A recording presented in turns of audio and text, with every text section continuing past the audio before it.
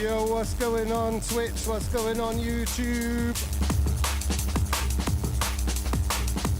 I have a comedy oversized microphone. My name is Dave Colombo Jenkins. Or no Dave. We're here. We are here at UBB, United by Breakbeat, the Community Day. Quite possibly the biggest ever real-life convention of Twitch DJs, drum and bass people from Twitch in real life, ever, in Leicester. The home of pork pies. We're going to be interviewing loads and loads of people all throughout the afternoon. There's going to be a back-to-back with myself and Gooder, the man who made this happen. So whether you're tuning in the future, hope everything's okay in the future, or you are live with us right now, stay locked. We're going to have some fun. We're going to listen to a lot of drum and bass and talk about drum and bass.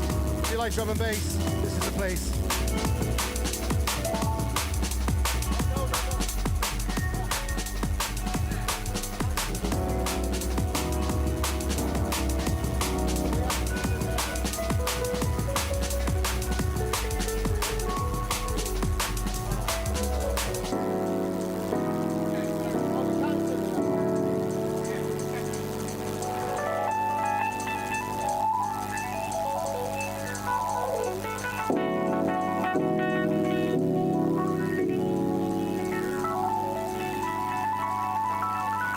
Coming up in just one moment, we got our first interview of the day already.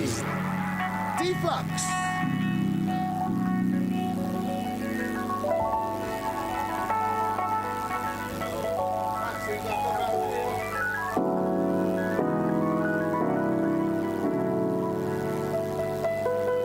And if you want to know what you're listening to right now, this is a brand new dub from Winslow. Literally got it in my inbox yesterday. Big up Winslow.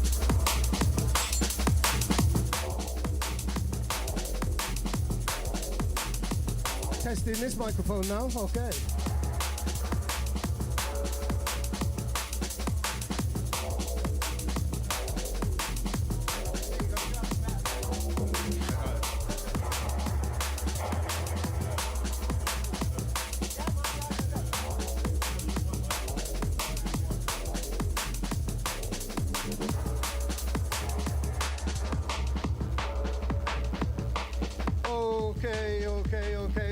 Okay, right, we are ready for our first interview of the day. We've literally been streaming for like about 5 minutes or something, and we are on our first interview. So I'd like to welcome to the One More Thing stage at UBB, Deflux. How are you doing, man? Yeah, I'm good, man, I'm good. It's awesome. An absolute vibe, innit? Yeah. Just got here for the weekend, never been to Leicester before.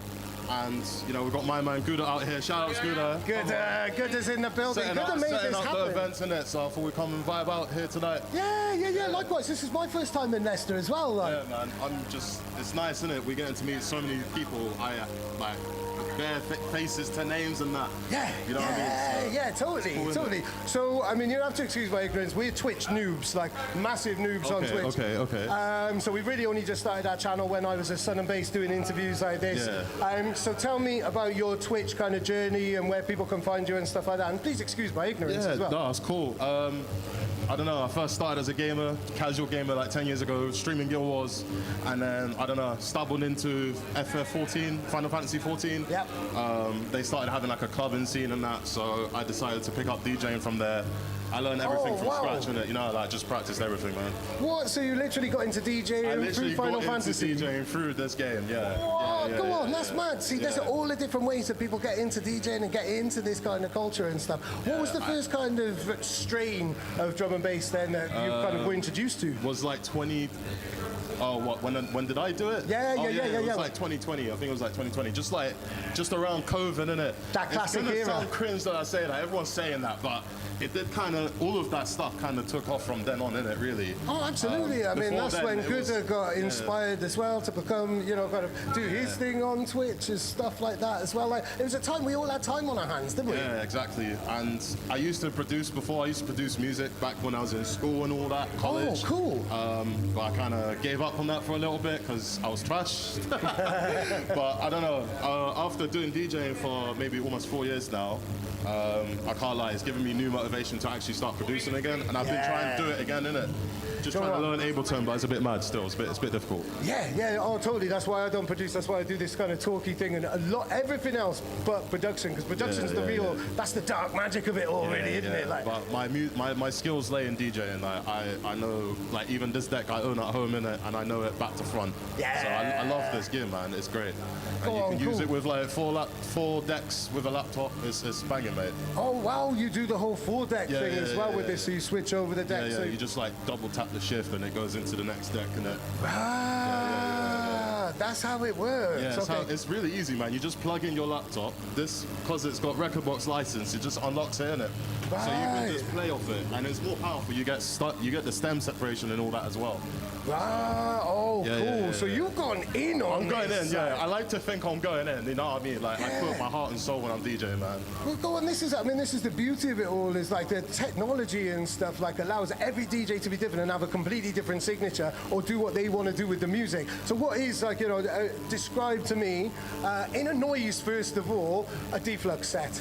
To sum up your sound as a DJ in a noise. I don't know. You know what? Like, yeah? I don't know. I've listened to so much different D&B. I even went back in history to listen to like intelligent D&B, like the 98s, the 2000s. I did a lot of research on it because I love D&B in it. I've been listening to it since college. So, you know, I grew up around Liquidity for a little bit. Grew up around Liquid D&B mainly, and then I just started branching out from there. Go on. As I was DJing, I got more into like Neurofunk. I got more into deep D&B, you know, like dark D&B, the bangers. Right. You got So there's no way that you could just like sum up your Operate, sound. Ways. You couldn't sum up your sound in one noise. Then basically, it's every noise. It's kind of like I've been shifting it every year. I seem to do something different. One year it's like really deep atmospheric kind of a vibe. Yeah. The next year seems to be like I just want to be rolling with mad bass, like heavy bass. I want to roll and I just want to harmony in it. Yeah. I just want to blend it all in. I like doing a lot of triple blends. I like doing a lot of different blends and finding some new ones in it. So I just like, that's just my thing in it. Yeah, totally. Nowadays, I would say like I'd like to, like my inspiration for DJing is AMC in it. Obviously, he's the goat in it. Yeah. He's the goat in it. He's Totally. my inspiration in it. So when I see him mixing, doing all these crazy switch ups in like. It's like he's got 16 arms in it, you know what I mean? It's unrealistic, but that's my my goal to try to get to. That's got to be the benchmark. That's got to be the benchmark for everybody, yeah. That's And my props for benchmark. going back in time. I've always said that because I was kind of like, I'm 46 now, so I'm a lot older, can kind of remember it from when it almost like from the mid-90s onwards. And I've always said like, I'm jealous of people 20 years younger than me who have got this like wealth of jungle history to tap into and find out about stuff. What is, I mean, when you've gone back in history, what's your favorite era when you've looked back and thought, bruh, the oldies had it locked down? No, you guys had it on lock, man. Like you lot had your thing active. You lot were way more about like compared to like now, man. It's a struggle to get people in D&B events sometimes, isn't it? Especially London. But back then it was a thing, innit? Everyone was just raving. They were off their heads, whatever. You know what? I was 7 when you lot were raving, innit? It's calm, innit? I'm 29 now. We're here to deliver the new vibe, innit? You know what I mean? Why do you think it's hard to get people into an event now? Because everybody loves it. People use it in so many different ways, like either through gaming and streaming and all these different ways. You find it, you hear it on the TV, it's on daytime radio. But actually getting people into a venue, like you say, especially in London, is it because they're spoiled for choice? Because in Europe, that's not happening. Honestly, in Europe, it's a spoiled for choice thing. But then at the same time, there's just so much good music out there. You got Amapiano coming out, which is like African techno kind of thing, and it's like big everywhere. Oh, it's globally. huge. You still got house doing its thing in it. You know, I used to spin house, but I got bored of it personally. I don't know, it's just not my thing in it. Yeah. And you got techno all the way in Berlin, you know, Germany and all that. Oh, it's banging. I went to Germany a couple of months ago, actually. It was I've never had a bad time in Germany. Like, big up any German viewers. Amazing stuff, man. You guys make good music, man. You guys are carrying it still. You guys are carrying it. So you think there's just too much choice and there's a lot of other scenes popping and that's why then the things aren't always as easy. I mean, I think it's just hard as well. Like, times are hard, aren't they? You know, like money and stuff like that. To not get too political in it, but I'm just going to say this one thing, but obviously compared to the UK, like compared to anywhere else, like in Europe, the UK is struggling when it comes to like the music, man. Like honestly, they keep shutting down music venues and all that just for the sake of, you know, build a new block there so you can sell it to foreigners across somewhere else. Yep. That's as far I was going to in it. I don't want to get political in it. So. No, I mean, we're pretty political with one more thing anyway, and you've absolutely hit the nail on the head. It's all just in favour of profits and stuff like that, and something for the back pocket, something for the cronies, and nothing for the culture whatsoever. And that's why it's really, really important that events like this happen, and that people get together, really, isn't it, in that type of way. So this is the first, is this the first time then you've met loads of people who you've made friends with on Twitch? Because this is what blows my mind. Having like internet friends for years. Like, I've known Gooder for about 3 years now, and to actually meet him, like, it kind of feels, it feels good to see people in real life. It's cool, isn't it? Yeah, like I've been in this team for maybe over a year, maybe 2 years. I can't remember, man. Like I joined a while ago, innit? I was just chilling in it, doing my thing. You know, I was like, I saw a D&B team. I was like, yeah, let me join that. That's me in it. That's me in it. So it's cool to see like there are people from like around the world and that coming down just to meet up and like do their thing in it. And you're guaranteed good music, man. Yeah. No one's gonna be dead here, man. You got sick music everywhere tonight, honestly. This is it. This is it. People that do it as a passion, like you got people that aren't just trying to sell it, like just doing it because they like it. Yeah. That's where the music comes from, innit? It's from your heart, bro. You gotta like spin with your heart, innit? You know what I mean? Not for your money, you know. Obviously, it gets to a career level for a lot of people, and they have to be a little bit more pragmatic about things. But obviously. if it's not coming with passion, then what's it coming from? If you lose that passion, though, then you know you're just making money to make money. It's gonna be a job. You're gonna think of it as a job, innit? You don't want it to think as a job, man. Yep. Like for me, I want DJing to be my job, innit? But you know, we've got to be realistic. Yeah, totally. Until you're like big like Tiesto and all that, bro, you're not making enough to like survive and pay rent and all that. So you gotta chill in it. Yeah. So what are you up to now? Like, what are you looking forward to this summer? Honestly, I'm looking forward to just doing more streams on Twitch. I'm also looking to, obviously, I got a wedding I'm doing on the 9th of August. That's randomly found. A wedding, wow. Yeah, randomly is it found. a wedding I'm not really a wedding guy, but I'm just going to do it this one, innit? Because he's my friend. Have you got to play like ABBA and all that type of stuff? No. Luckily, I'm playing the after party, so I'm just going to go in with some D&B in it, you know, like send it for the good boys, you know what I mean? Go in with some neuro. Every wedding needs a neuro. Some bangers, you know what I mean? You know what I mean? Awesome, man. Well, D-Flux, like, thank you so much for joining me on this interview. This has been D-Flux. You are watching One More Thing at United by Breakbeat. What's the time? I should have a clock here or something like that. It's almost 4:15, yeah. Cool, perfect. Do you want to play a tune? Have you got your USB with you? I've got my USB, actually, yeah. Excellent. Right, here we go. Let's take that out. Whoa. There we go. I'll turn that microphone off. Right. So D-Flux is going to play a tune. What I would like you to do is to play any tune, any favourite, anything that kind of sums up your vibe and how you're feeling right now. And in the meantime, I'll keep on talking because dead air is a crime. And you're watching One More Thing. We're in Leicester. We're the Too Funky Complex. And this is D-Flux playing a tune that he loves.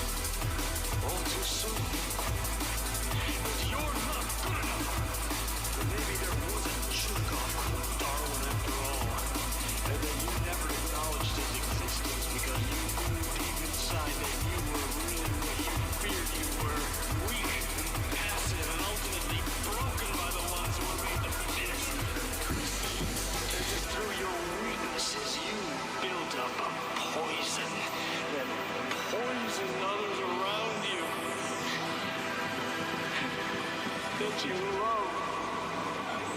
The only true justice was to let those dominant jackals feed on you. So proceed.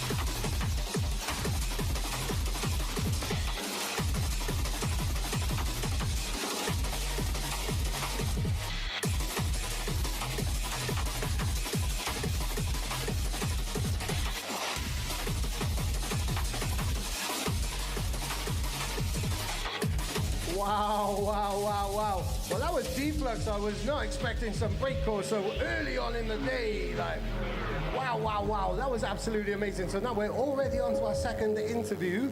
And why are we getting feedback? I'm not too sure why. But here we go. Yeah, we're not getting any feedback anymore. This is Nando. How are you doing? Yes, hi everyone. I'm doing fine. I'm a little bit nervous. Haven't done an interview for like ages. So. Okay, so what was it? When was the last time you did an interview? 20 years ago or something. 20 years ago? It wasn't much of an interview. I was like hosting a student event and I had to talk to a mic. And yeah, on my streams I don't talk too much on the mic and it's a completely different environment. Yeah, I'm home, comfy, you know, talk whenever I want. Well, I mean, I like to make people feel nice and at home when I'm doing the interview, and it's just a nice casual chat and just letting the world know your story, really. So I just had a little quick look, because I mean, this is it. You started taking DJing and kind of streaming and stuff a bit more seriously recently, really. You described yourself as a kind of hobby DJ before that, right? Yep.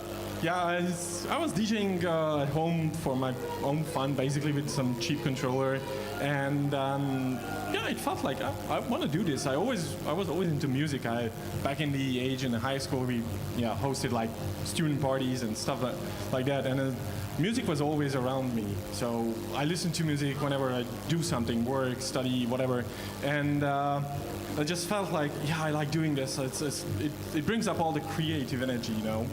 My work is like, I work in IT. It's a good job. It pays well, but it's boring. It doesn't have anything like creativeness in it, and it's like I need to do is it just helps me relax. Yeah. Scratch another itch of yours, really fulfill you in that type of way, really. Exactly. And I think that's the perfect balance. I mean, I'm always kind of jealous of people who've got like a full-time job, which they can leave. When you leave your job and your desk or whatever, you could just leave it. It's not even part of your consciousness. Whereas, like, this is 24/7 for me, and that comes with loads of other worries and stuff. So the grass is always greener on the other side, really, isn't it? In that type. Yeah, it depends on where you're looking from. Cool. So we're here in Leicester. Have you ever been to Leicester before? This is my first time here in the UK. This is the first time I will ever perform in a club, so a lot of firsts. Wow! Go on, the first time you've ever performed in a club as well. Yep. Come on, that's. I did a live performance last year. It was basically for the beer hour of the IT conference. The crowd is much different there, so. Wow! How did they find it? So this is all people in like shirts and ties and stuff, is it? It was a more casual kind of type. I think it was okay. I definitely enjoyed it. There was a good friend of mine who really enjoyed it and got hyped, and the people were just like enjoying the music itself. So That's cool. it was good. That's cool. I mean, you couldn't have even imagined that, like even like 20 years ago or anything. The music was so kind of underground or revolutionary. It's just become part of life now that you're able to give a demonstration in front of all your colleagues in a whole other world, and they understand it and they get it and they appreciate it. Like that's how far the art form and the culture has come, isn't it? It's really nice. Cool. So of all of the many strains and sounds and flavors of drum and bass, what is it for you? What really kind of captures your heart and represents the Nando sound?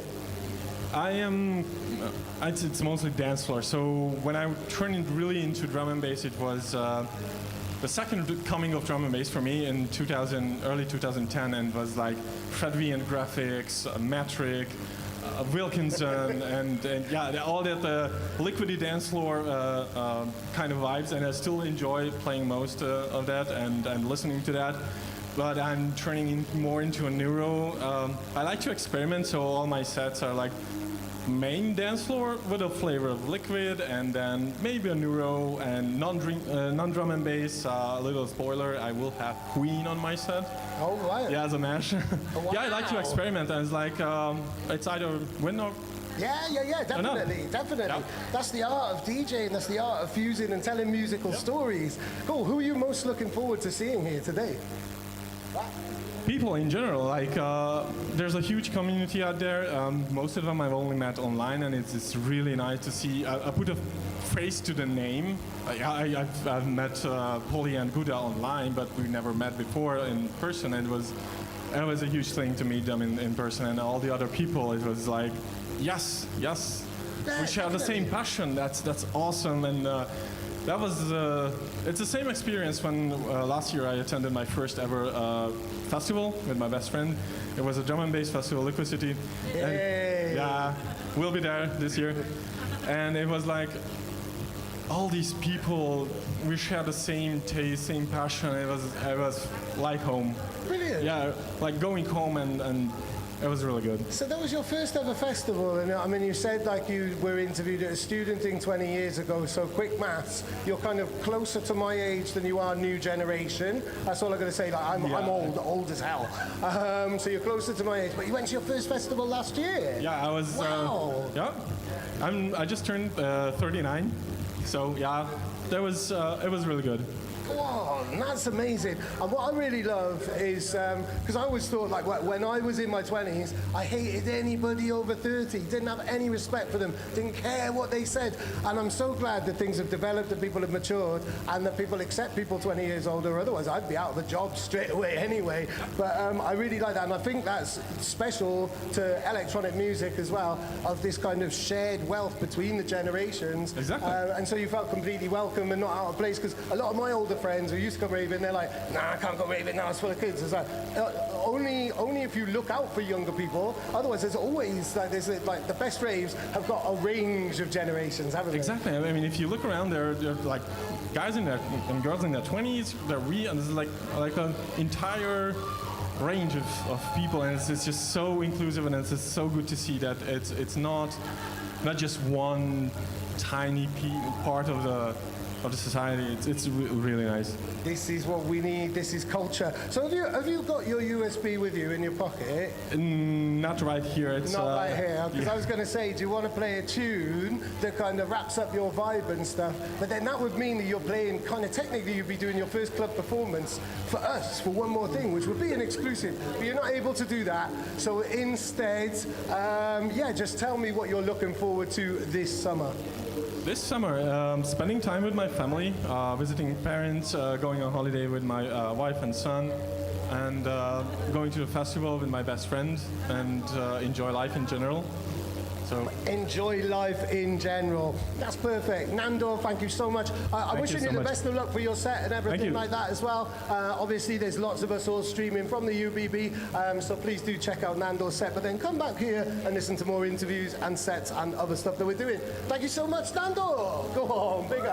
Hey. Cool. So stick around. We've got more interviews. I'll turn off that microphone in a minute. We've got Flint and Figure in a moment. How sick is that? So just going to play a tune for 1 second, and then we will be back. Stay locked. Wow.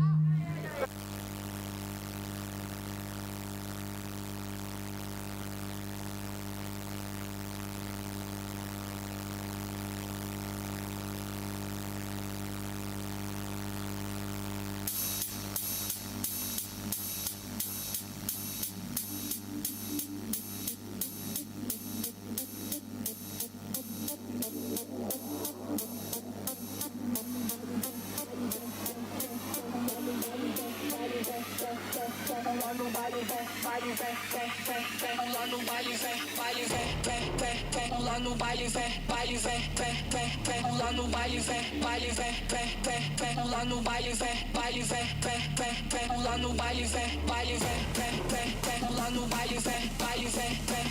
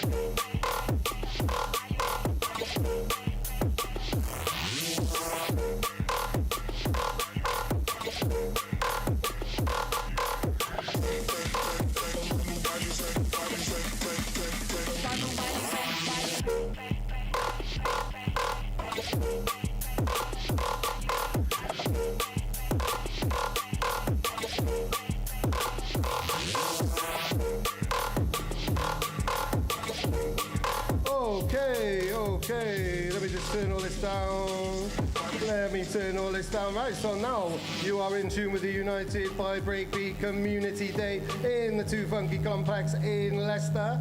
And wow, okay, there's lots of feedback there. We're on to our next interview, so we're hosting the interview room and stuff like that here in the Too Funky Complex. And I'd like to welcome Flint and Figure. How are you doing, man? Thank you. I'm doing amazing. Cool. Now, I mean, I'm just going to completely acknowledge the fact that I did that classic thing with your name, a bit like what people do with Dom and Roland, and they're like, "Where's Roland? Where's Roland?" Yeah. I said, "Oh, is it just is Figure with you as well? Is it just one of you?" Exactly. So you'll have to excuse my ignorance. That's how that's how ignorant I am. So tell me all about the concept of Flint and Figure. Were you a duo to begin with? Then? I wasn't. When I started years ago doing productions, I did a bunch more sort of neo-soul type beats and all that under a different name as well.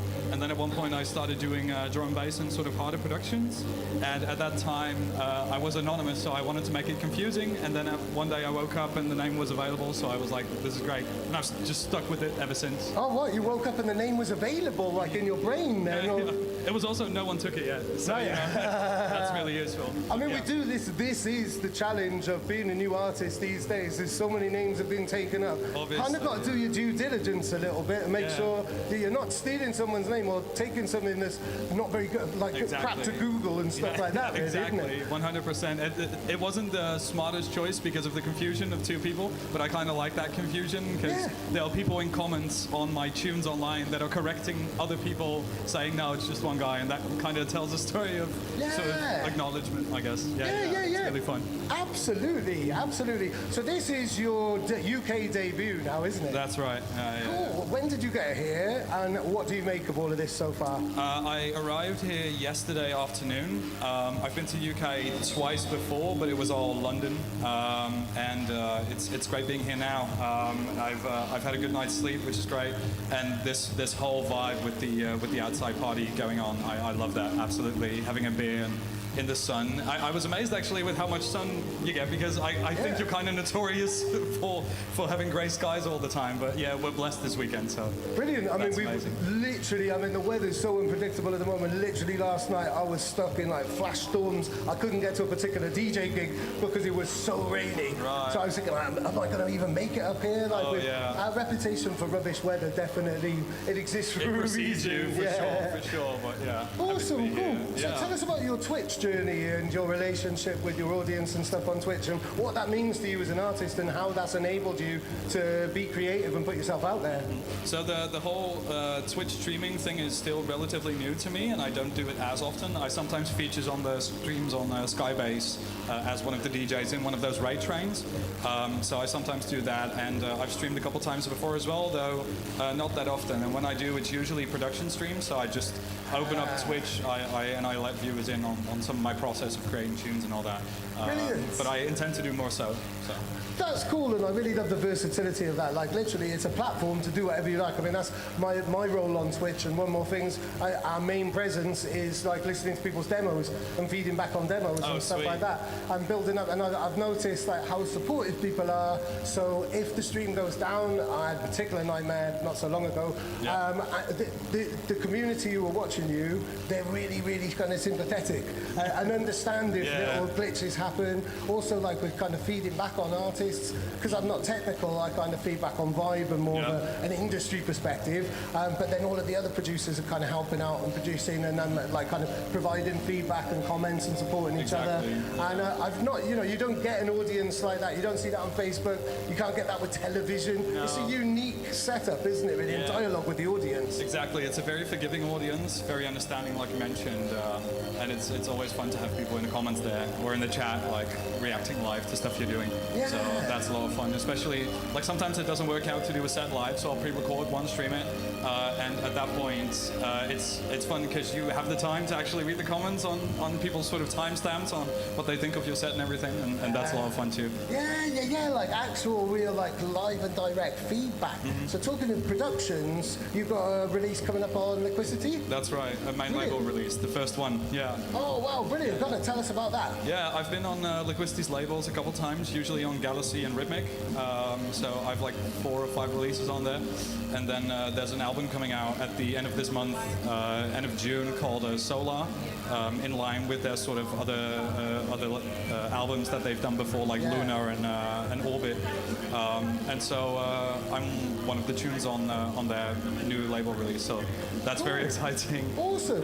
Have you got your USB with you? Can you play us a tune? Yeah, for sure. Or have you got an exclusive that you can play us, maybe like something for? Well, actually, I mean, I think this is probably the best thing for you to promote at the moment. But whatever you fancy, play us a tune. This is Flint and Figure. You are in tune with the United by Breakbeats Community Day. We are here live in Leicester in the Too Funky Complex. Stick around because we have got loads and loads of interviews as well, and now we're going to get an exclusive. What's the name of the tune?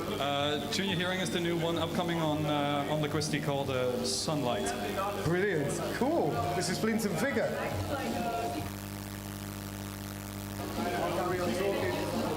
I'll carry on talking here just for a moment while you get the tune up. And let us know in the comments, Twitch people. I mean, we're not really monitoring the comments, but hopefully we're coming through loud and clear and stuff like that. And I hope you're enjoying the stream. Let's go.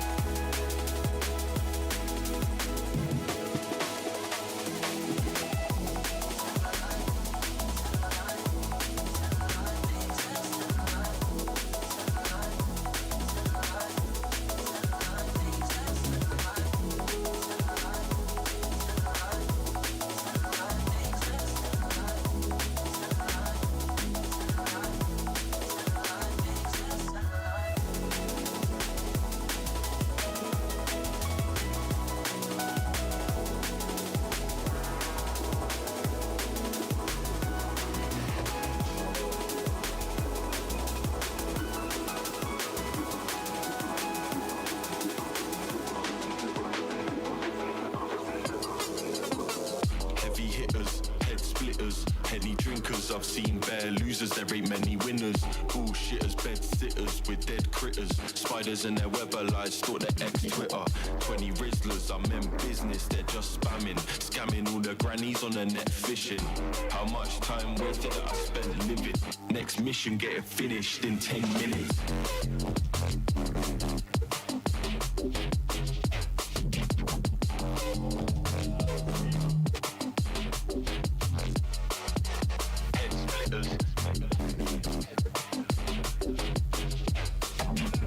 Flinton figure, everybody. Next mission, get it finished in 10 minutes. In with the exclusives, so stay locked. This is One More Thing at United by Breakbeat in the Too Funky Complex in Leicester. Live. This is the biggest convention of Twitch DJs, drum and bass Twitch DJs, that anybody has ever known.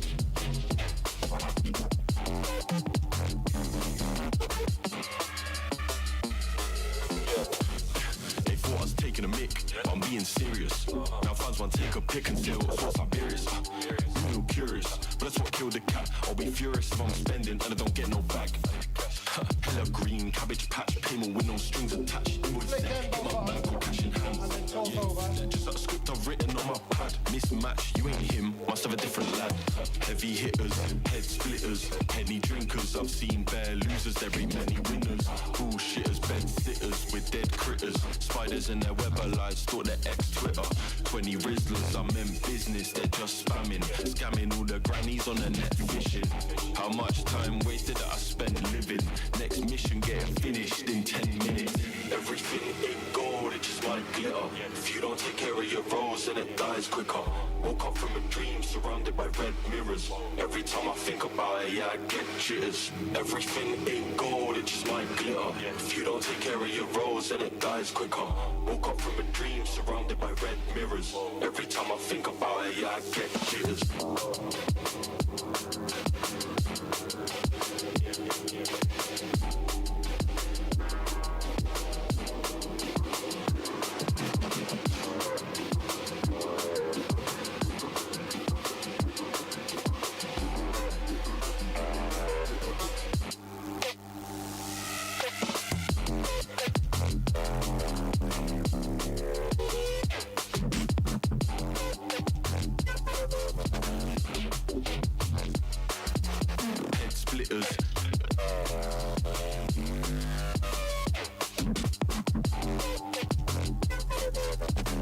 Next mission, get it finished in 10 minutes.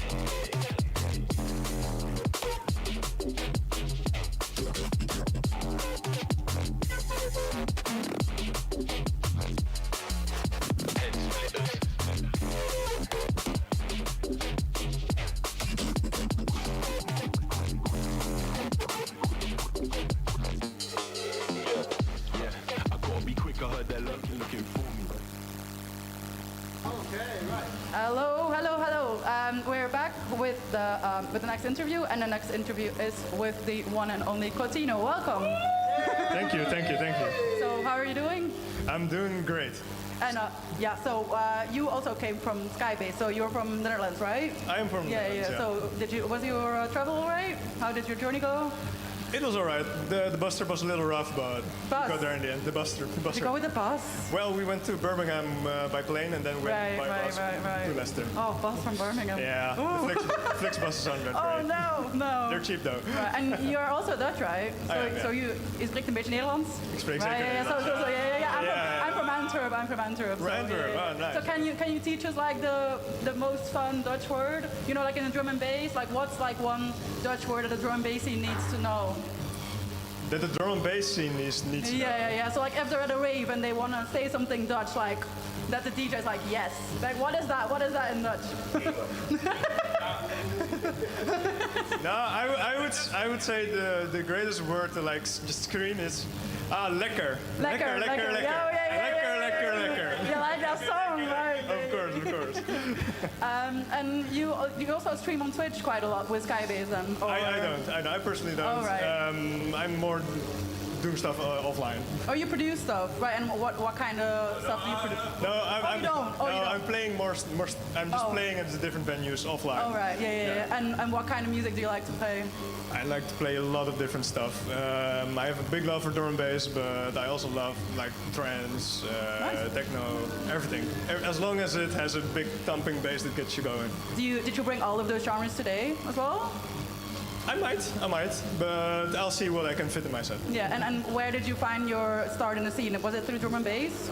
I actually started playing at my fraternity, and from there on I started playing at different bars, and eventually I found Skybase. And, Nice, yeah, played with her. and so how did you find Skybase? So Matthijs is in a fraternity that's very close to my fraternity. So that's how I knew him, and we got talking, and then I just joined Skybase. And is that how you fell in love with drum and bass? Exactly. Yeah, okay. And what kind of music, like what kind of subgenre, like, or you can, I mean, do you remember like the moment where you were standing at a rave and you were like, oh my god, I love drum and bass? Very fondly remember my first rave being Nox in Oh yeah, nice. in Eindhoven. Yeah, I did an internship there. So I'm sorry? I did an internship there. Oh, you did? Nice.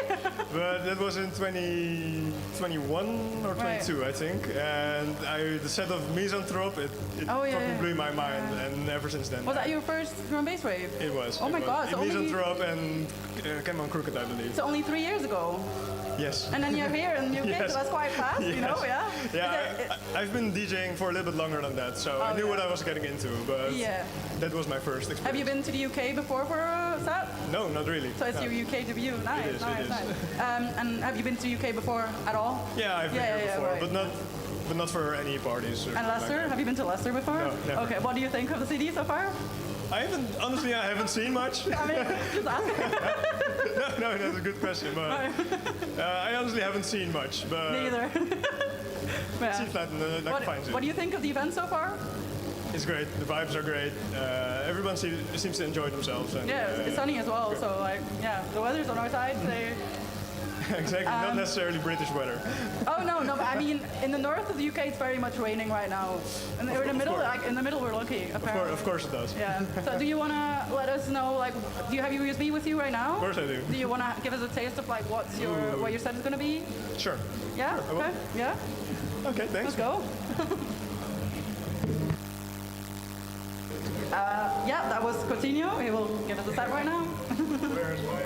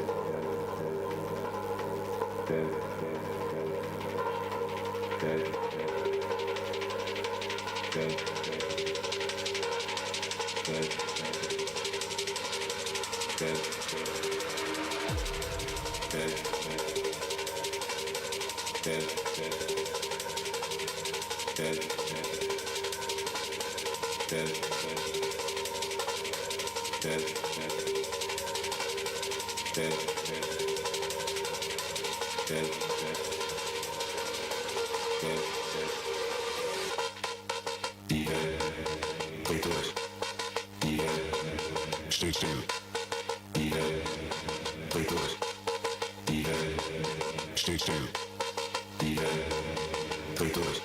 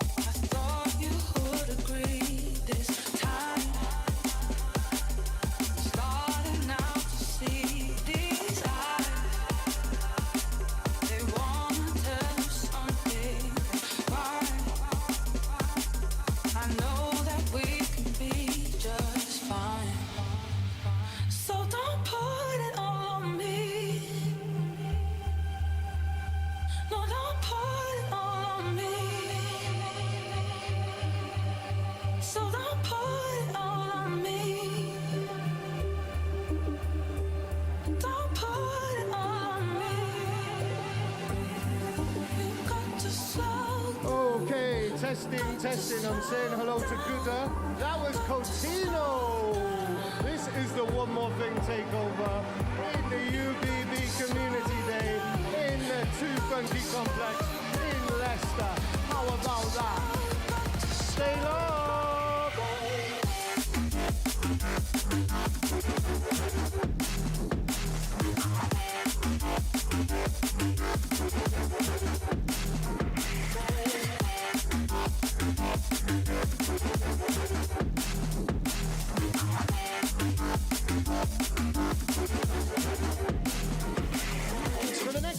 Coming up will be with Syndicate in a couple of minutes, but in the meantime, you are now locked in with Itza.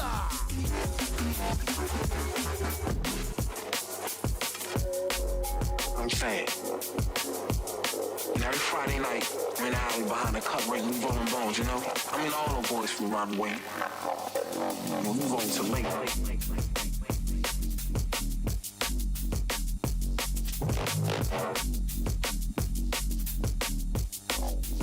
saying.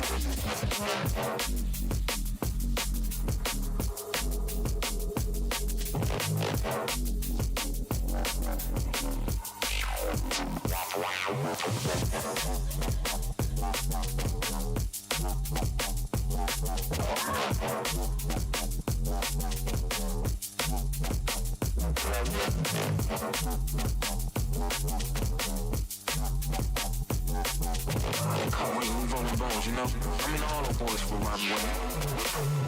We roll to late.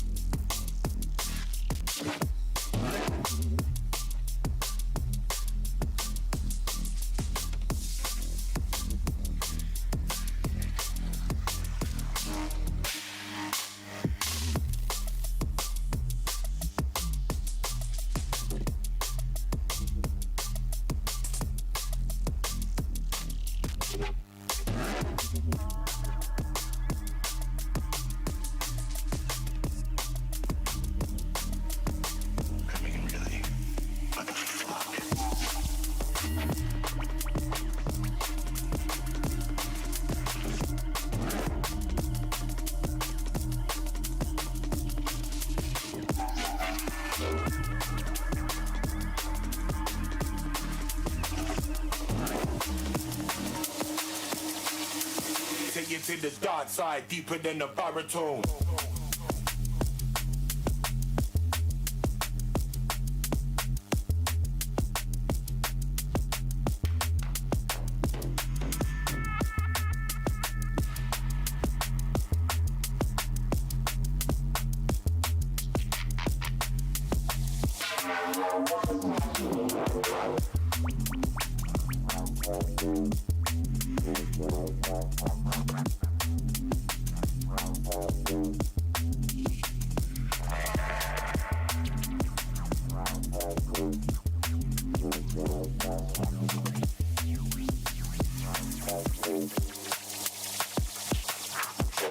When I'm in my zone, y'all pull out the camera phone. Your zone's more a catacomb. Only on a big man ting, cause man I grown. Take you to the dark side, deeper than a baritone. Rising from a concrete space, where man will rob another man from a north face. Do it in the daytime, do it in the night. Tryna bring a vibe that'll set shit alight.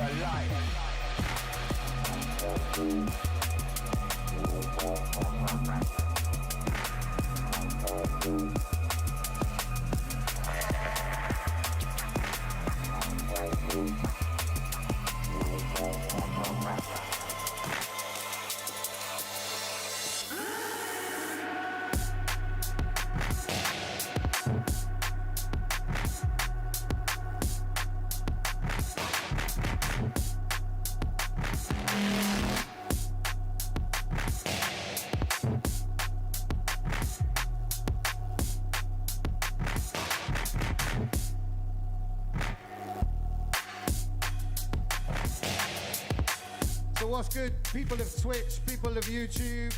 You are in tune with the United by Breakbeat Community Day, which one more thing is very, very honored to be involved in. Even though we don't have very much of a Twitch presence, we do a little bit on Twitch. We would love to do more, and we will in the future. But it's great to be part of this. And now I'd like to welcome my next guest, our next guest, all the way from Germany.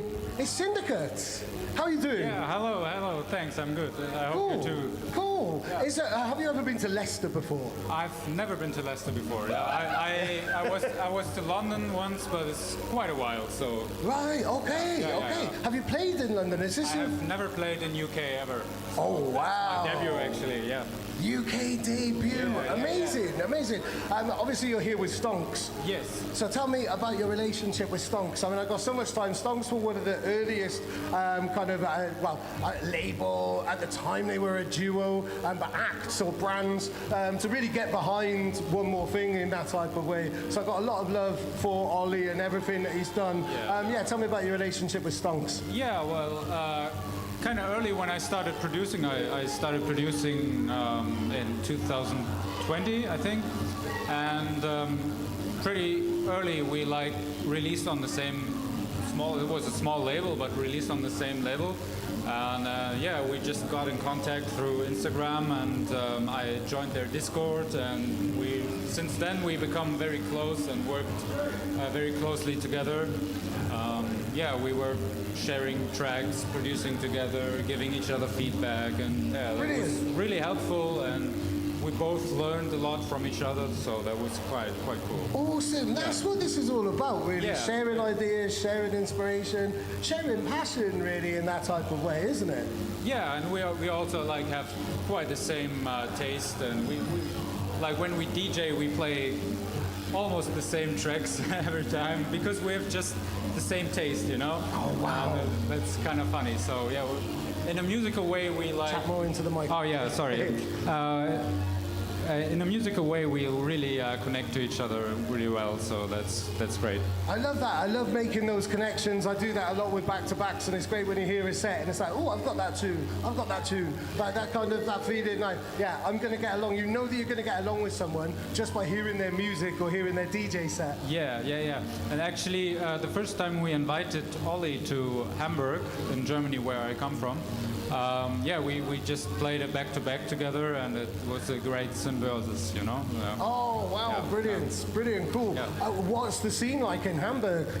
The scene in Hamburg is quite good now. Like after COVID, it was a bit like everywhere. Like there were no really parties, but now it's coming back again. And I think like last month was crazy. We had like 6-7 different events in just 1 month. So Oh, wow. the D&B scene is really growing there, and it's good to see. I mean, I don't know that because Germany is so big for techno and stuff like that, like kind of drum and bass. People don't associate Germany with drum and bass quite so much, but there are so many people in literally every corner of Germany kind of doing bass. But I guess because like kind of the Netherlands has always kind of been very, very vocal, very kind of loud in the scene, it allows Germany to just do its own thing, really, in that type of way. I imagine quite freeing creatively for you. It definitely is, yeah, and it's quite a diverse style also that's played in Germany. It could range from like Face and Misanthrope to Submarine and stuff like that, isn't it? Yeah. And it's like from liquid to deep to neuro, it's like everything is represented. And we also I have a local crew I'm part of. It's called Liquid Concrete. Oh, right, cool. And we have this. We always start like the parties a bit like with liquid, then go into jungle, mainstream, dance floor, and then in the end neurofunk. So it's the whole spectrum of it. The whole basically, journey. Yeah. That's the way it needs to be. That's the way it should be, really. The entire spectrum, the entire journey, which has got what we've got represented here at UBB. Tell me about your experiences and your presence on Twitch.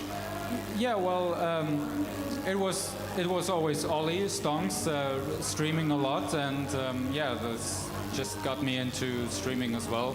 I was DJing since 2014. That was my first gig, and I just started streaming. That was something new, but it's also very comfortable to actually play at home. And, during COVID, that was a big thing suddenly. That was a huge thing. Yeah. I think like because people were streaming sets, people have been streaming sets. In fact, I can give you a really nerdy fact. So the very first DJ set that was ever streamed was by Drum and Bass Arena in 1997, and it was actually by DJ SS, who is from Leicester. So that's a nice little kind of fact for you. So DJs have always been streaming, but the COVID times, that's when it legitimized it as a kind of as a medium, as a way of DJing definitely. and stuff like that. In many ways, it's a bit more fun because you don't have to worry about people leaving the dance floor. You can just play for yourself and just play an awesome journey. And if people leave the stream or not, it doesn't matter because you're just playing. I mean, I know that takes out like half of the art form of DJing. Yeah. Reading the crowd and having to look at a dance floor and make sure that you're keeping them there while also playing stuff that you want to hear. It's a fine balance, Yeah, isn't well, it? I mean, you could say like you're not that connected to the crowd, but actually you are because of the chat and people actually interacting with you, and like then you have a microphone and like can actually talk to the community. That's also quite a cool thing and quite unique, I think. Oh, massively, massively. And I mean, Guda, who's brought all of this together, is a really good example of that, where he can literally take requests of anything and he can mix it in and he's interacting and stuff like that. But then the beauty of it, again, is like some people, they don't have a microphone and they just want to play, and people love that as well, don't they? Yeah. Cool. Absolutely, yeah. What have you got coming up release-wise that we can look forward to? Yeah, I have the first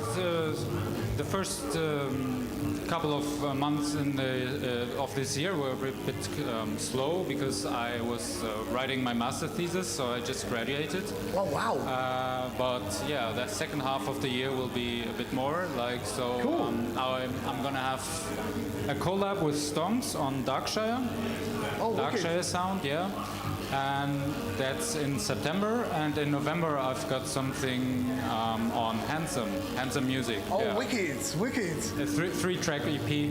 Oh, yeah. brilliant. Yeah. Cool. Yeah. Have you got your USB on you? I have it, yeah. You have? Yeah. Would you like to play one of these tunes or an exclusive Yeah, of or course, anything like that? of course. Yeah, why not? Amazing. I love an exclusive. So while you're digging out your USB, I'm going to carry on chatting. And I'll big up Handsome, actually, because they sampled my voice from Vision Radio. I can't remember. I wish I could remember the name of the artist. That's really, really bad. But he sampled my voice. So I've got a lot of time. I've got a lot of time for that man over there. I actually remember the track, yeah. I think, was it Smear Lab? Oh, no. I can't remember. This is really, really bad, and I'm sorry because I should remember this type of shit. I definitely know the tune. While you're playing your tune, I will look it up and stuff. But big up Handsome and big up Syndicate. So what are you going to play us? That's a collab with a good friend from Czech Republic. Oh, cool. He's called Balron. Ah, right. Okay, brilliant. Yeah. So big up Baron. Big up everybody from the Czech Republic, you know. We're kind of talking about like communities and stuff like that and different territories for drum and bass. I mean, yeah, like the Czech Republic are really kind of up there with the Netherlands and the UK. And I'm going to say as well, maybe a little controversially, America as well. I've been so inspired by American artists, and the drum and bass has been coming through relatively recently. It's about the only thing I'm inspired by about in America really at the moment. But these are the territories. But right now, this is all about Germany versus the Czech Republic. So this is Syndicate and Balron. Fractured Reality. What can you tell us about this? Yeah. Balron actually sent me stems and asked me if I wanted to work on it, and I got directly inspired by it, and I worked a lot on the intro, so it's quite a cinematic intro, and then it goes hard. It goes quite hard, like we all do here at the UBB. So Syndicate, thank you so much, man. Wicked. Thank Can't you wait for to having hear me. this. Yeah. And thank you to everybody who's watching as well. This is Syndicate.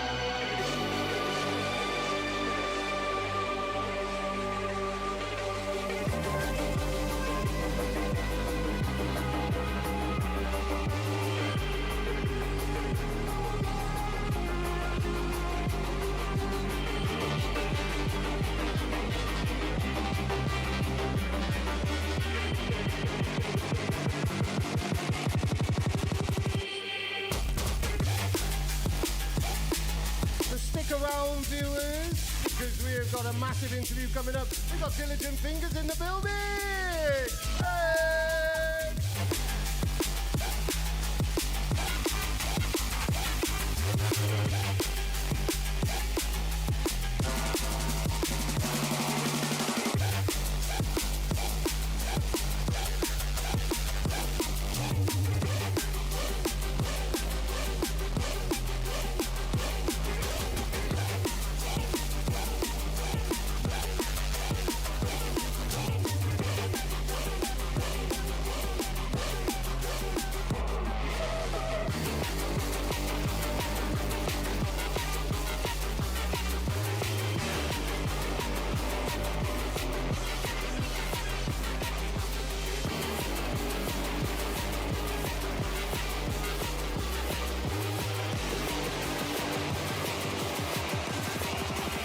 I made the sound go whoa, whoa, whoa, whoa, whoa, whoa, whoa, whoa, whoa, whoa, whoa. I made the sound go. Syndicate there, mixing with no headphones like a bad man.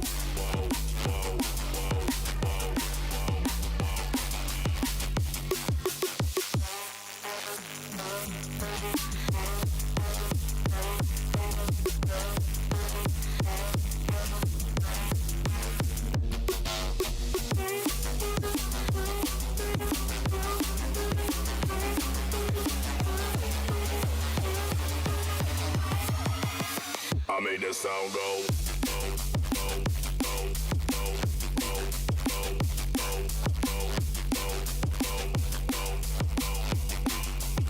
I made the sound go.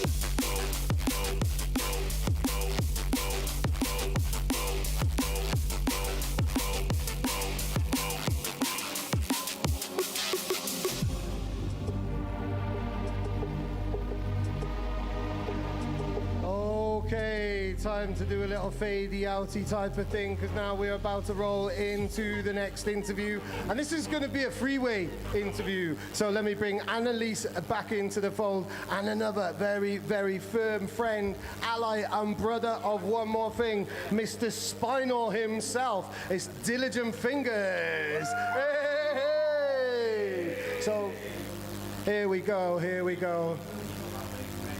Thank you very much, Syndicate. That was amazing. So let me get your microphone on. Right, so Annalise, you're going to take the lead. You're the boss of this interview. Am I the boss of this interview? Okay, cool. So last time we interviewed you was for the One More Thing Social, like our very own podcast. Yeah. Yeah, that was like with, you know, like songs that give you, like, bring the vibes. Yep. Is that what you did today with your tunes as well? Bring the vibes? Yeah, basically, yeah. I'm kind of winging it. I've not planned anything. I've not organised anything. I've just brought my USB and I'm hoping for the best that everything goes well, really. And how did it go? How did it go? It went really good. It went really good. It's only the start of the event as well. Yeah, do you know what I mean? yeah, It's only a few hours in, so like I think everybody wants to be outside rather than being inside. Do you know what I mean? But it's one of them. So you've got an inside room, or do you have a little rooftop? No, I've got an inside room upstairs. And there's still some people vibing there, probably. Yeah. So yeah, you're bringing the vibes there. Yeah. As long as 2 or 3 people are dancing, I'm fine. I'm fine. I mean, at the end of the night, everyone wants to go inside anyway, so they'll all be coming to you anyway. Yeah. I'll get you all eventually. You'll get you somehow. So you've got your own room upstairs, right? With Final Records. Like, can you tell me, like, how did you curate the room? Who did you bring? Basically, it was a case of, well, we had to go through sign-up. So everybody who was part of the United by Breakbeat Discord, like, collective, and that they get first dibs on, you know, which room they want to play in and what style of, like, music they're going to play and stuff like that. So I just sort of went along with who would fit the vibe of Spinal Records itself, really, because really and truly Spinal Records is a multi-genre label, but drum and bass is its bread and butter, basically. Do you know what I mean? So yeah, man, there's going to be some rollers, there's going to be some minimal stuff, maybe a bit of liquid, maybe a bit of jungle, considering we're supposed to be in the jungle room. Don't know why. I think a bit of ageism was going on there with Gunnar, but it's fine. It's fine. I understand. Love you, Gunnar. But yeah, no, it's a bit of a free-for-all. trying to like do a mix between all of the other rooms that are there already. Do you know what I mean? So like I said, a bit of liquid, bit of minimal, some jump ups, some rollers, all sorts really. But should be something for everybody. Do you know what I All mean? the vibes. All of the vibes. Full spectrum. Do you know what I mean? Because I love it all. I'll let Dave ask the question now. Okay, cool. I mean, like, you are, I associate streaming with you long before Twitch was a big thing and stuff like that. You've been streaming for a long time, haven't you? I mean, like, let's talk like proper old school history. You were part of the earliest kind of forms of block to block and stuff like that. Yep, most definitely. We were going around with our video cameras, recording all the events in Manchester, like just doing free after movies for the events, just to showcase the place a bit more. Do you know what I mean? That was already being done, but we had a massive focus on all the up and comers, people that are trying to get through and break into the scene. We'll give them a platform to be able to do a freestyle or film their set and stuff like that. And then it was 2018, we had a mishap and somebody lost our cameras, so we couldn't film anymore. But we had a GoPro, so we could still do little bits, but then we took it to Facebook and started streaming on Facebook. And then that's where Block to Block is now. Do you know what I mean? That everyone knows him with that amazing room with the graffiti and stuff like that. That just proper homegrown Manchester vibe. Do you know what I mean? Man, iconic.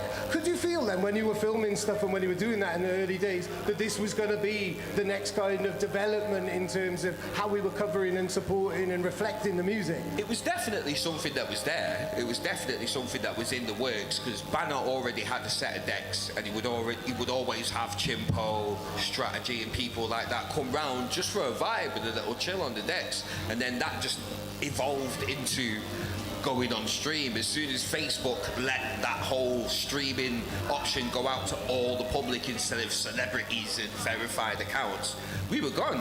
We were absolutely gone. We were using YouNow first, if you remember YouNow. Do you know what I mean? We were using that first and just using the phone audio, and then we figured out how to get the decks into the phone, and that was it. We've just not looked back since then.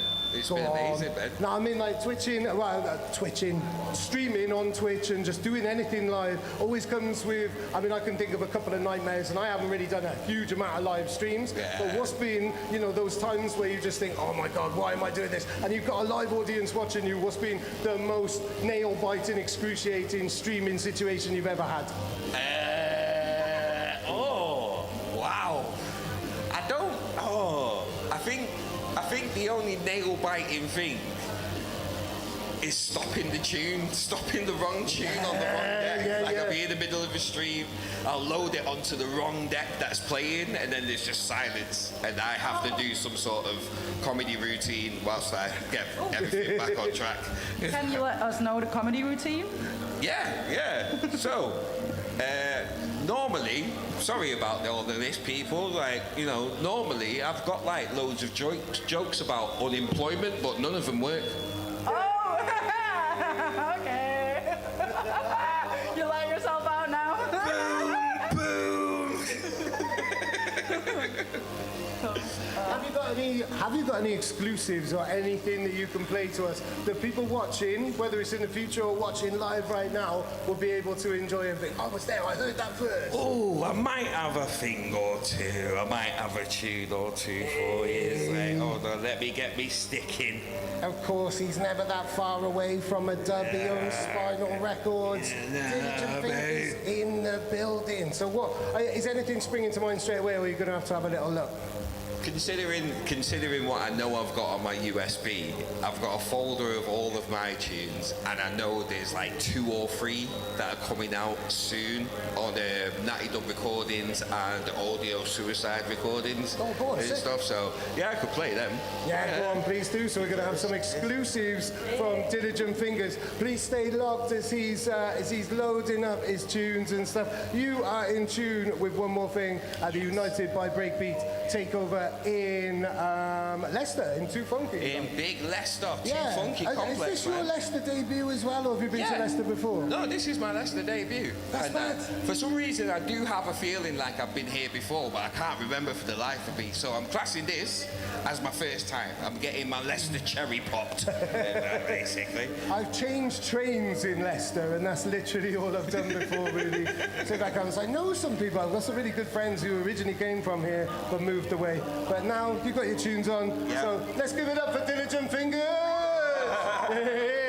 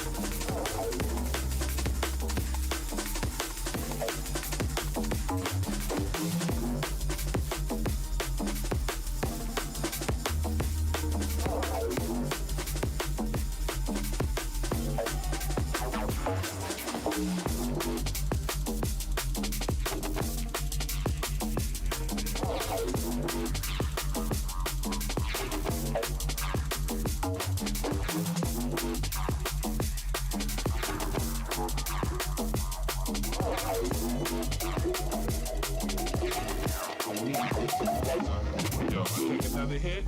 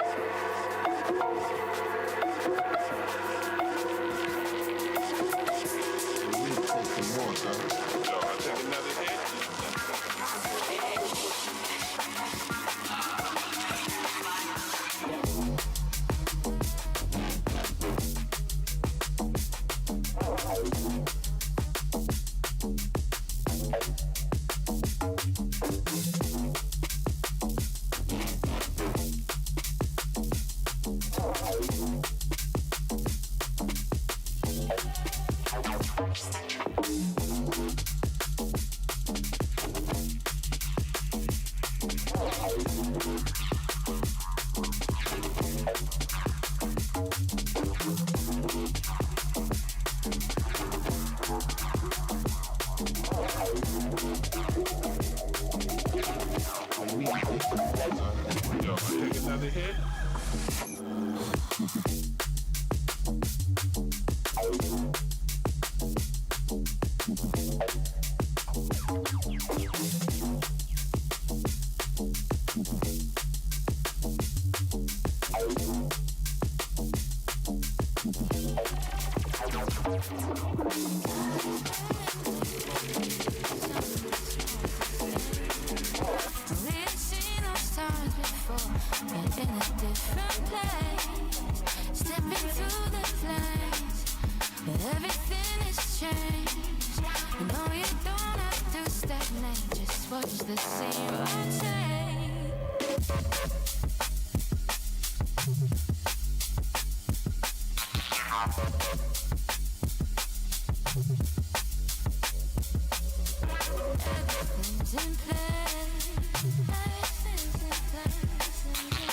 Give it up for it, sir.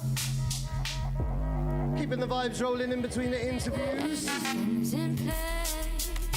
Speaking of interviews, we've got Stonks coming right up, so stay locked.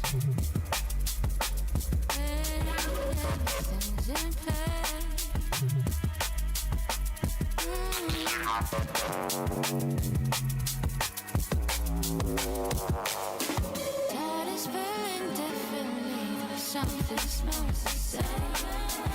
We've seen those times before, but in a different place. Stepping through the flames, everything has changed. No, you don't have to stagnate, just watch the scene rotate.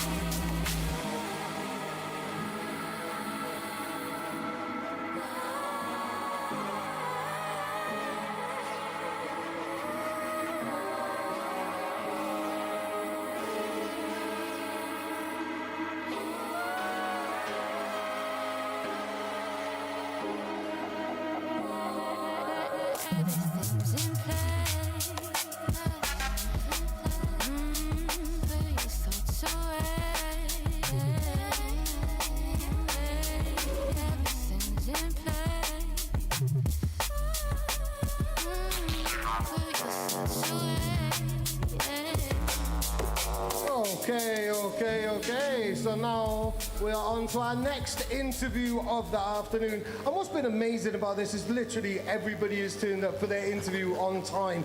I was ready to embrace the chaos. I was ready to switch things around and stuff. Yeah. But we were just saying this here, like, basically it's because we're all internet weirdos, isn't it? Yeah, it's just a big group of awkward people who don't want to let you down and be late and anything. So great organisation, can't complain. Brilliant. Yeah, love it. So how are you? I mean, like this, you've been looking forward to a day like this for a long time. You've been embracing streaming and Twitch and stuff for a very long time, haven't you? Yeah, it's been brilliant, honestly. the thing that is like putting names to faces, that's the thing. But we know each other's faces. We all see each other's faces all the time on streams. Yeah. It's not putting names to faces, it's putting like kind of soulful interactions, meaningful, like really human is. And interactions. people from all different genres. Obviously, we're all drum and bass here, but lots of different genres, lots of different communities all coming together. I need to ask you to talk into the microphone a little bit more. Yeah, there we go. I thought out of all the people, I wouldn't have to tell you to do that because you would do. I mean, you're very comfortable on a microphone. Yeah. I mean, you do a lot of kind of tutoring and stuff like that as well. You're a good communicator. Yeah, that's the podcast. That's me. The podcast every week. That was a big thing for me to kind of get over. Talking to everyone, presenting in a professional manner as yourself. Stumbling over all of my words now, obviously. It's amazing having the community and being able to connect with people with the music that we love. That's the main thing. Yeah. So this day today, having all these people, all these different streamers, all these different communities coming together is just perfect. Yeah, and lots of people watching around the world and things like that. That's it. We just got our stage going upstairs, so Stonks is now streaming. Brilliant. Perfect. Tell me how it's all gone with your stage. How did you curate your stage, and who have you got? Who are you excited about having on the stage? So we've got 4 Stonks artists. So first of all, I wanted to make sure the UBB community was catered for. I didn't want to fill up, I could have filled it up with all of my artists and not had any of the community. So I said to a bunch of my artists, we're going to do this event, but let's get the UBB sign-ups first.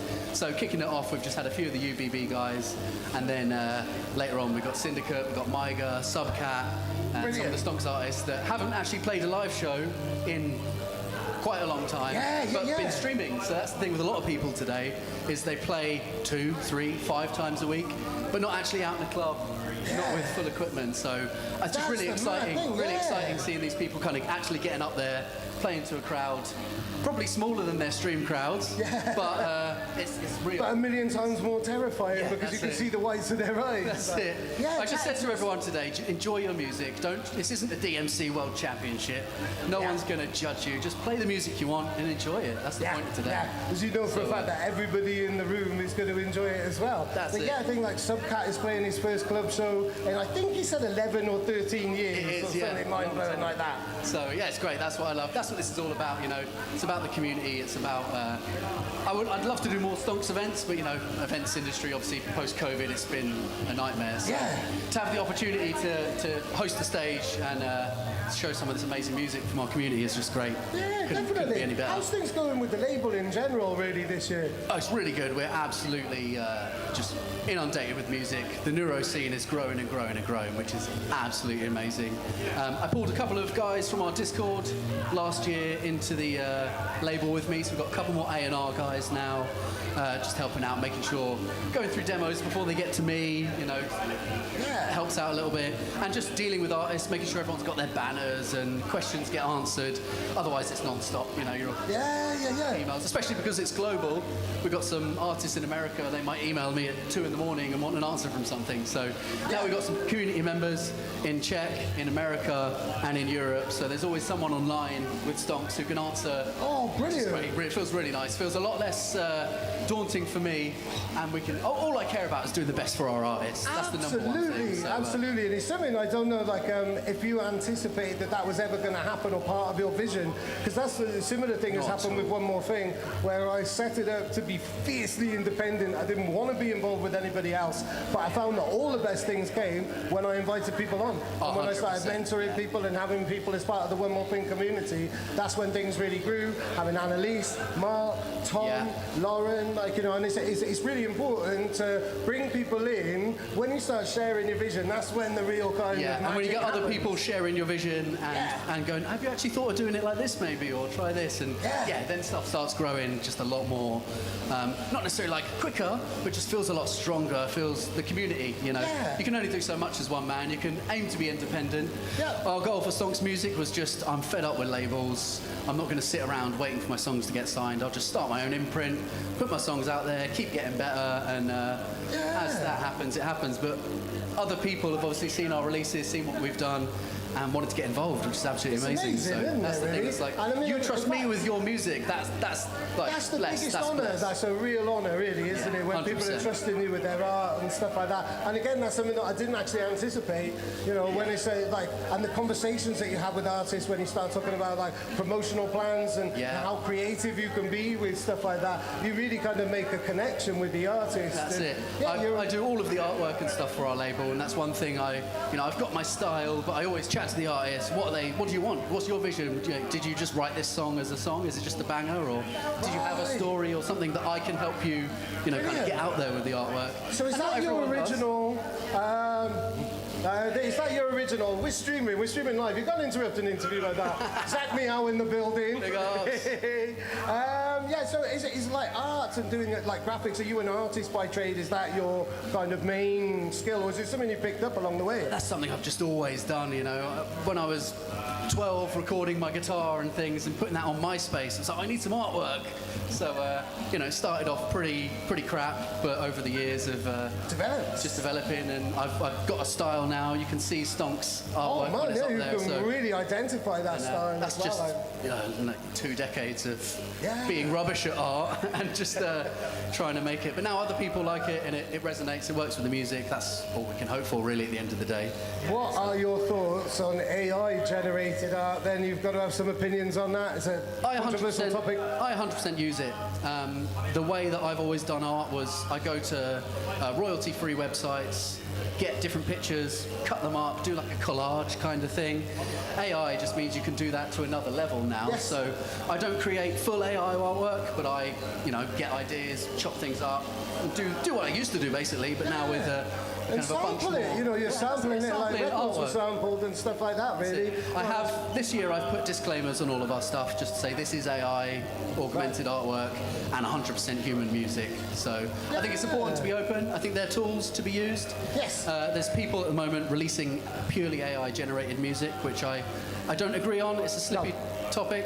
But unless they've done it and they've actually trained in AI and they've done on their own, was it yeah. DC Breaks? He made AI to make basses, trained on his own basses to make a bunch of bass samples. I mean, that's kind of cool. When you're getting that's like the real kind of cool, techie, creative stuff. It is a tool. There's definitely usage for it there.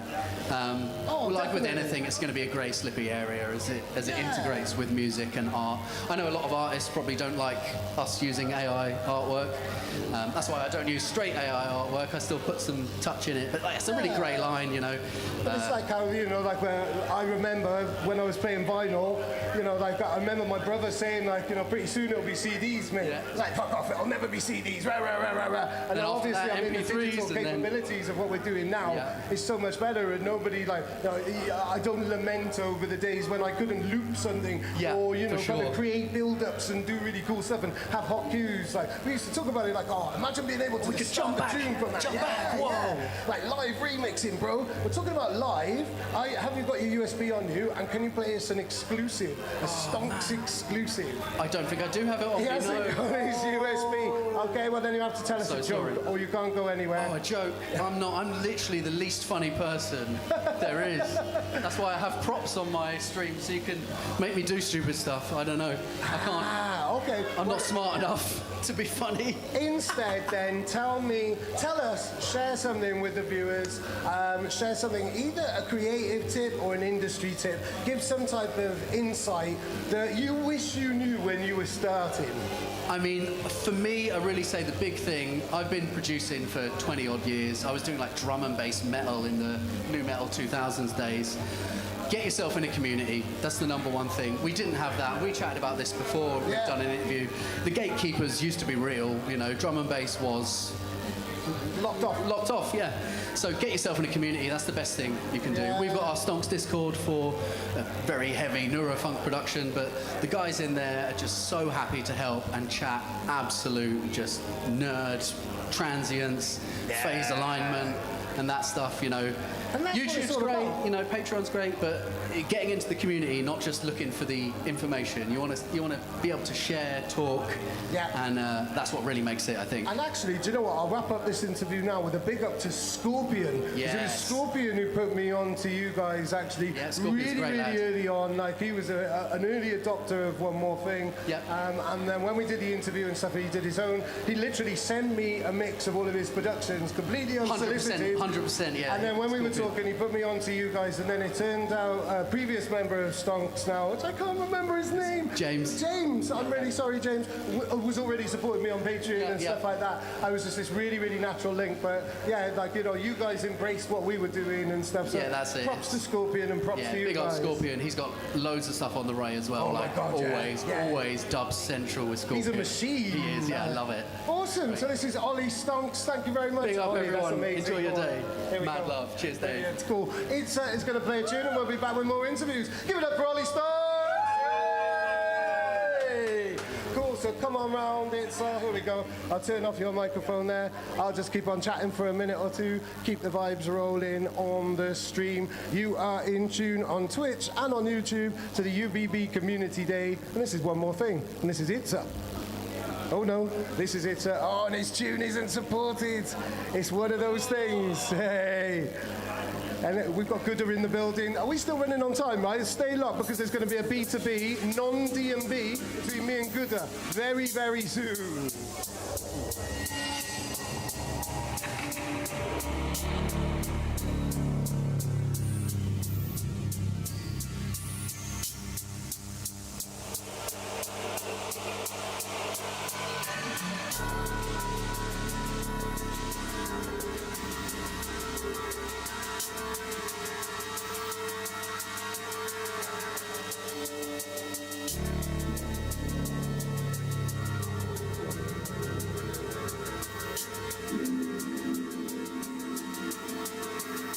Feel the shockwave.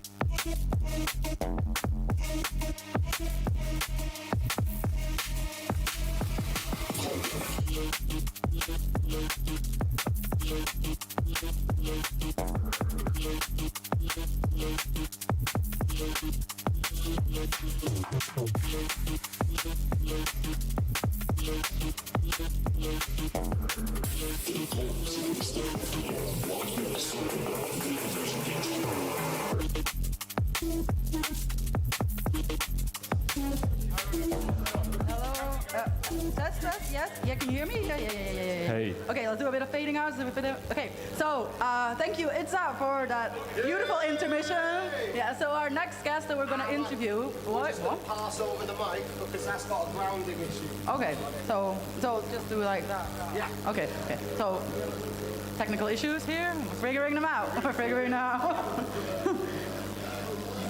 Yeah? Yeah. Okay, so I ask a question. I'm like, yeah. Cool. So with me is Seller. Hello, how are you doing? Good. I'm good, thank you. How are you? Yeah, I'm good. We've been here since like 2 p.m. just interviewing all of the DJs playing. You're also playing in the Stonks room? No, in the Interstellar. Sorry, I'm so sorry. In the Interstellar room. So have you already played, or are you? Yeah. So you've already played? Yeah. Okay, cool. How did your set go? Yeah. It was good. I opened up, just warm up for the people on the crew, and got to do 90 minutes, which was nice.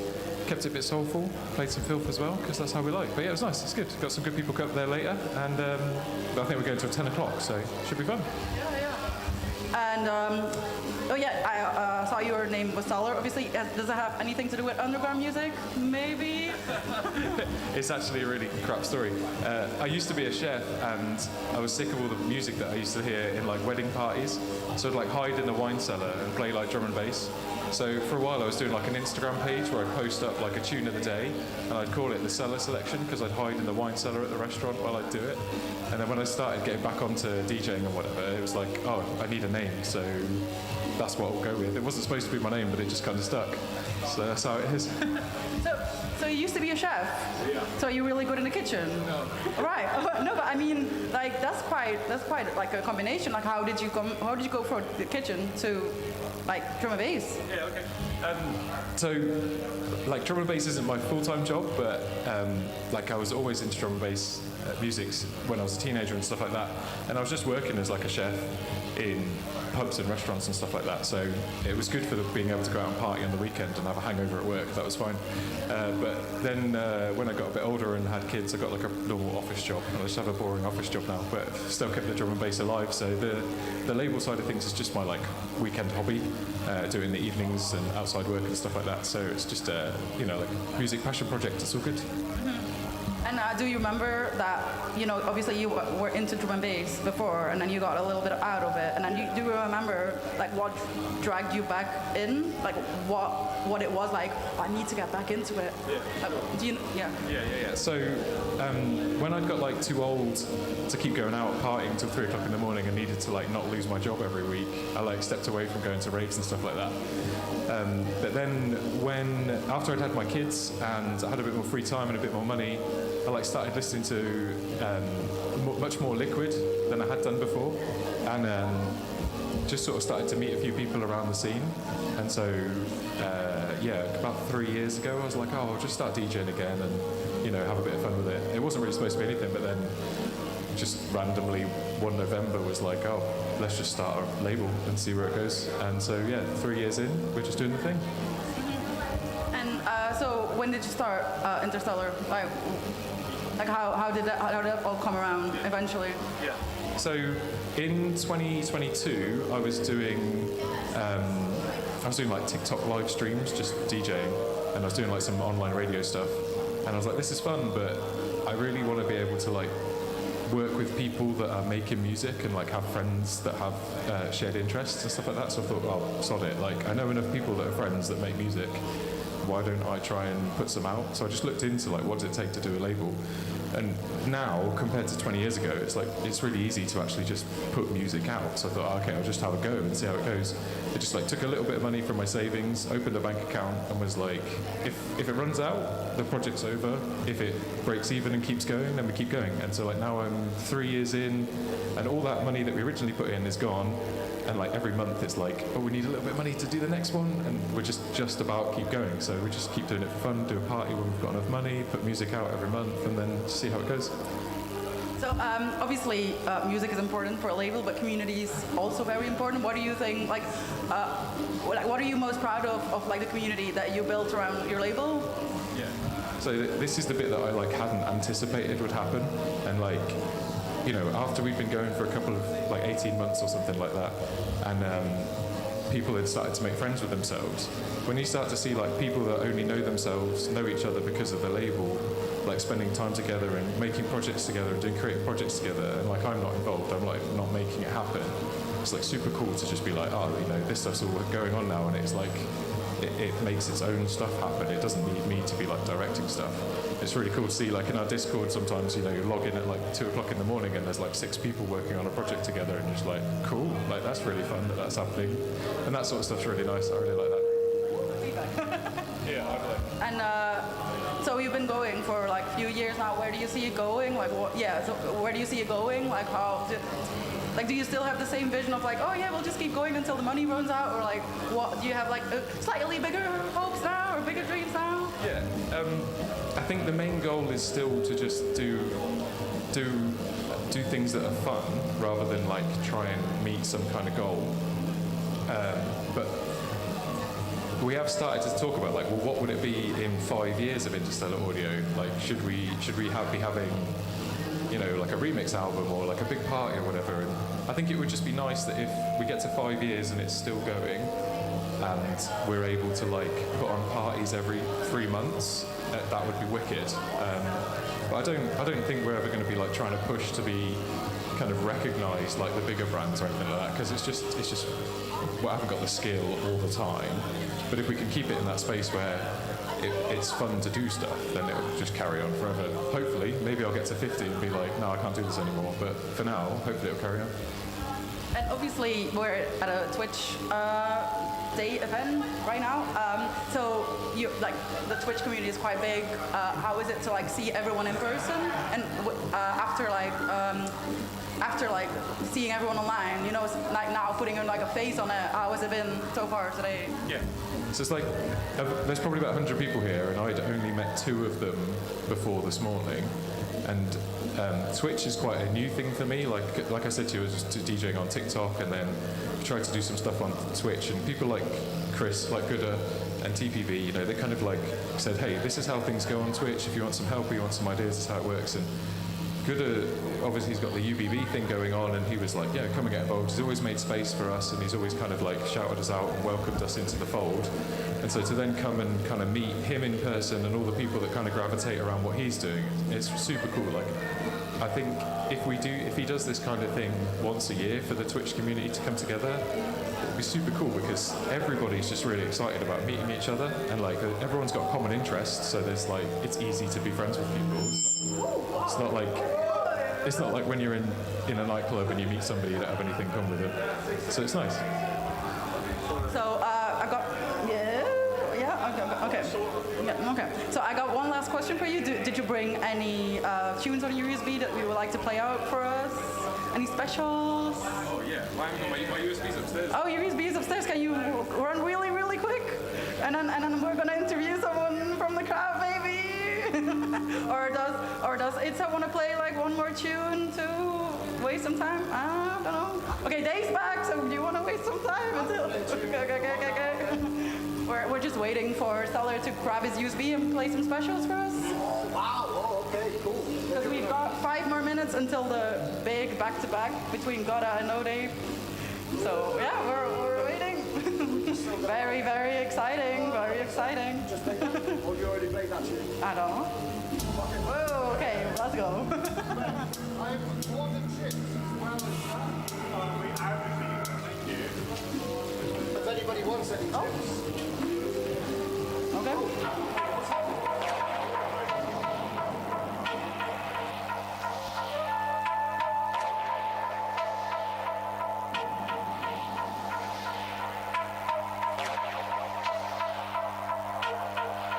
You hear me? Huh?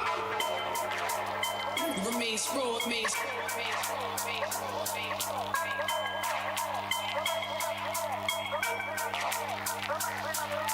There he is.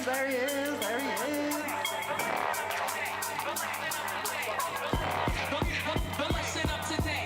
You have to listen to each and every word I have to say.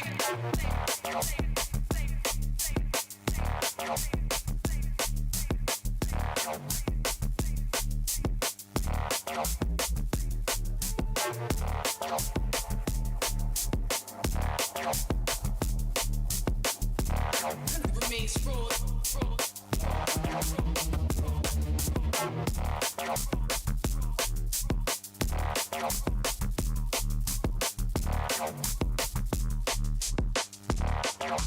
You hear me? Huh?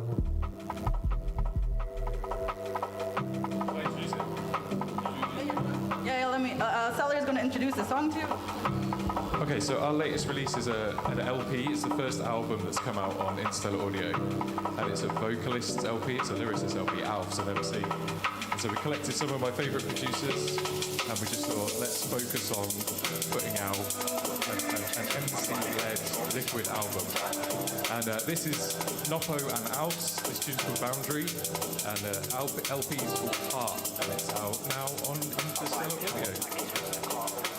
Nice, let's listen.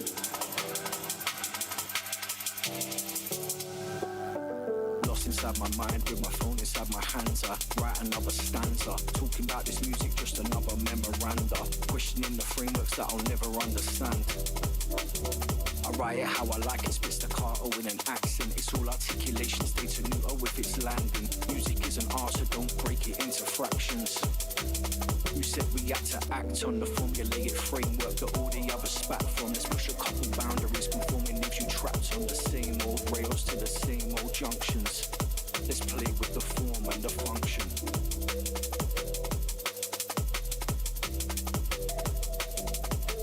Let us drip a little liquid in your ears, just painting mental pictures through vibrations in your eardrums. Join us for the vibe as we ride through this experience. Life's about the frequencies, you know them when you hear one.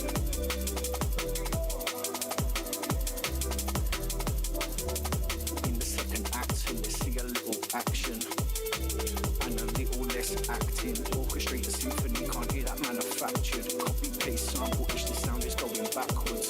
So beware of the traps and the hazards, the blacks and the blackguards. The themes and the flows are all battered. It's time for something new, and that's the business that we stand on. And this sound is our anthem. Let us drip a little liquid in your ears, just painting mental pictures from vibrations in your eardrums. Join us for the vibe as we ride through this experience. Life's about the frequencies, you know them when you hear one. Let us drip a little liquid in your ears, just painting mental pictures through vibrations in your eardrums. Join us for the vibe as we ride through this experience. Life's about the frequencies, you know them when you hear them.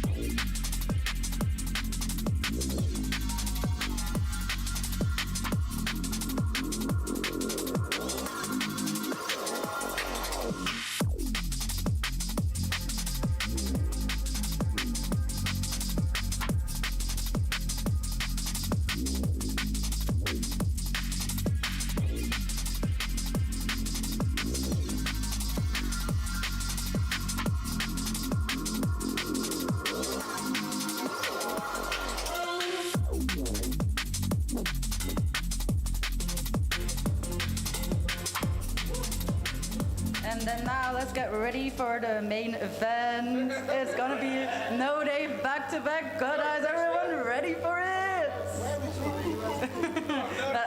let's get them. Let's get feedback. Let's give them time to get ready, I guess. Dave is currently finding his USB, I think. Right? Okay, let's keep the music playing maybe a little bit.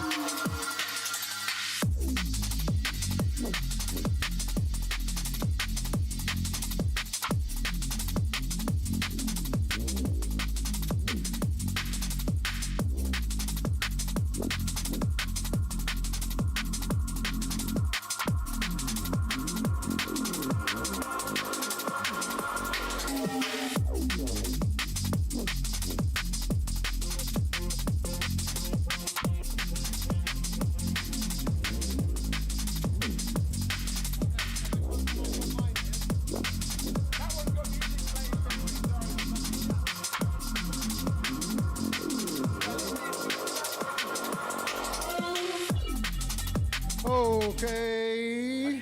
Okay, right.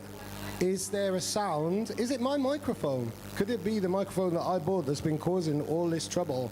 I'm just going to talk. Viewers, you are in tune to one more thing at the UBB, United by Breakbeat, Community Day. We're here in Too Funky in Leicester. We are too funky for our own good. A lot of people are making their Leicester debuts, including myself. I've only ever been to Leicester to change, and that's literally it. But I'm about to do something really, really, really cool here. If you've been watching anything on One More Thing, you will know that I love a B2B. You will know that I want you to come and B2B with me. So it was only right that we got the actual organizer, the organizer of this whole day, Gooder, to do a B2B. And Gooder, I've got to thank you. Firstly, it's amazing to actually meet you in the flesh. Like this, that's what this day is all about, isn't it? Oh, mate, finally. It's been a long time coming. Definitely. I mean, a lot of people have seen you DJing on Twitch and everything. But I've never seen you do a B2B. Do you do many B2Bs? Not really too many on Twitch, but I do love a good back-to-back. So if anyone wants to come back-to-back with me on stream, it's an open invite. Come on over, let's do it. Yeah, there we go. Come on over to Leicester. But not right now, though, because we're about to do a B2B. So, and we're going to do something a bit different as well, because, I mean, this is all about drum and bass. This whole day is about drum and bass. But for the next hour, we're less likely to play drum and bass. I mean, it's fair to say? Never say never.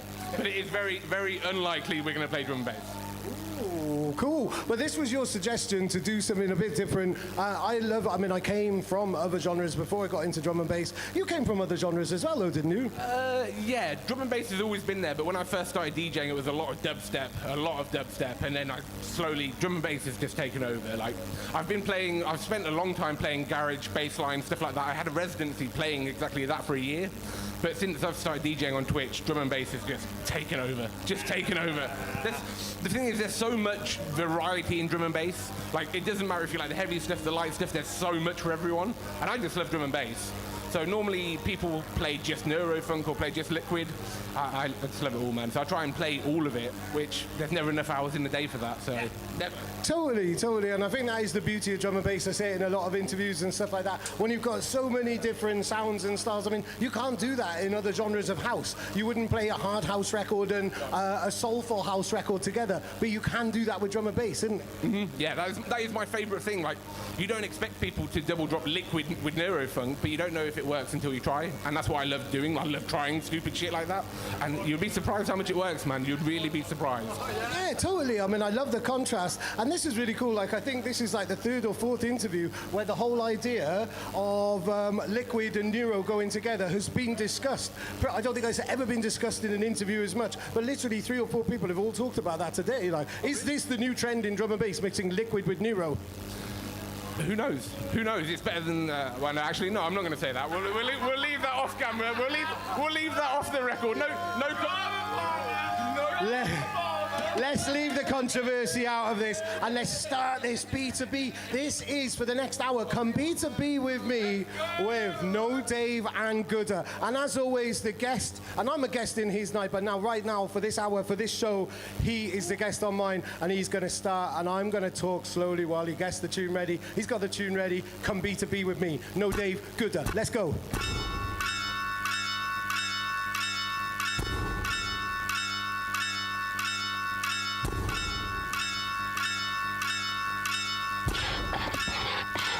Top of the game, no one's passing it.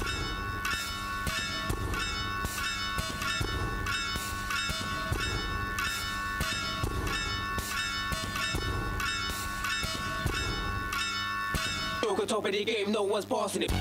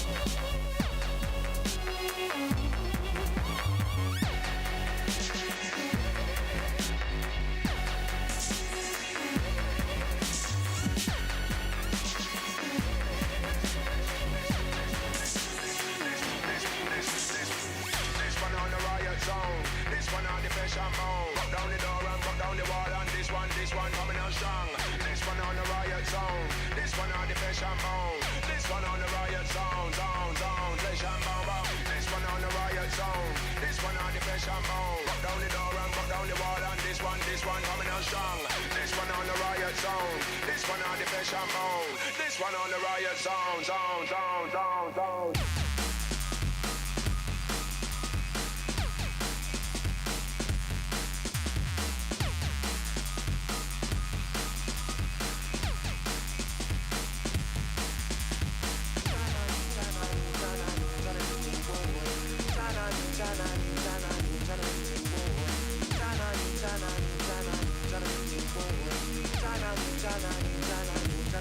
Yo, with a little bit of luck, come meet you tonight. With a little bit of luck, come meet you tonight. With a little bit of luck, come meet you tonight. With a little bit of luck, come meet you tonight. With a little bit of luck, riot zone. This one on the fashion mode. Down the door and down the wall, and this one coming out strong. This one on the riot zone. This one on the fashion mode. This one on the riot zone, flesh and bone. This one on the riot zone. This one on the flesh and bone. Rock down the door and rock down the wall, and this one coming out strong. This one on the riot zone. This one on the flesh and bone. This one on the riot zone.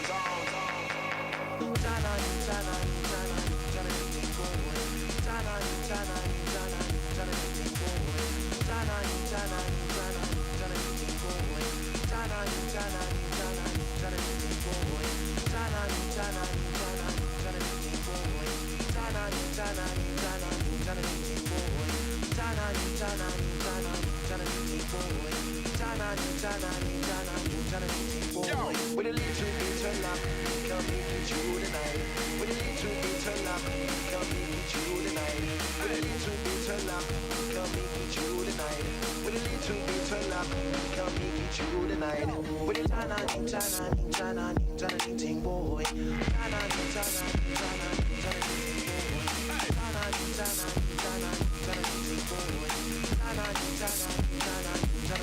Yo, with a little bit of luck, come meet you tonight. With a little bit of luck, come meet you tonight. With a little bit of luck, come meet you tonight. With a little bit of luck, come meet you tonight. Yo.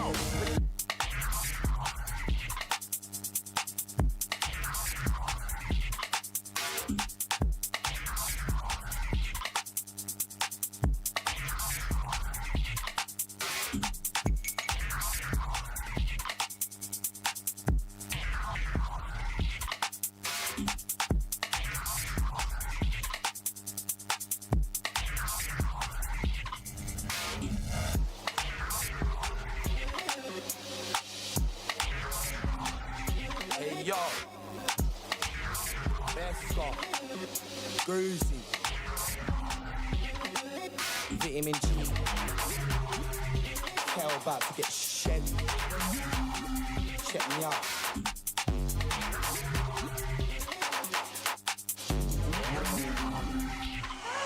I got caught speed of the 140, and I'm full speed of them something naughty. Must be munching too much morphine if you're running your thumbs or brushing your teeth. Be cutting pure cheese, not a fan of that booze. Sleeping salads, shatter your dreams. Fassy old gangbangers having orgies. In the valley, some more bad man in Balamori. Take a gap for walkies, stop chatting porkies. No factual stories, that rap just dorkies. It's not a shank, it's a fat dorky. Chat got man attached in my orc sleeve.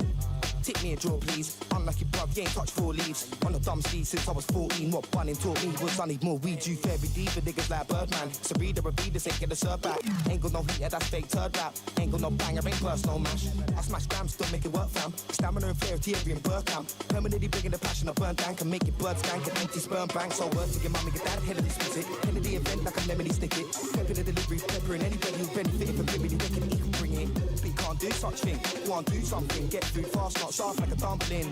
Them marks are rubbish, belong to get dumped. But nah, that's not me. Can't be a waste man, that's not me. Living at mum's, that's not me. Then when I come to you, that's not me. Nah, that's not me. In need of a handout, that's not me. I'm not holding my hand out, that's not me. There's a new caretaker, that's not me. Talk to the boy, them, that's not me. Informer, that's not me. Spill the beans, that's not me. Whiskey and cheese, that's not me. Having a battle, that's not me. What you thought it was double, that's not me. Then when I'm silent, that's not me. Then when I'm swagging, that's not me. Thought I was him, look quite similar, thought I was him. That guy there had a box like man, them man truly thought I was him. Girls wanna go out to a rave, a picture and get likes, you thought I was him. None of them operations that I had held me back, but you thought I was him. Did I have a box on my head? Did I have a box on my head to the year 06? Guy tried it on me, I don't know why. Till I start dishing out chops and kicks in your house. Start throwing rocks and bricks. Make man take off the socks and kicks. Better know that's not me, it's an act up, get your box off clean. No, that's not me. Act like a waste man, that's not me. Sex any girl, nah, that's not me. Lips any girl, nah, that's not me. Yeah, I used to wear Gucci, I put it all in the bin, cause that's not me. True, I used to look like you, but dressing like a mess, nah, that's not me. Walk in the room, spray what I like. See on the wing, that's not hype. I was a stereo without the type. Must be after a strike. I said, that's not right. Hungry monkeys about the age. Skin colour or height. Covered in armour, must be a night. Any girl, not even a slight. Trust any girl, not even an inch. Someone like Soul, and I took a whole lot more than a pinch. Wow, I'm from the famous bits. Mine come across 2-3 hypocrites. Girls in shorts, even in splits. Real life stories, that's not me. President T transmits. I always have problems with doors that cause I hate wearing jeans. I only came to the rave, grab 2 gallons, spit 116. Bouncer asked me for ID, looked straight in my face, said that's not me. I was like, fall back my G, man, with Skepta and Jeremy, man, I'm serious, what you mean? Everybody knows me out chat, so I don't need no ID out chat. Invasion alert, make me out chat. Rephrase that, we take the P out chat. Nobody even wants you to be out chat. I'm flew in special to MC out chat. Man, I wrote VIP out chat, so why is you trying to act off key?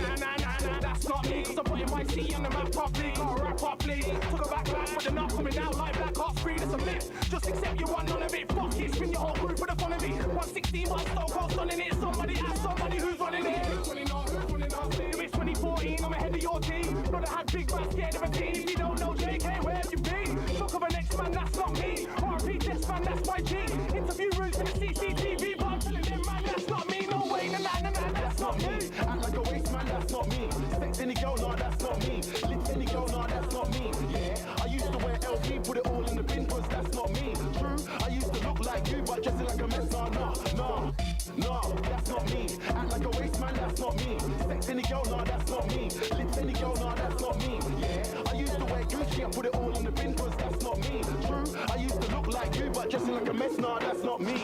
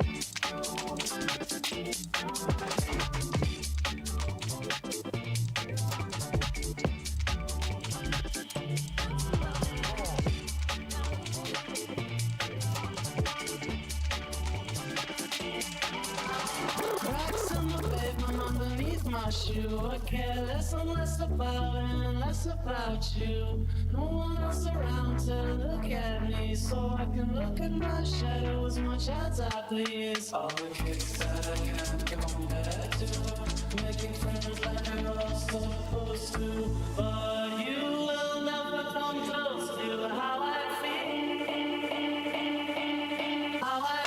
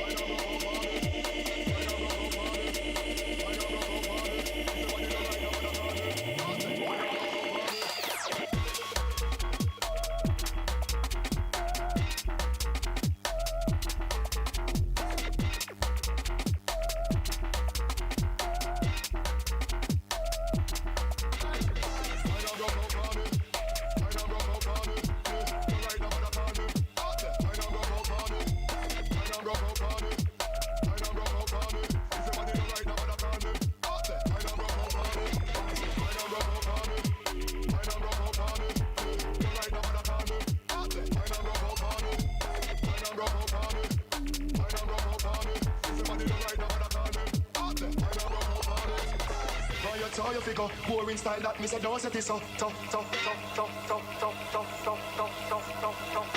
Try your figure. Boring style that me say don't set it so.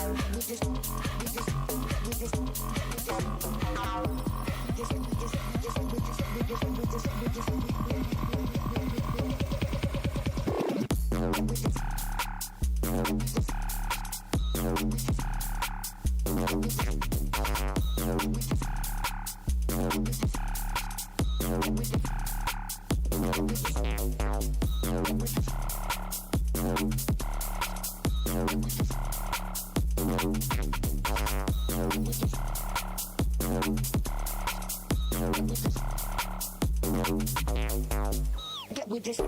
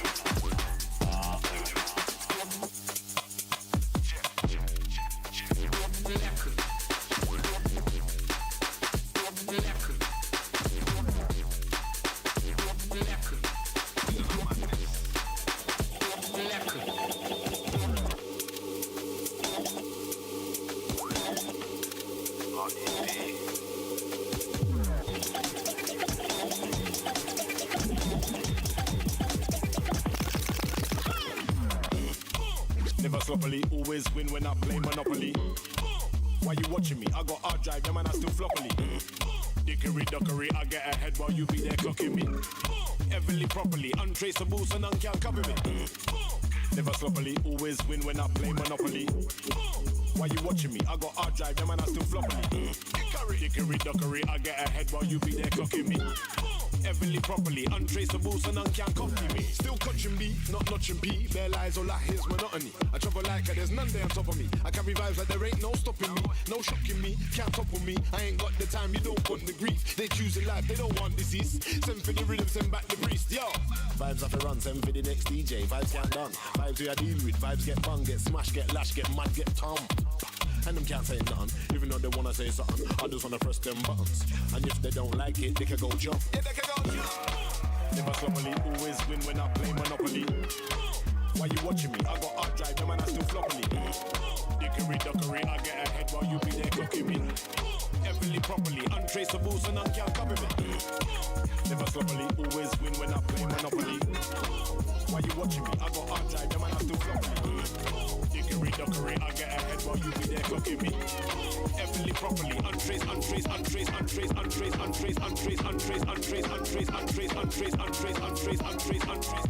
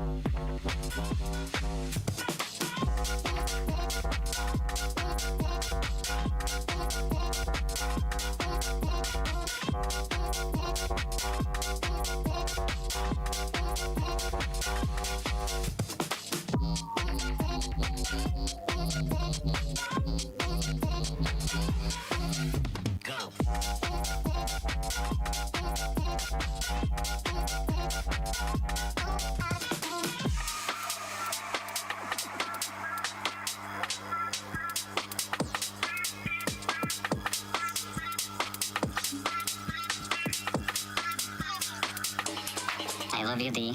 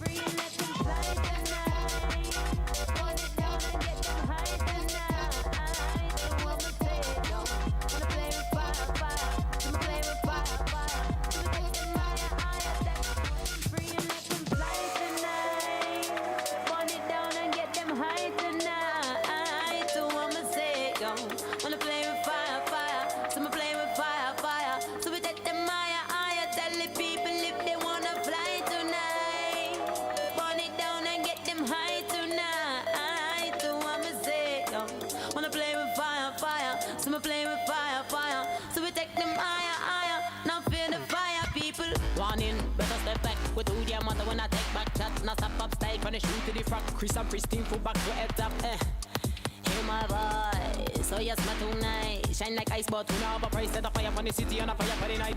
Are you ready for the heat now? Yeah. It a burn to the speaker. Yeah. Hands high, fire burn, feel the flame burn all down, look deeper. See me at the first starter. Yeah. Could I bring up a water, but we still keep this fire alive. Set them free and let them fly tonight. Burn it down and get them high tonight. So I'ma say, don't wanna play with fire, fire. So I'ma play with fire.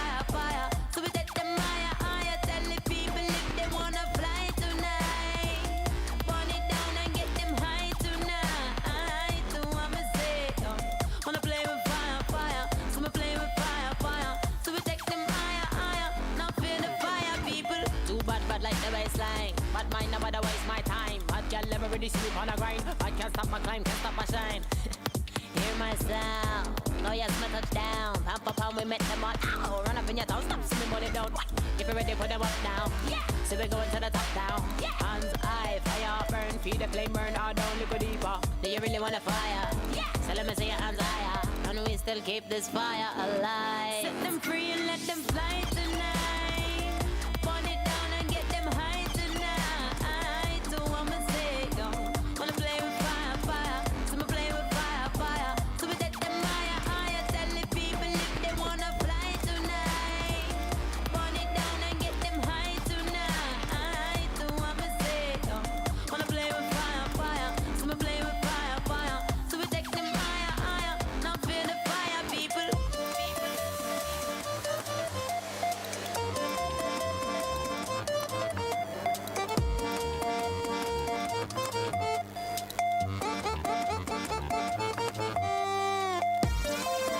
Them don't know about fire. They want to play with fire. They want to play with Mr. Dynamite to bring fire. We will tell them, magnetic man, I got burn them.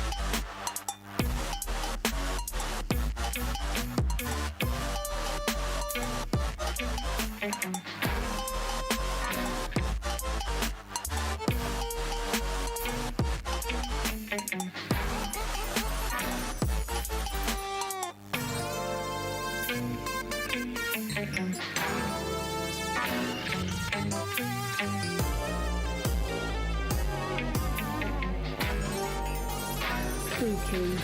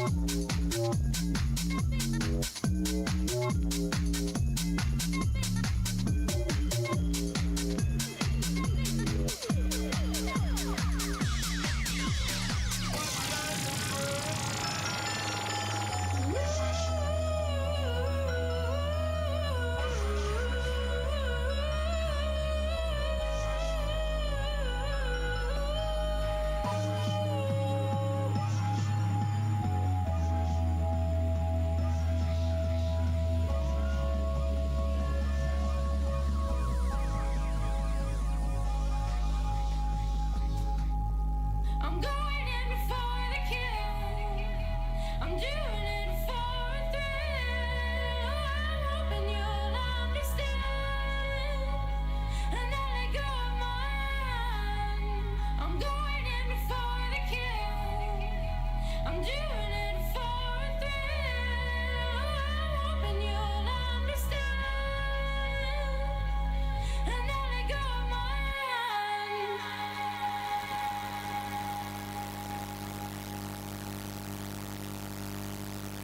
I'm going in. I'm doing it.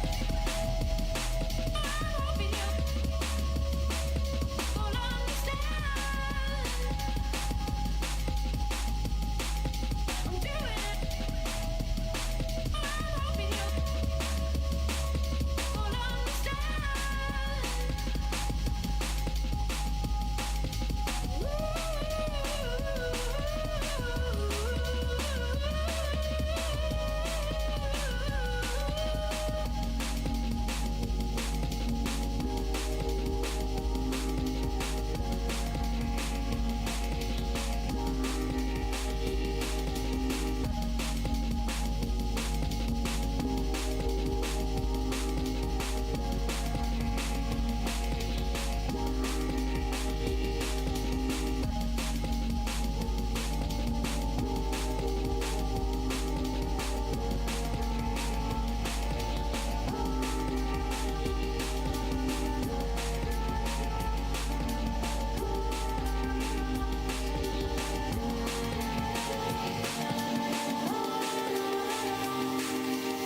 It's a fine day, people open windows, see the houses, just for a short while.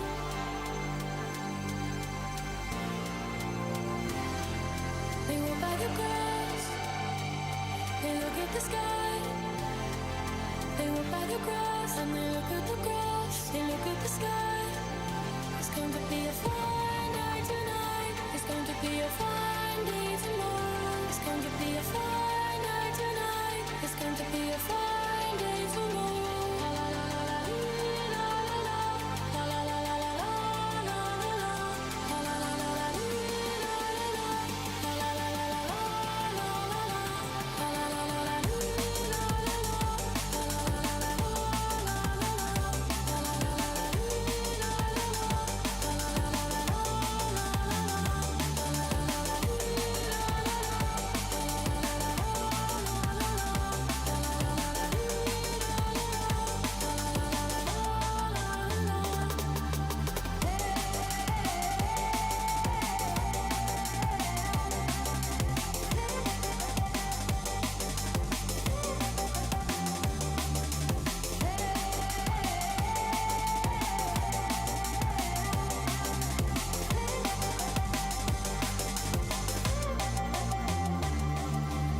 It's a fine day, people open windows, see the houses, just for a short while.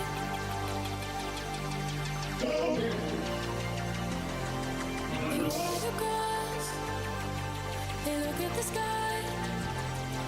They walk by the grass and they look at the grass, they look at the sky.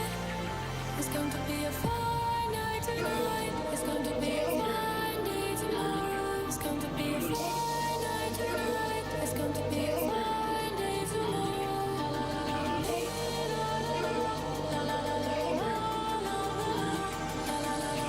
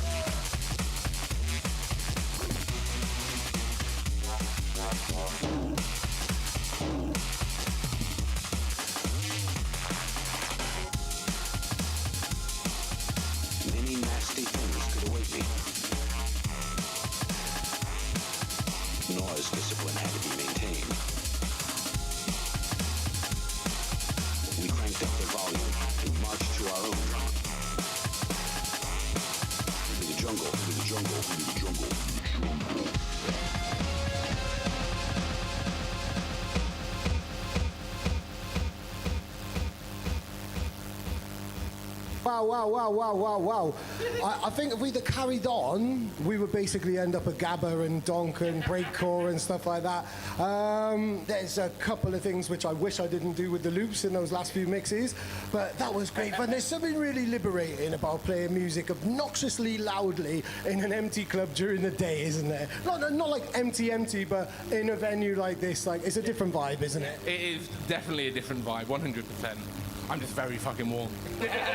How did you find that? How was that for you? It was a lot of good fun. I love doing back-to-backs. I don't do them often enough, so yeah, I loved it. Great fun, absolutely. Thank you. For me, and thank you as well, thank you for having us here, and just thank you in general for being up for this. For me, I like to learn something from every mix, and I was watching what you were doing. You really love the beat jump, don't you? Yeah, so I used to be hot cue mad, like everything had to be hot cued all the way through, but since I've started DJing on Twitch and it's a kind of different way of DJing, beat jump has taken over in how I mix, because I can do things a lot smoother on the fly. If I don't need to hot cue everything, I can just use beat jump and it's a total game changer for me. So why? Because it's jumping to obviously the starts of each phrase and stuff like that. Yeah, so however far you jump, it keeps it locked in. So if you jump 4 bars, 8 bars, whatever, it keeps it locked in and keeps the play smooth. So yeah, you wouldn't know. Well, generally you wouldn't know you're doing it. Yeah, my brain is frazzled. I'm so warm. Well, I mean, I've shied away from beat jam because I haven't quite got it. But obviously, I mean, beat loop is the one. That's my magic little kind of get out of things card, really, and creating little build-ups and stuff like that. What was your favourite part of the mix? The bit where you were really in your element. I don't know. I'm still the whole thing. I'm still processing it. I was trying to throw you off a little bit, just switching it up. So yeah, all of it, the whole thing, man. Getting to meet you, it's been a long time coming, and just having this fun time with you. It's been good fun, man. Thank you. Come on, wicked. I mean, you kept me on my toes because you said you hinted that there might be a switch up, so we knew that there was going to come. But then at one point you said that it might not come. But also you caught me out because I was trying to mix in a third tune. I didn't realise, but it was such a new tune. It's on Sam Binga's album that I thought was one of your tunes. But I've had a few come B2B with me where I'm like, no, this is my third tune. And maybe I was wrong. Maybe you were. But I'm not wrong about this. That was absolute fun. So this has been Come B2B with me at UBB. So come B to UBB with me with Gooder and No Dave. The stream continues. Annalise is going to take over in one moment and interview Subcat. But Gooder, just congratulations on organising this day and bringing so many people together. It's wicked. Thank you, man. I'm just glad it's happening. It's been a long journey to get to here, and here we are.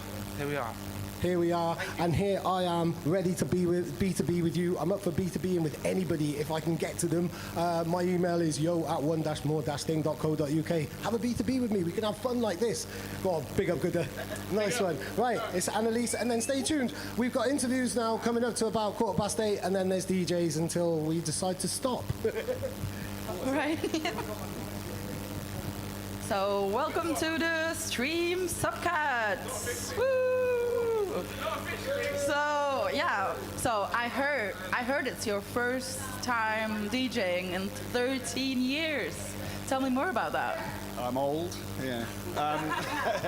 No, it's been so it kind of just sort of happened. Like life gets in the way. You start to work, you start to kind of have kids and all that sort of stuff. And then, yeah, during lockdown, kind of picked up the whole production side a bit more, and met the Stonks family, and here we are with this amazing thing that, I mean, Gooder's disappeared now, but this amazing thing that he seems to have pulled together, and yeah, the man's a complete lunatic. Like, no Dave. No Dave, no. It's his DJ name for a reason. So tell me more about what pulled you back to the scene after all those years. I mean, I suppose I never stopped listening, and it's been a passion for a long time. Like I grew up in a little town in Devon, and the only thing really going on was a local drum and bass event, and that kind of led to it getting more passionate. I got turntables, kind of, yeah, you start to aspire to be bigger than in your bedroom. So it kind of, the path for me was to Bristol, and then I got lost there for, a decade probably. met loads of amazing people, did loads of amazing things. I was playing at a lot of events there. So I was DJing a lot more back then. And then kind of took a step back to start a proper career, but like it's never gone away. Like drum and bass is great. There's something that just draws you back, and I've never stopped listening to it. It's probably the only thing I listen to be fair. And what makes drum and bass so special? What pulls you back every time? Like, oh, that's a very good question. I've been through a lot of iterations, but I've kind of landed in the more neuro world, and I think the skill set that it takes to kind of make drum and bass is one of the great things. Like that you can sit there and resample for hours and end up with 50 different sounds that come out of this one starting point. To me, that's just fascinating and a lot of fun, and the creative side of that is just, it's just really nice to sit there and just mess around, and sometimes it doesn't go well. Sometimes it does. And so you're part of the Songs family now. How have you met them, and how has it been for you being a part of that community? So it started with a friend of mine who had a release with them, and I sent him a couple of tunes, and then he forwarded them on to Ollie. So Ollie got in touch with me, and that was my first kind of solo release. I'd had one before that, which was a collaboration, but that was my first kind of proper release with a label on my own. And from that, kind of joined they've got a really good Discord server. There's a lot of support, a lot of just a lot of good people on there. And actually now we've got a lot of kind of rising stars, I would have said. Like there's a lot of good artists who are coming up through the ranks, and it's just a really good community. There's a lot of nice people there, and weirdly I'm getting to actually meet them. Like I took my son last year to Vienna, and we met up with one of the guys, went for lunch with him. This year I'm taking my other son to Valencia, staying with the V's, and there's another guy that lives out there, so probably going to go and have a catch up with him. It's just kind of nice to meet these people in real life as well that are all over the world. Like Sodi's here today somewhere, and it was really nice to meet her. It's cool. So what I'm hearing is like you're kind of like part of like one of the founding earlier members of the community, maybe? Like, you were part of it quite early, right? Like you say, how is it to see the community evolving, like seeing new people come in, like maybe seeing them to do things differently? What are you learning from them? I suppose it's like the bit for me that I find kind of, I suppose, reassuring but also cementing is when people ask for advice and you're able to actually put your kind of advice into words and it actually makes sense. And like I found that in work as well. And when you can actually put like a process that's quite complex into words, it really makes you understand it. And I think seeing people be supported and then actually supporting others, like it's a really fulfilling kind of way of working, and it's nice to be around. Yeah, and for the people watching this or watching this later, do you have a piece of advice for them, maybe, that you can share? Yeah, like just ask questions. Like I think people sit and they get in their heads, and you never send stuff out. You never kind of ask for people's advice, and I think it's important to, take it on the chin. Like sometimes people are going to tell you things you don't like to hear, but no one's ever going to do it from a place of malice, or they shouldn't do, and that's the best way of learning. Like if you get something wrong and someone's happy to we do quite a bit of like screen sharing and stuff, and we'll sit and work through people's problems, and that's like a really important part of it. I think just ask for advice, get feedback, even if you've got a loop, just put it somewhere, ask people what they think. And you were saying how the biggest part of learning is like you falling flat on your face sometimes. Do you remember parts where that happened to you and where you really learned from it? Yeah, all the time. Like snares is like the ultimate thing, isn't it? Snares are horrible. But I think recently, like through the community, I've gained a lot of knowledge around like everything really. But like weirdly, the thing I'm most happy about at the moment is that my snares no longer sound shit. Yeah, that's great. That's great. which is a real struggle. You take these samples and you're like, why doesn't mine sound like that? And for me, I found the key is synthesizing stuff, and then you have the absolute control around it, and you get the sound you want. And also like A-Bing between a tune that you think is amazing, take a really tiny loop and just go backwards and forwards for hours if you have to, until you kind of get that sound really refined. And then, yeah. Okay, so one last question for you. Do you have any tunes that you can share with us, any specials to like send us off to the night, into the night? Cool. So we'll let you set up.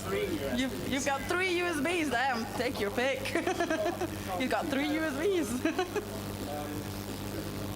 So we'll let that load. Can you introduce what you're gonna play for us? Or are you just gonna...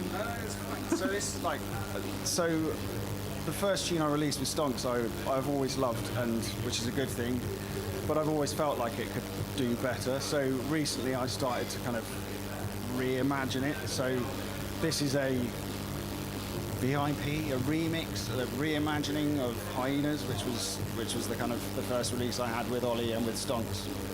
So yeah. So special Subcat VIP for you guys. It's USB 2? Oh no, USB 2. Woo. Let's go again. This is the nightmare that I want to avoid and why I bring 3. Oh wow. Again. Let's try again. Let's try that again. Yeah, that's working. Round 2 for the Subcat VIP, ladies and gentlemen.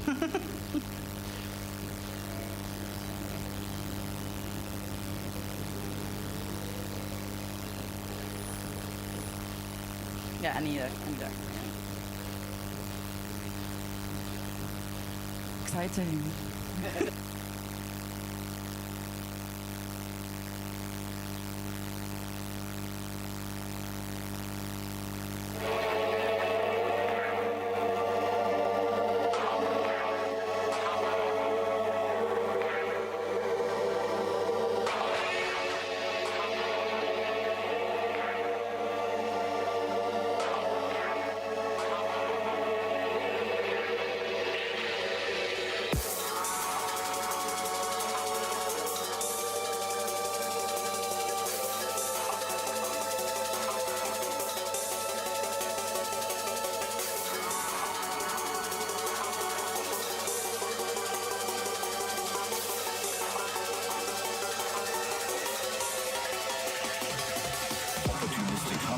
lurk in the shadows of the arid savannah, where the night becomes their ally. Chilling, unrestrained laughter echoes through the darkness. Hyenas. From prey to predator.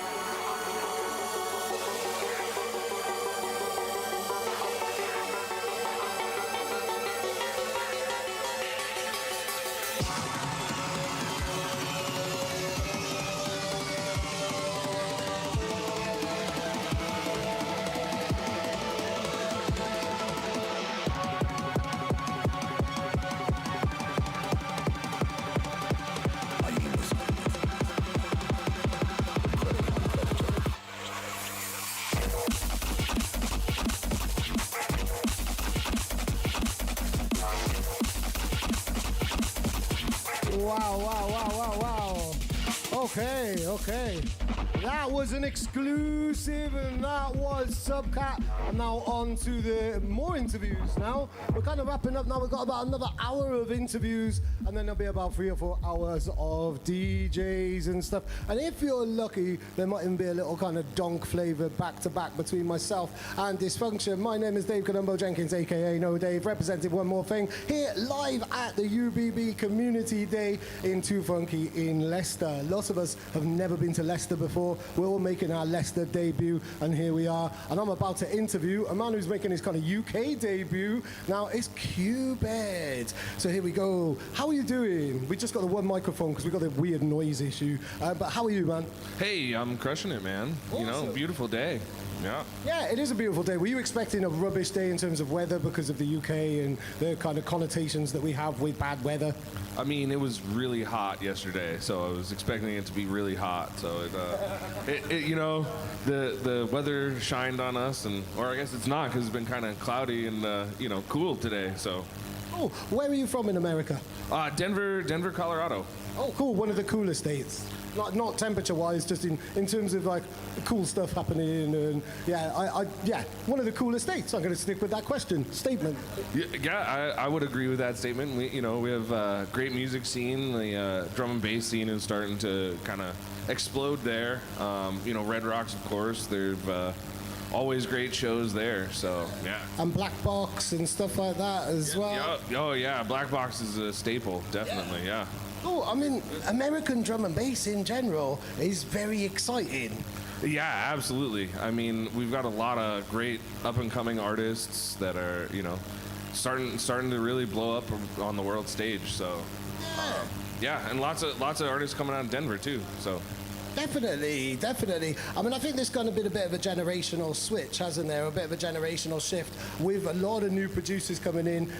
You know, we've had it here in the UK over the years as well, where you kind of feel this sea change, this new energy, and that definitely feels, so certainly from my perspective, watching America from thousands of miles away, it certainly feels like that.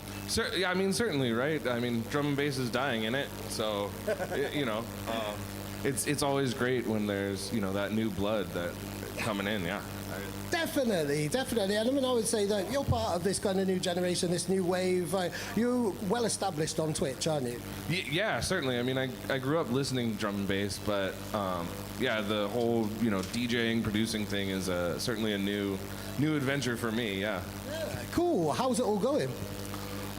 You know, slowly but surely, right? I mean, it's certainly a lot of work, but rewarding, right? So totally. I mean, I said in an earlier interview, it's why I don't do production, because I think it's too much work, really. I'll do every other aspect of the whole kind of process of the creative process, except for production, because I find that it does kind of it changes your relationship with music. When you produce, then suddenly you have an analytical side of your brain, so anything that you're listening to is always susceptible to analysis instead of pure enjoyment. Have you found that as you become more of a producer? I mean, I think that's true of being a DJ in general, though. I mean, anyone who's involved in the creation of music, whether that's, you know, DJing or producing or even playing an instrument, you know, I feel like that analysis is just kind of part of it, you know. So.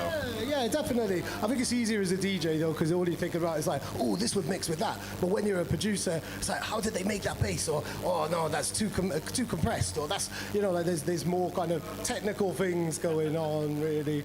Cool. You've got releases coming out later this year, right? Yeah, I have a collaboration with my buddy down in Australia, Melon Farmer Mike, and one solo, coming out here later this year, definitely. Oh, cool. Awesome. Have you played your set yet? Yeah, I just finished up. It was great. Yeah. Oh, cool. How did that go? Obviously, I've just been playing a set with Gooder, so I wasn't able to catch it. How did it go? I mean, I thought it went well. That's what everyone else has said, so unless they're lying to me. Brilliant. I mean, I think that was your UK debut, right? Leicester debut. Actually, I opened for DJ Rap a couple of years ago, so that was technically my UK debut, but... Opened for DJ Rap? That's pretty cool. That's very cool. That was fucking sweet, yeah. But I'm glad to be back, you know, so... Sophomore tour. Yeah. Nice. Yeah, where was that with DJ Rap? Was that in London? Up in Reading, up in her hometown. Yeah. So. Wow. Yeah. Awesome. Yeah, because I noticed you have had like I think is it a remix or a release on Proper Talent? Yeah, definitely. Yeah, I remixed Savior for rap. Yeah. So. Cool. How was that whole process? Very, very enlightening. I learned a lot. Whenever you work with different producers, I mean, everyone has such different styles and different skills and what they bring, and so it's always a learning experience when you especially someone who's been doing it for as long as she has, right? So. Absolute pioneer. Yeah, right. The queen, huh? So. Wow. So how did you end up doing that remix then? Was that part of a competition? Yeah, exactly. It was part of a competition. I had met her actually over Patreon, during COVID, and so we had kind of had a relationship, talking for a while, and she was like, "Oh, I'm doing this remix contest. It would be great if you participated." And so, I was one of, I think, 10 people that were selected out of, she had hundreds of entries, so yeah. Go on, amazing. I mean, if you could warm up for any pioneer or any artist at all, who would it be? Like a dream kind of warm-up gig for Qbed? Oh, geez, that's a hard one. I mean, I grew up listening to Aphrodite. That's who pretty much got me into it. So he came to Denver once. It was one of the best shows. Although he didn't get paid for it, and ended up shutting down the club that he was at. Oh wow! Yeah. Wow, go on. Big up Aphrodite for standing his ground. Yeah, no shit. Big ups to him, because that's the kind of shit can't stand, right? You got to pay your artists, so. Absolutely, industry people who have got budgets and then ask for stuff for free. We're on to you. But I'm on to you, and I need to know how it was. What's the story behind your name? It's an unusual and interesting name.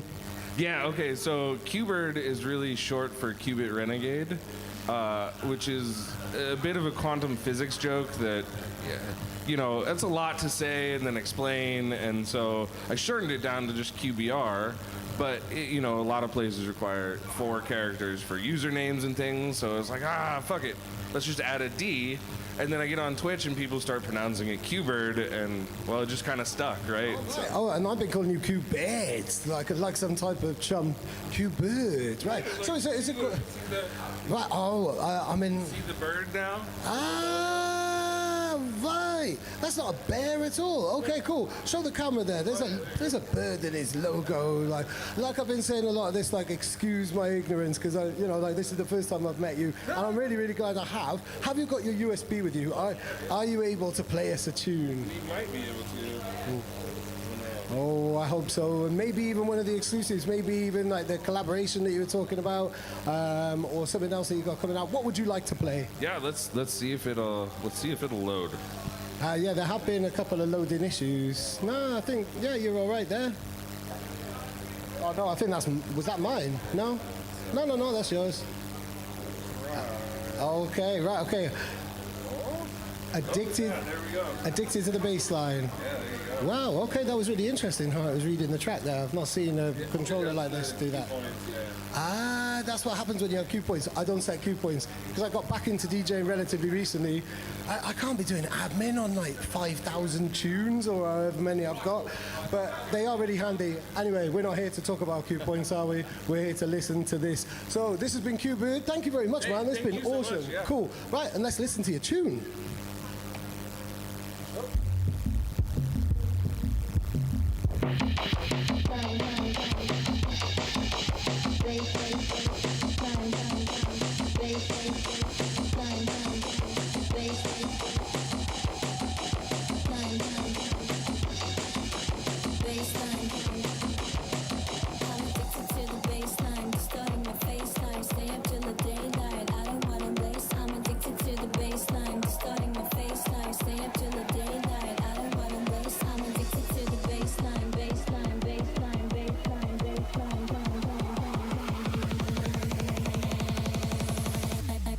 Lines are reckless. I'm addicted to the baseline, distorting my baseline, stay up till the daylight. I don't wanna waste. I'm addicted to the baseline, distorting my baseline, stay up till the daylight. I don't wanna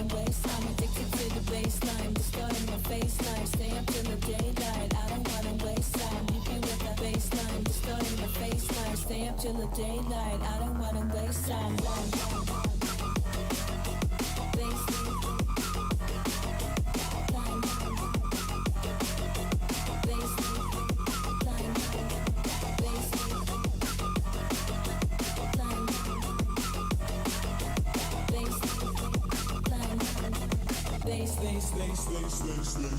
I'm addicted to the baseline, distorting my faceline. Stay up till the daylight, I don't wanna waste. I'm addicted to the baseline, distorting my faceline. Stay up till the daylight, I don't wanna waste. I'm addicted to the baseline, distorting my faceline. Stay up till the daylight, I don't wanna waste time. Hit me with the baseline, distorting my faceline. Stay up till the daylight, I don't wanna waste time.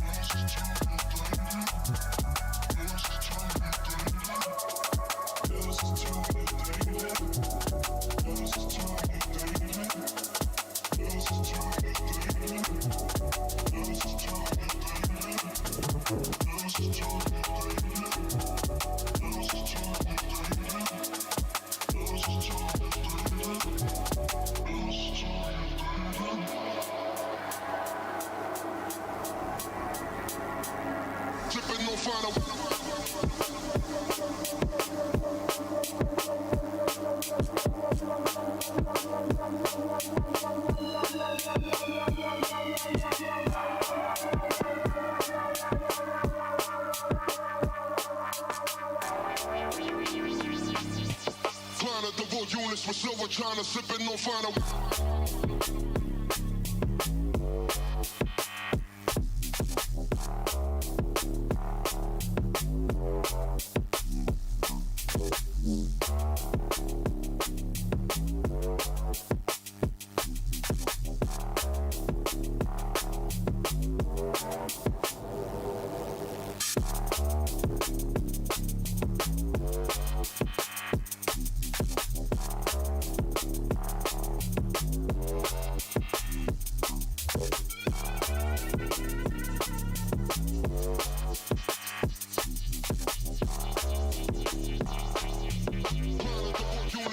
Trying to sip it, no final.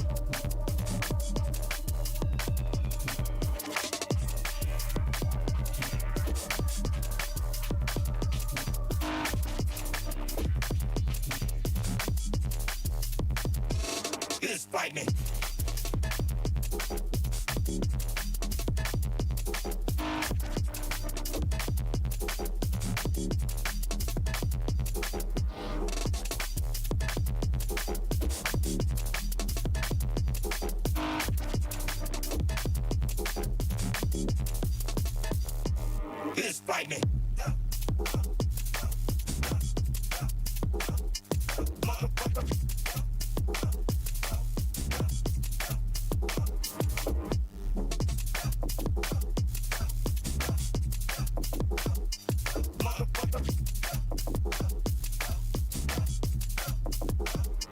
Fist fight me. Okay. This is One More Thing, streaming live from the UBB, that's United by Breakbeat, the UBB Community Day here in Leicester. As we've been saying in a lot of our interviews, most of us are making our Leicester debut, but this is definitely not a Leicester debut for you, is it? Definitely not, definitely not. Local Midlands crew. Yeah, man, you know how it is. I do know how it is about the Midlands. The Midlands is really the soulful heart of the UK rave scene. Like going back right to the very beginning of rave time, the Midlands has played a massive role in that, really.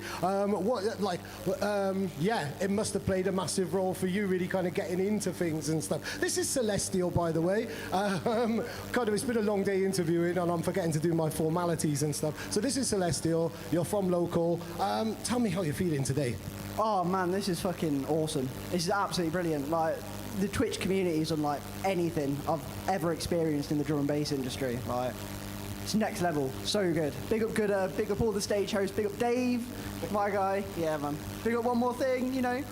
Go on, thank you very much. This is Twitch is just a really, really welcoming. It is a proper community. People throw around the word community a hell of a lot, but this really is like a community. People help each other out. People support each other. People link up and stuff. You hit the nail on the head, really. Twitch makes people feel welcome, doesn't it? Yeah. Oh, definitely. Like, it was my introduction into sort of live drum and bass, I suppose. Like, because I'm still quite young. I'm 21. I sort of grew up 16, 17 playing on Twitch, and it's such a good, welcoming community to get you started in that sort of live environment, so to speak. Yeah, definitely. And it's one of those things, it's like a kind of parallel. I mean, we've got John B coming later. He's well aware of that parallel and jumps between the two. But they were kind of people like Gooder and people like Polymatic who are absolutely killing it. But to the kind of more traditional, older kind of drum and bass DJ who exists in the clubs, it's a whole other world that they're unaware of, isn't it? It's like this other kind of, it's a digital underground in a way, isn't it? That's exactly it. And I think it's not just the older generation of DJs, it's even people my age are unaware of the community and the power of online DJing. Like, it's done wonders for me, and whenever I've introduced friends to it, they're always like, whoa, I never knew any of this existed. And I'm like, exactly. Yeah, definitely. What's your favourite Twitch moment, where that you've just loved your set so much and just you could repeat time and time again? Your favourite Twitch moment so far? You know what? It's got nothing to do with me, and it's full credit to Polymatic. The best thing I've ever seen is his The Thing, where he plays aeroplanes, and everyone spams his aeroplane emotes. I just think it's the most beautiful thing. And it's brilliant. Every time, without fail, even in my chat every now and again, I'll get people spamming aeroplanes, and I'm like, this is it. This is the reason I play this music, Go on. It's nerdy, really, isn't it? Yeah. Just like proper little in-jokes, which you're only going to get if you're part of that crew, really, isn't it? But you say that, but it's just such a big crew, and everyone's in on your inside joke, and it's brilliant. It's brilliant, yeah. Go on, I absolutely love that. Right, so have you played, or are you? No, you are playing later, aren't you? I think 10 o'clock or 11 o'clock. I think you told me. Yeah, midnight tonight on after Polymatic, so big shoes to fill, but. Wow, okay. Do you play? Because obviously, you've been playing on Twitch quite a lot. Do you get to play in many clubs, or is this quite where does this stand in your club experiences? Like I said before, Twitch was really my introduction to live DJing, and since then, since being 18, I've been very lucky to go on and do things that I don't think I would have been able to do without the experience of DJing live on Twitch. So it's good, definitely. Oh, wicked. You're on after Polymatic, so you're going to have some tricks up your sleeve. Have you got anything special planned? Well, I guess you'll have to wait and see, mate. Nice little cliffhanger there. Have you got any tunes or anything? We've been asking people to play exclusives and stuff. Have you got your USB on you?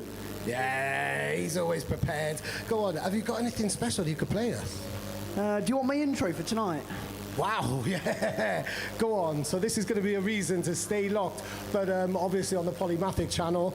By then, I think, what time did you say again? Midnight, was it? Yeah, bang on midnight. So a little while yet, but plenty to keep you interested. Oh my God, you're going to have a choice, viewers. Either me and Dysfunction doing a donk set around about that time, or this intro, which he's going to play now, which sounds very, very exciting. So I'll just kind of talk a little bit now, just keep things going while you pick your track.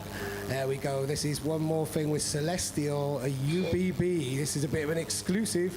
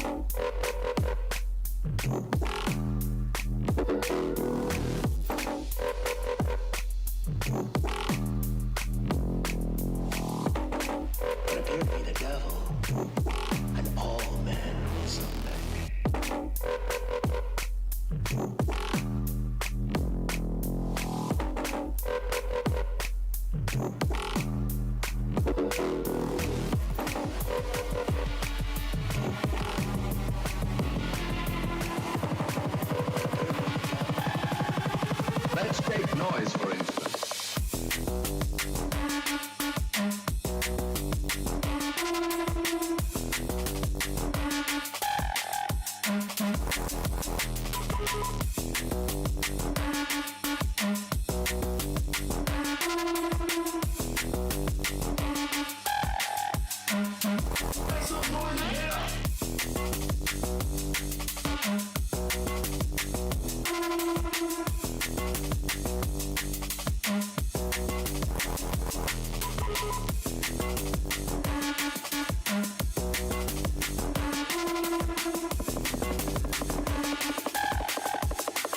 Make noise, for instance.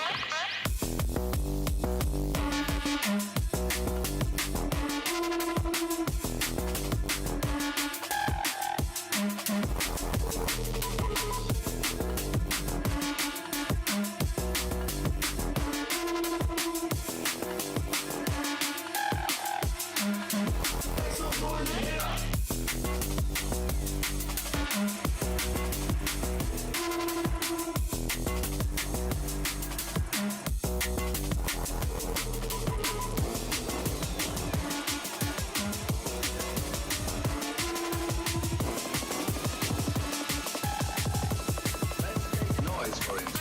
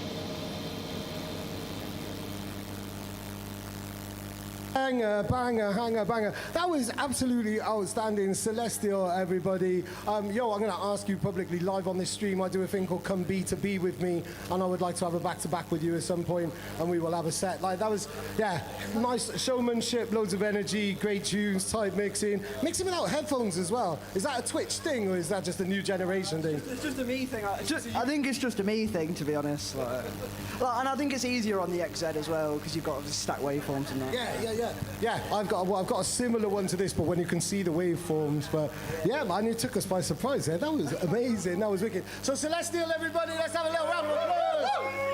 Okay, so now I'm going to pass you over to the capable hands of Annalise, and she's going to be doing some interviews for the next half an hour, and then I will be back to interview John B, or as we say in more formal places, Jonathan B. Good. I don't think his name is Jonathan B. Good at all. It's John B. We all know that. Anyway, I'm going to pass you over to Annalise and big up Celestial one more time. There we go. Don't leave me hanging. Don't leave me hanging. He's leaving me hanging. There we go. Brilliant. Hey, nice. Cool, man. Love is with you.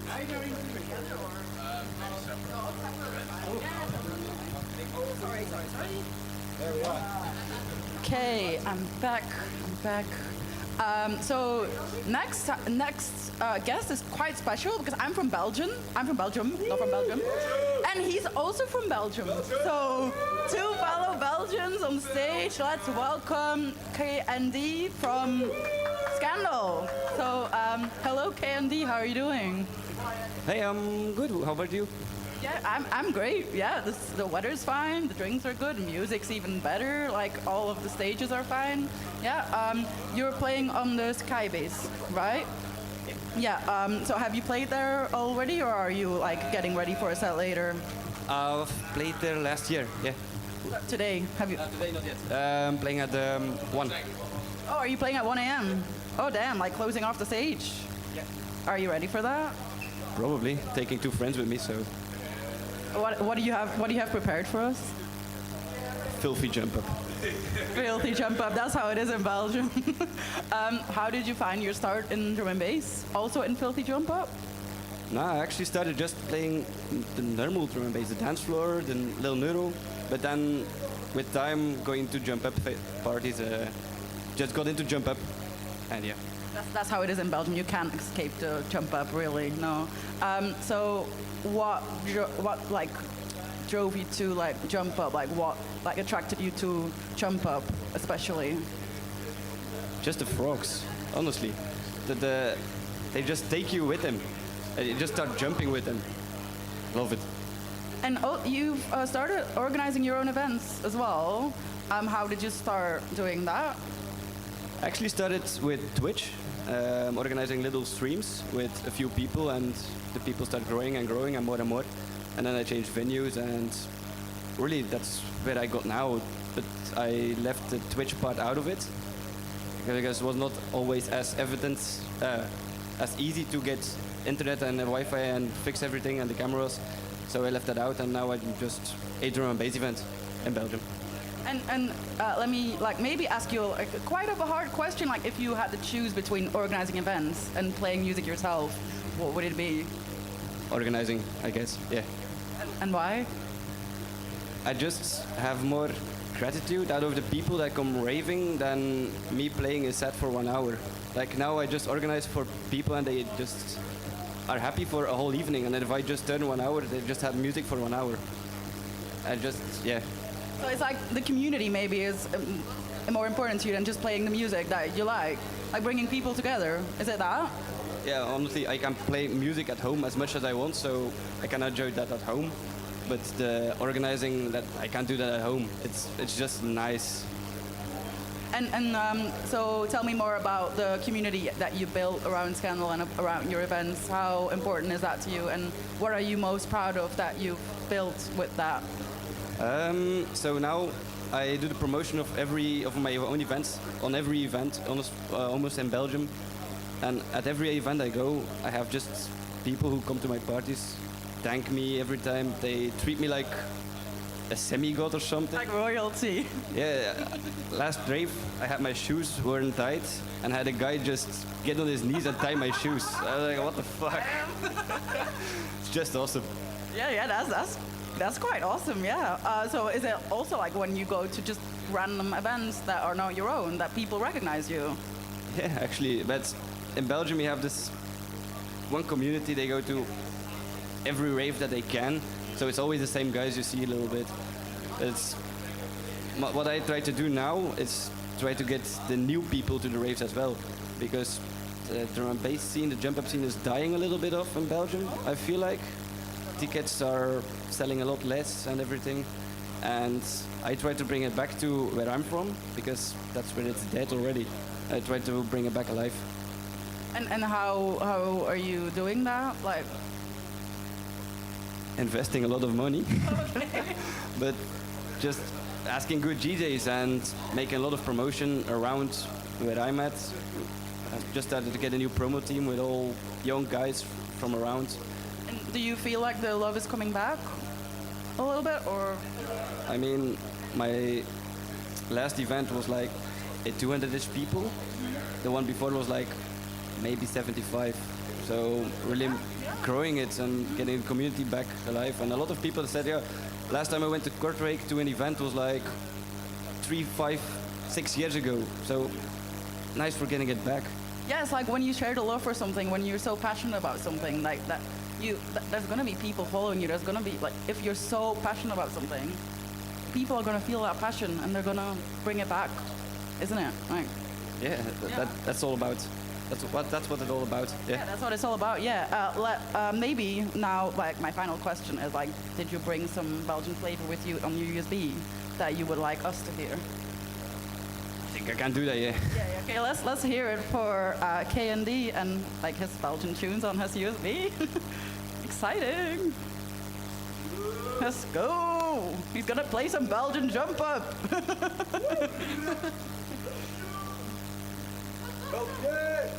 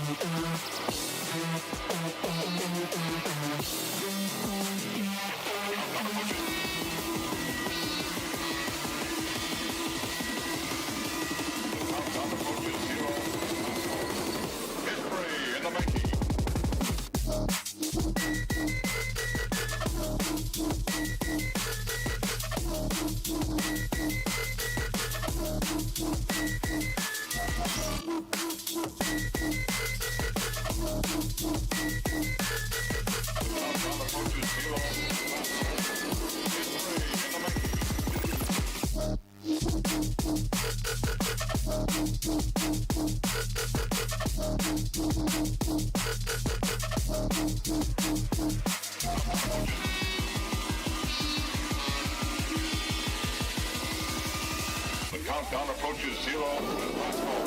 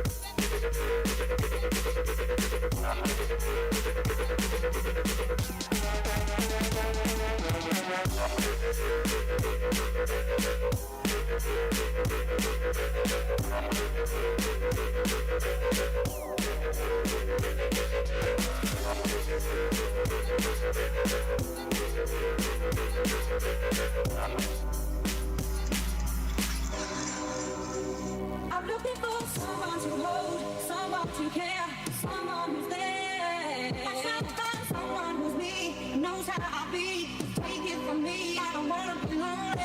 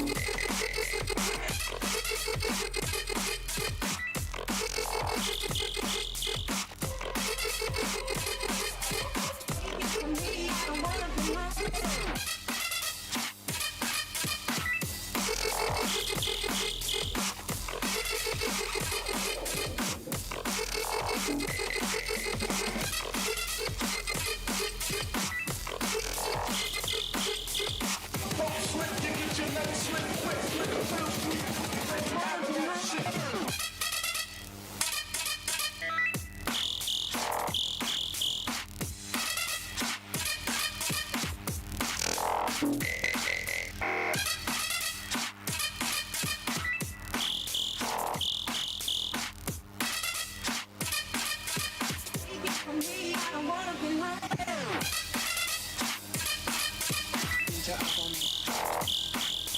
Need your eyes on me. Need your eyes on me. Need your eyes on me. Need your eyes on me. Need your eyes on me. Need your eyes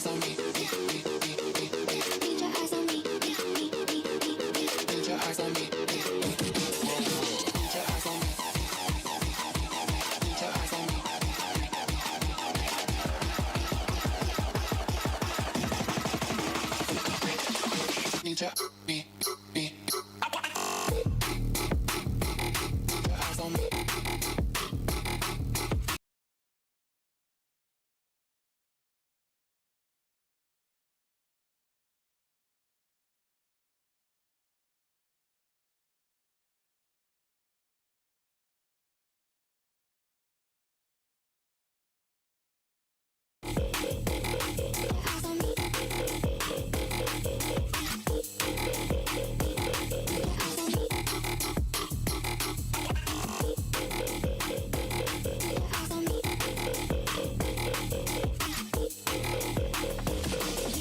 Put your eyes on me, me.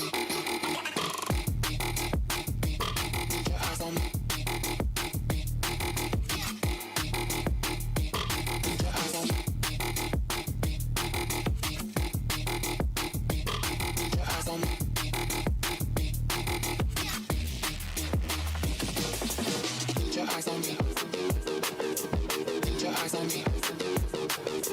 Get your eyes on me. Get your eyes on me.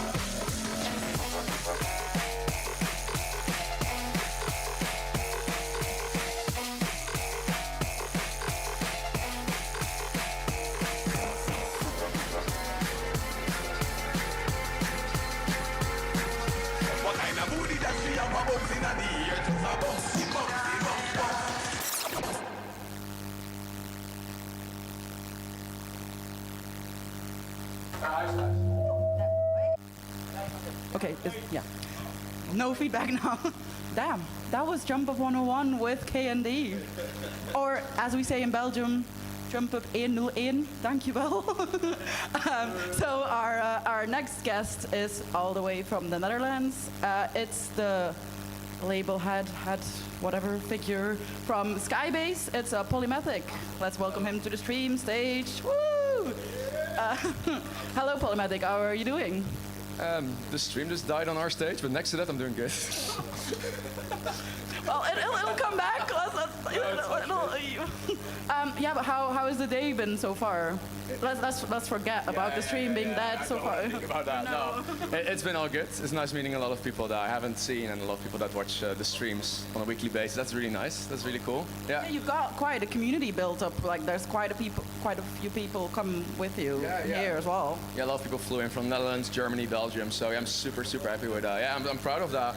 So I'm really glad that we all can come together here in Leicester. Really happy with that. Yeah. And how did you start Skybase? It started in COVID with parties at home, because of course. And then we kept inviting more and more people. At one point we had a Gladdepaling over. Gladdepaling was like, yeah, my student room, 25 square meters, it was full.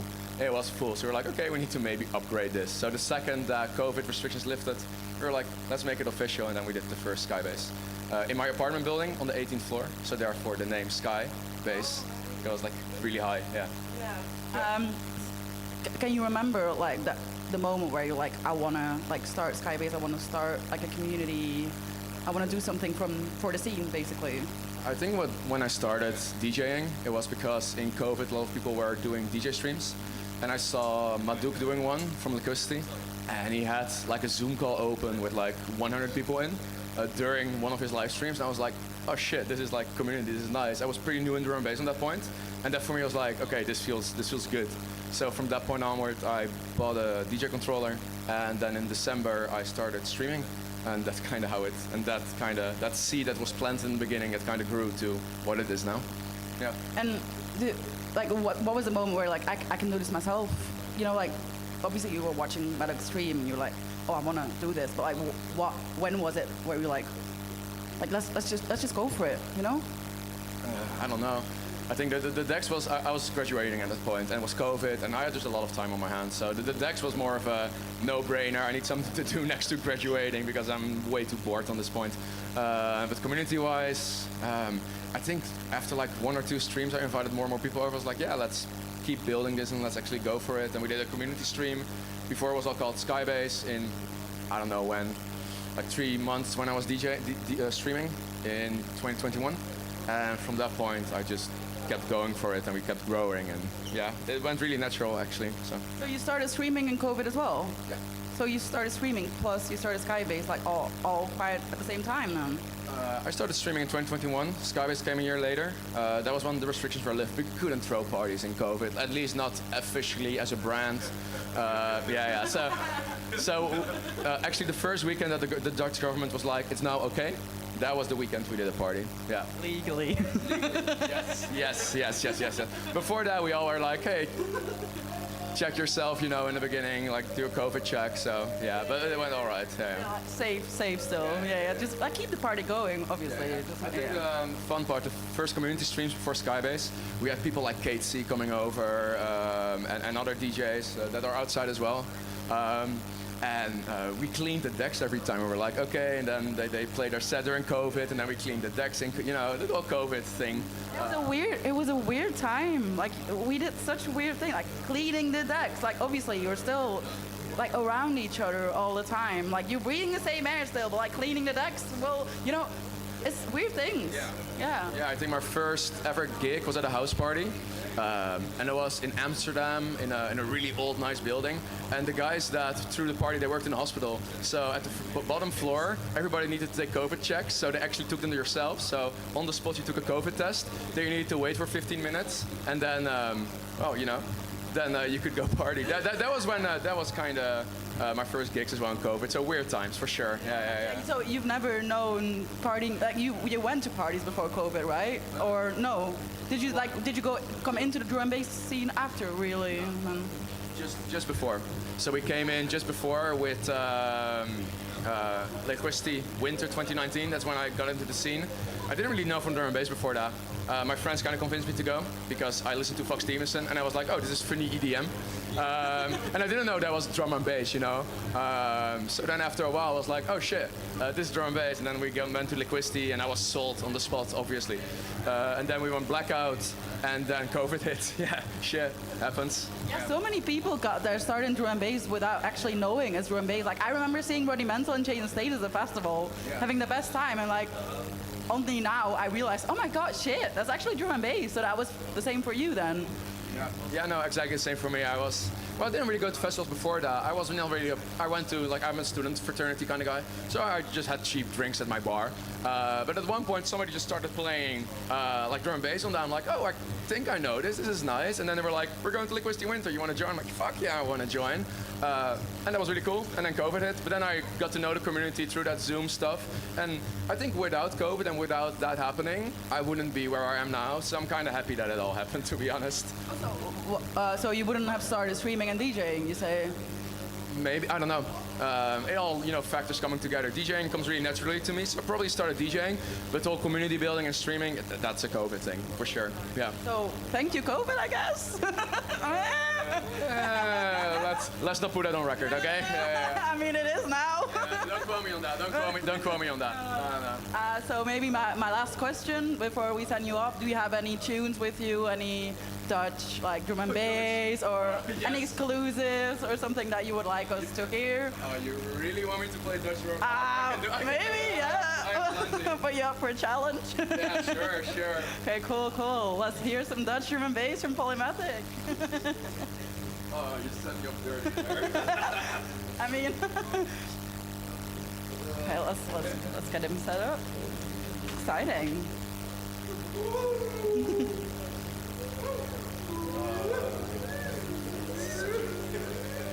Let's go.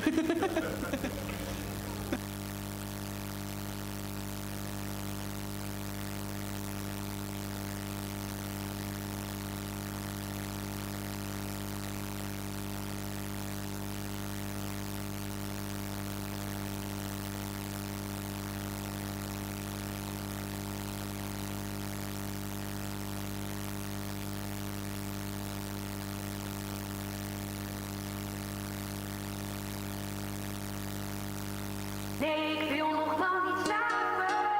Nee, toch zit ik op de kamer. Ik doe een drankje ergens op het plein. Straks nog naar een feestje met Fleur en Willemijn. Maar iets dat houdt me tegen, niemand mag het weten. Ik moet nog ergens zijn, Houdini, ik verdwijn. Poef, klokslag, middernacht, Prinsengracht, taxi door de binnenstad. Schat, ik kom nu naar je toe. Voel de liefde uit, ik ben aan. Jij denkt dat we samen gaan, maar ik ben nu nog niet.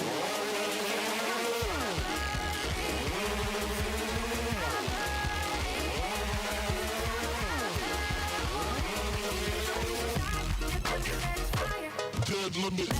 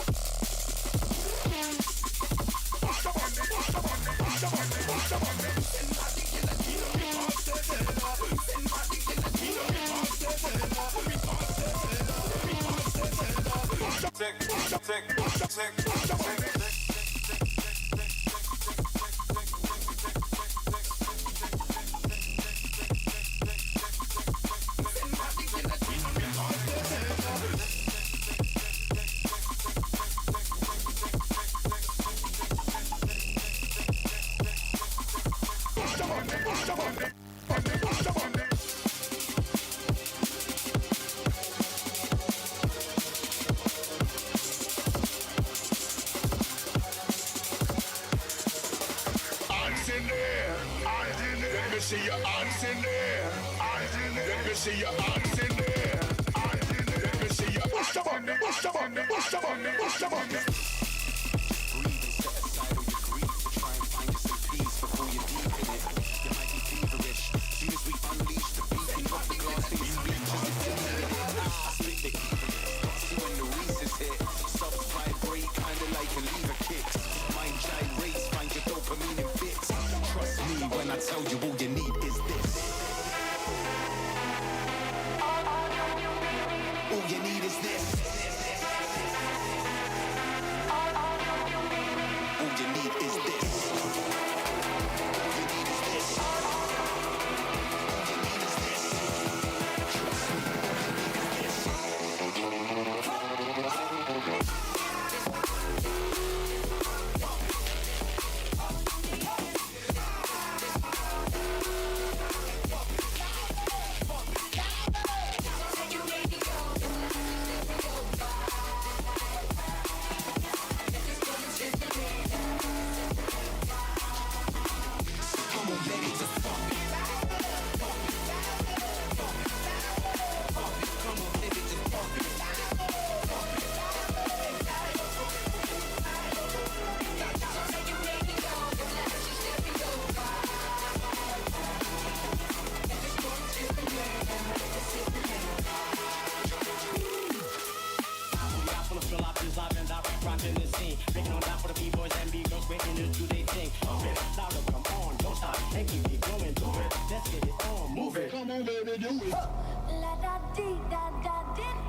Come on. Let the speakers blow your mind. Blow my mind, baby. Let it go, here we go. La da dee da da dee da. Come on, yeah. This is some sound that feels so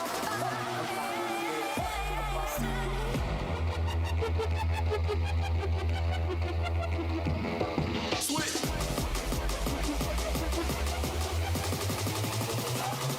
Switch.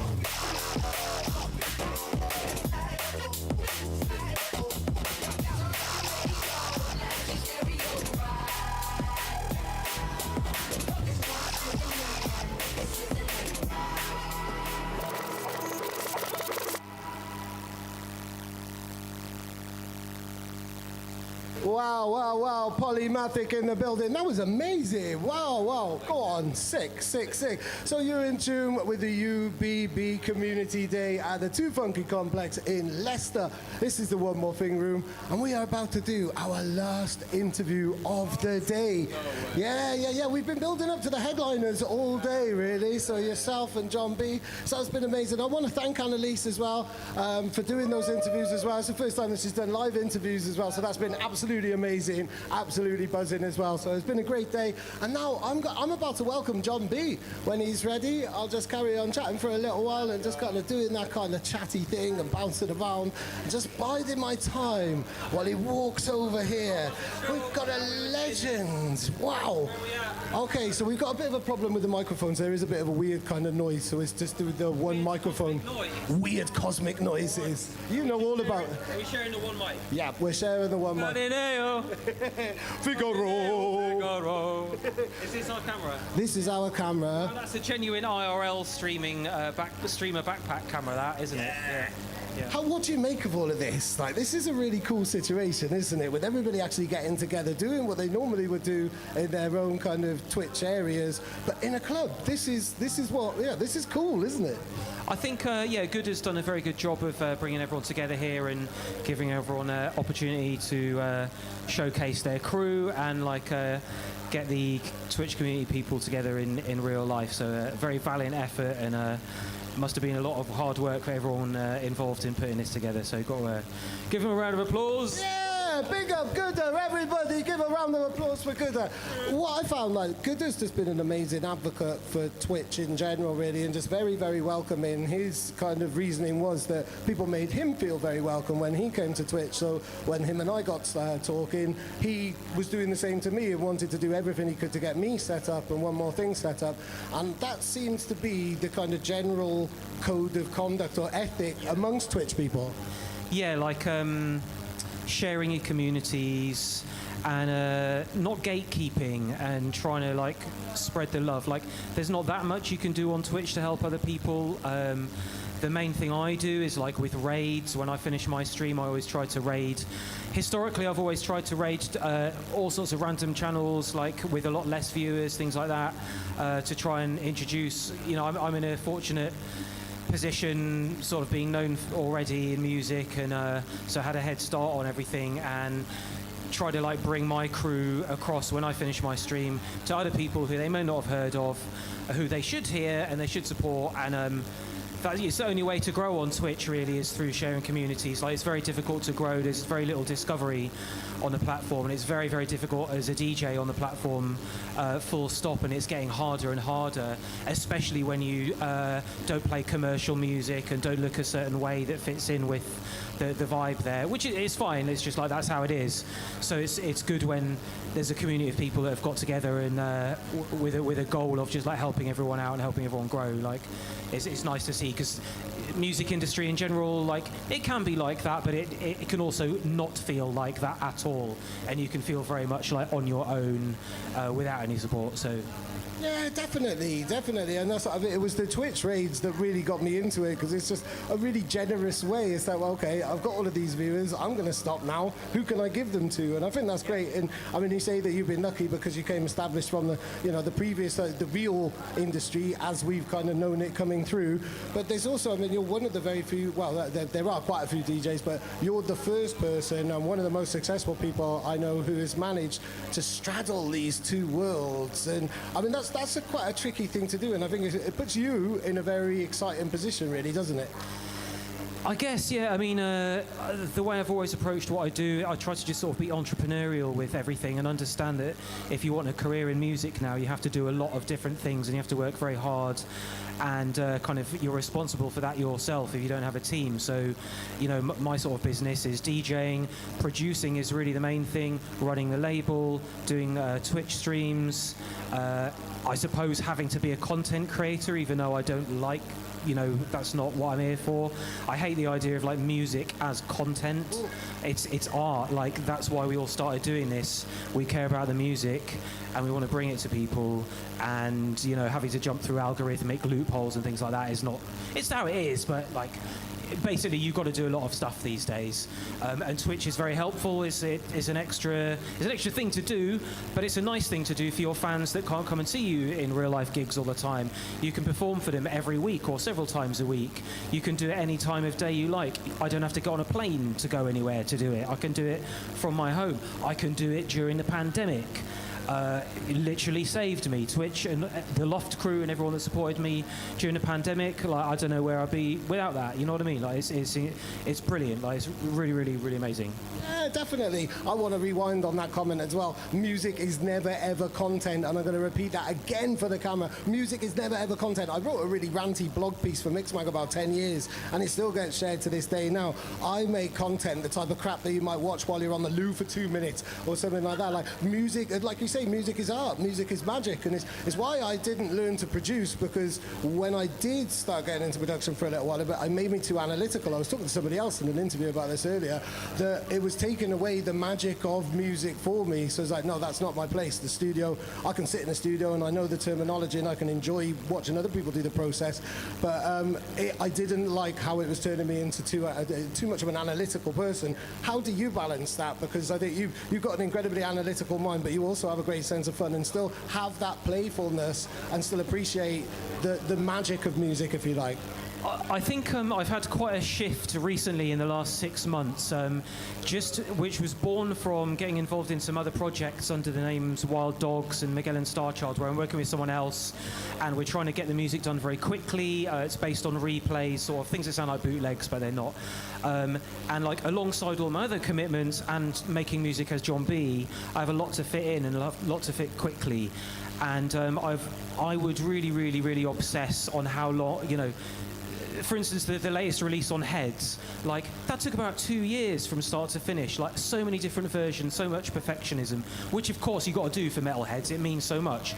But I would be like that with so many tracks, just taking such a long time, micromanaging everything. And, like, it really doesn't make that much of a difference. Like, my new approach is I just want to get more music out, more good music. And, like, once you've got over 85% good, in a day or two of like hyper-focused studio time, that is good. As if you know what you're doing, like 85% good John B is totally good enough to release it and move on and get something else out. Like, I can have more impact on the world as a musician if I release more music, not if I spend an extra fucking 50 hours tweaking a tune. That, you know, the release of a tune is so short-lived these days. You know, it comes out, there's a week beforehand of your hype and your promotion and everything. It comes out, you try and hype it a bit more, and then you just got to leave it to the algorithm, and then that's that. And you can't just keep trying to focus all your hopes and energy on like one track. So I've tried to remove myself from that sort of perfectionism and obsessiveness over one tune. And like, I see a lot of people when they first start, they go crazy on that. Like, they will not finish that first tune because it means so much to them, and they feel like if it's not perfect when it's finished, it's a failure or something. And like, I'm starting to look on it more as like getting more productive, releasing more stuff, being regular. Like, that is the way to achieve more success and like increased productivity and I've forgotten the bloody word for it, but like consistency in anything, and that goes with content, YouTube, podcasts, and being on Twitch, being on regularly when people know you are going to be on, being consistent so people will always have your stuff at the same kind of time. That's one of the few ways you can help yourself to grow. And it's sort of in terms of like ROI, like time invested in output and everything, consistency and just pushing on with shit, I think is a great, powerful thing. And like, I'm trying my best to try to switch the way I work that way now. So do you think that you've been guilty then, or of just over finessing? And I mean, like, drum and bass is kind of characterized a lot on that perfectionism and that pursuit of that like audio clarity and really kind of pushing things just beyond the boundaries, and that's what's kind of made it to a certain degree is a really an exciting part of the genre. But do you think it's almost been a victim of that in a way as well then? Like it's obsessed too much with the technicalities? I think that just comes down to the person. You just got to make a tune that sounds right, and you got to finish it to a good standard. But I think once you get to a certain, percentage of completeness, that is far better. You know, as long as it's decent, like. 85% all right is going to be a lot better than most of the other stuff out there. That is constantly flooding as well. There's always people like releasing bazillions of tunes all the time, and if you're putting all your eggs into one basket, one tune, and not releasing enough stuff, like, you're not going to be able to move on to the next one, which might be a better tune and all that. So you've always got to do the absolute best and make something to the absolute best quality you possibly can, for sure. But there's also a point where you've got to know when it's time to wrap it up and move on, and you're not. Sometimes, you know, if you're overdoing it, you make the tune sound worse. Yeah, definitely. And you lose all of the essence from it in the first place, really. So, I mean, are there people? Yes. Yes. So we're doing a live interview here. Yo. Hello. Have you got? Yes, I do. I'm interviewing him live on YouTube and Twitch. Yeah, this is John B. Don't know who you are though, bro. Well, thank you. Go on, brilliant. Interview crasher, but he's not going to put me off my game. Tell me about Wild Dogs. What inspired Wild Dogs? And who's the other half of Wild Dogs? So Wild Dogs is a side project I've been doing for a couple of years now with a friend of mine who's in a group called the Young Punks, and his a big business that he has. How? Yeah. I know him. He's like a replay guy, isn't he? Yeah. So I mean, he's sort of be a silent partner in it. Like we work on everything together, but the way it works is like he does all sorts of replays for all sorts of people and has done for 20 years. And he came to me with the idea, I don't know, several years ago. I was like, yo, we need to do some drum and bass stuff. We'd done tunes before, and we know each other quite well from like sharing the same manager for a while, and all, I don't know, we get on well and we're on the same page. And he knew I could work quickly and would like understand what he was saying. So we have just got like an insane list of incredible tunes that we're remixing, where he organises a replay. So he knows all the best people who sound like Phil Collins or anybody. Shapeshifters. Shapeshifters. We did Lola's theme. I still use that when I'm playing a house set, when I'm doing my commercial house and garage stuff. If I want to switch it up, that's one of my techniques, is to play Lola's theme and then jump into your version. Brilliant, yeah, cool. So, like that, Wild Dogs is a huge potential opportunity. Like, we've been grinding away. We've signed a few things to some bigger labels now. We've got another single coming out next week it's a replay of Believer by Imagine Dragons. Oh, wow, brilliant. Go on. So again, he organised a replay, and basically I get supplied with the sample, what you would get if you were doing an official remix, like stems, so separated vocals and all the stuff, but it has all been replayed by real musicians. There's no samples. So what we're doing is basically a cover version. It's a drum and bass cover version. The original songwriters get all the publishing, so we don't get any money if it's played on the radio or anywhere, but we do get the recording side. So I'm just plugging away, trying to get as many of those done to as high quality as I can, and also to make them sound authentic and good. One of the big reasons I got into this and doing it was I was so fucking pissed off with so many shitty, half-assed bollocks bootlegs done. It's kind of like Up All Night was born out of that kind of stuff, like people doing shitty bootlegs of hardcore tunes and saying, look, I've made a new tune, and they'd literally just sampled some like old classic hardcore tune and put a break under it and be like, look, it's my new tune. And I was like, fuck's sake. So this, I don't know. So is that where Up All Night came from? That was the kind of inspiration, that was your way of kind of saying, this is how you take it? It was a big motivator. Like, and there's nothing against, there were some big tunes at the time that were basically, they were bootlegs, but they by any other name of big tunes, and like I was like, come on, that ain't cool. Like, and this could be done in a more thoughtful way. So like Up All Night was definitely a reaction against that, and trying to make something that sounded authentic and of the time, but referencing all the sounds and ideas that were huge before I got into all of this. Like, I wasn't around in the early rave days, but I was heavily influenced by it. So I just went with all the like staples, like beeps, high-pitched vocals, rave stabs, but then like modern breaks, but they were old school hardcore breaks, all destructively edited, like trying to make a modern version of something older in an authentic way. And so Wild Dogs is kind of a bit of a reaction against low effort bullshit crappy bootlegs, some of which are doing millions and are buying people houses and all the rest of it, and you're like, how the fuck did we get here? So, like, I mean, I'm doing it wrong. I'm trying to make nicely polished, radio-friendly, sensitively, authentically done drum and bass versions of these things. I would say you're doing it right then. You're showing that there's an alternative way. And even though, some people have had a lot of success from that, you said the word earlier, consistency. You've had career consistency.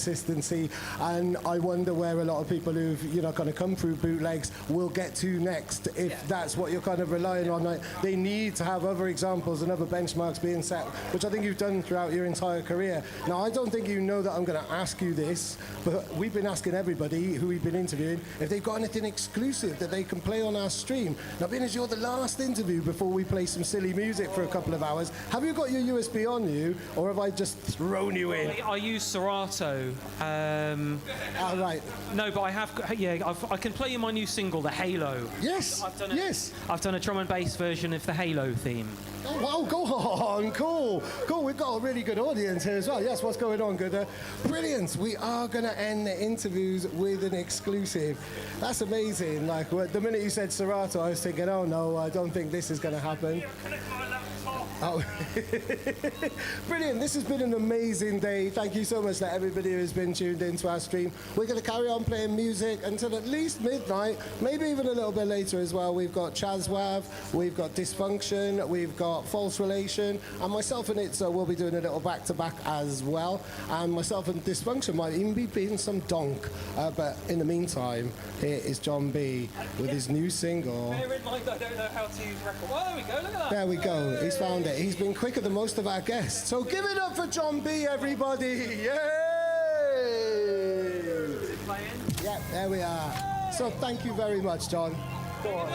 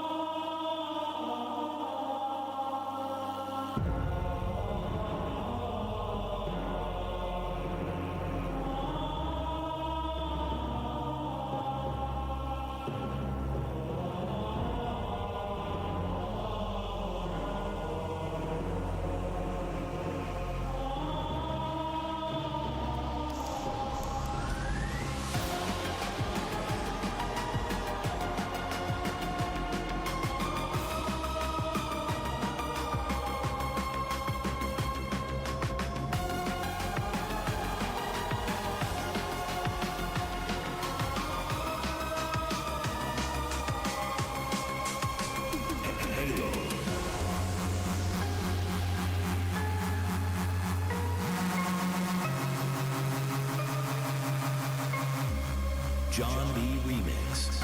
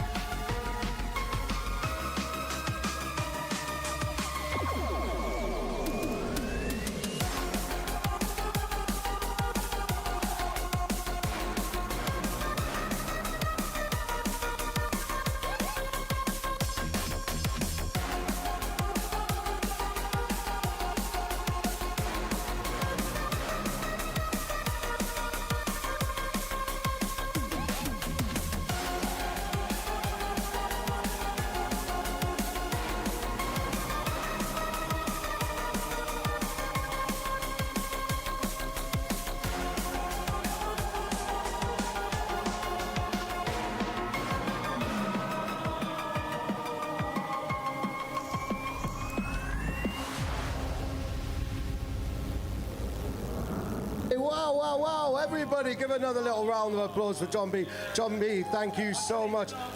There we go. So this has been the United by Breakbeat Community Day. That was the last interview. Thank you very much for everybody who's been watching. There are going to be sets now from myself and Itza. We're going to have Chazwab. We've got Dysfunction and False Relation. And maybe a little bit of Donk as well. I think we're going to play some silly records towards the end of the night. So stay locked and stay locked to all the other rooms. Big up the Twitch community and big up John B. Go on. Hey. Cool. Stick with us. We're going to play some tunes.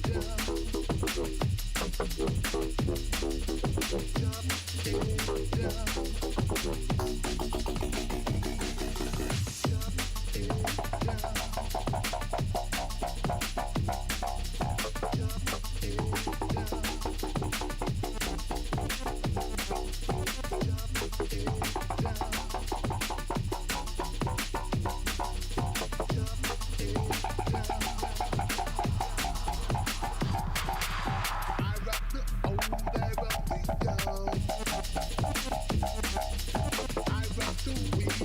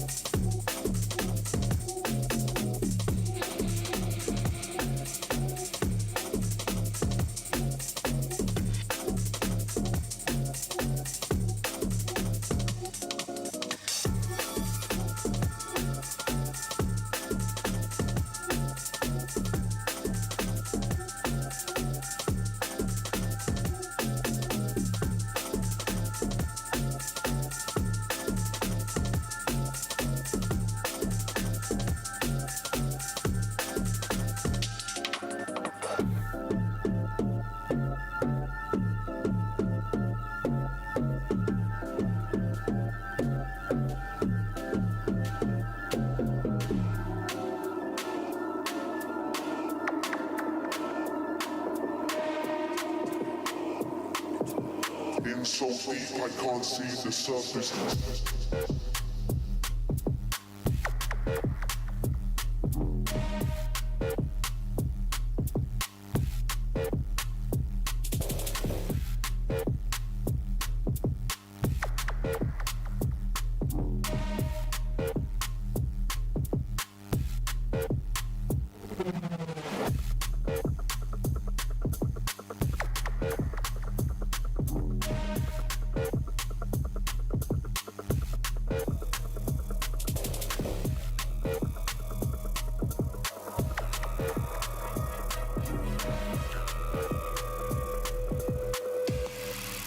Find ways to find it.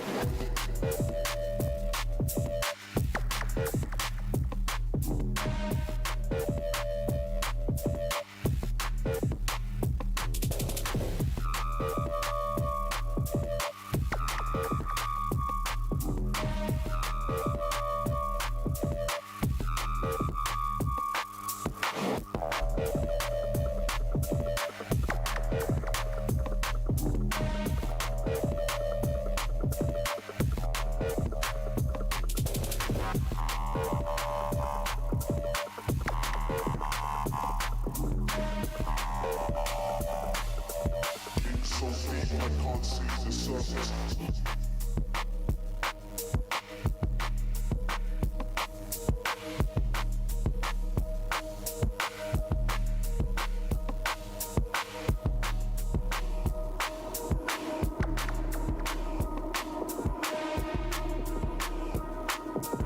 In so deep I can't see the surface.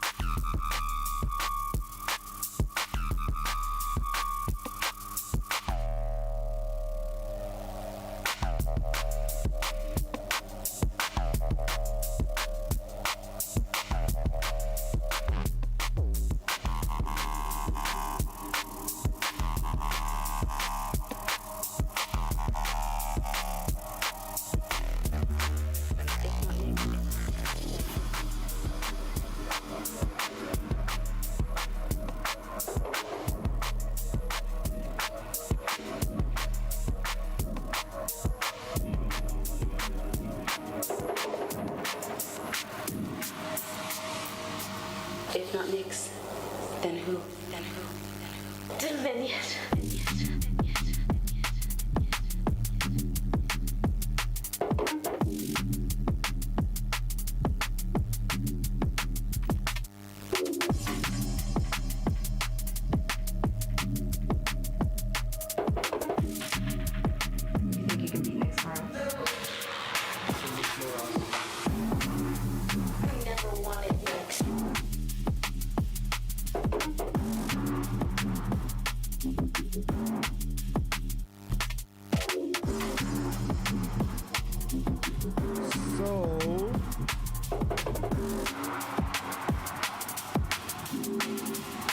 I said there wasn't going to be any more interviews, but I lied.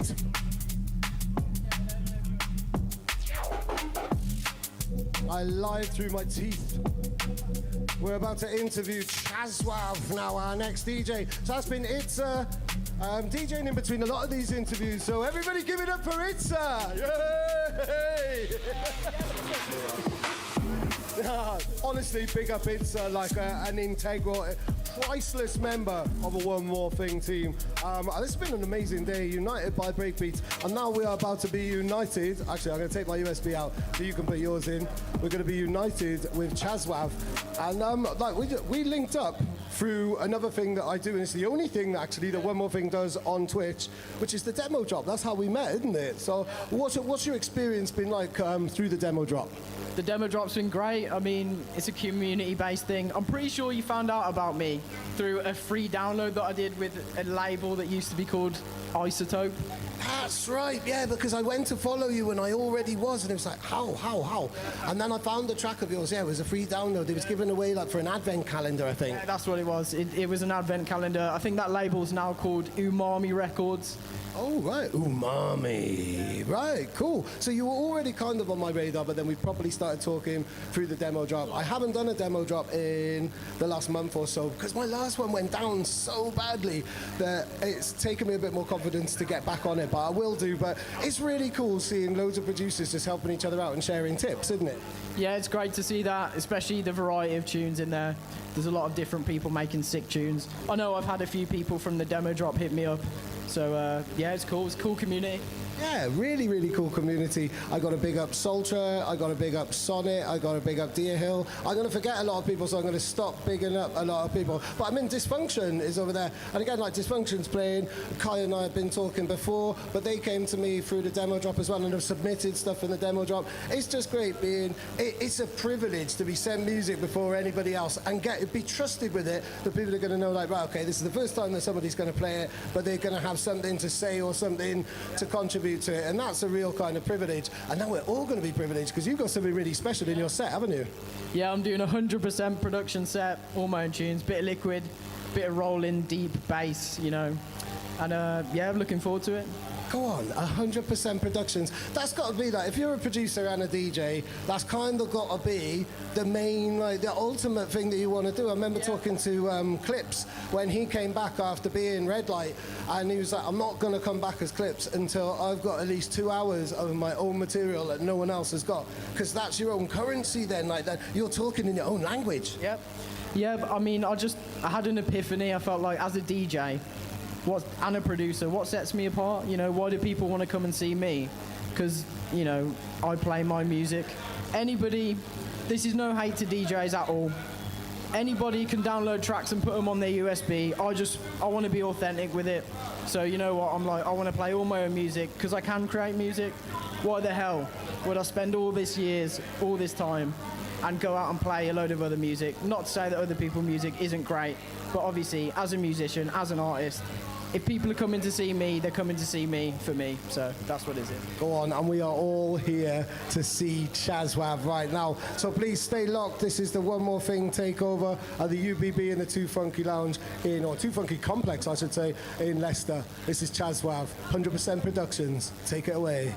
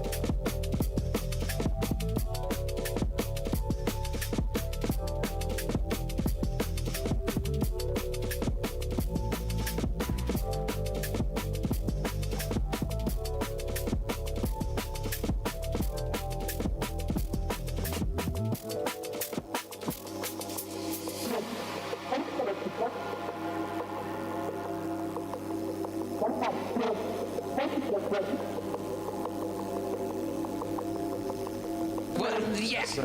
Before we get into that stuff, I want to say this real quick. Okay. Is that camera on me? Friends at the Bohemian Grove.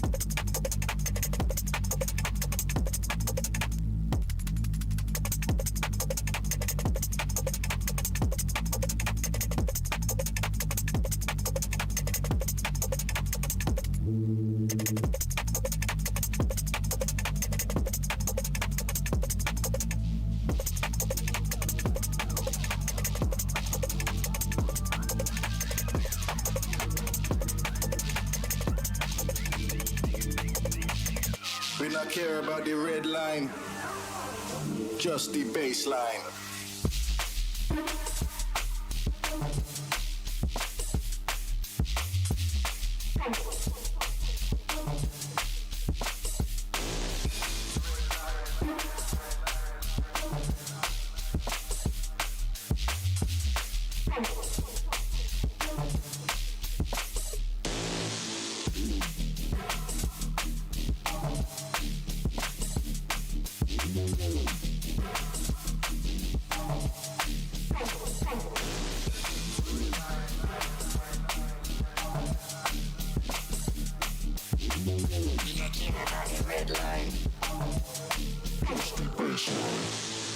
We not care about the red line, just the baseline.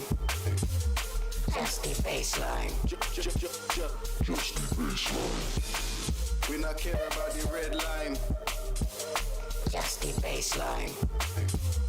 Just the baseline. Just the baseline.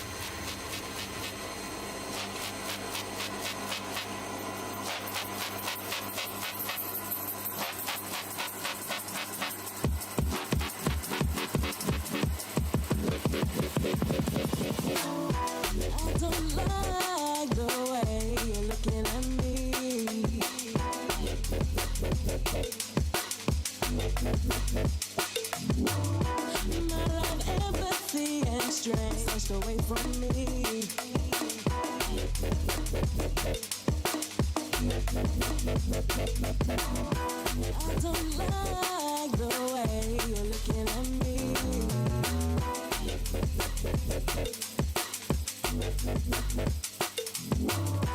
My love, empathy, and strength rushed away from me.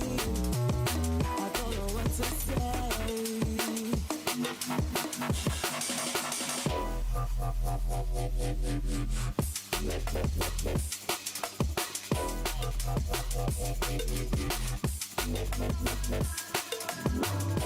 My love, empathy, and strength rushed away from me.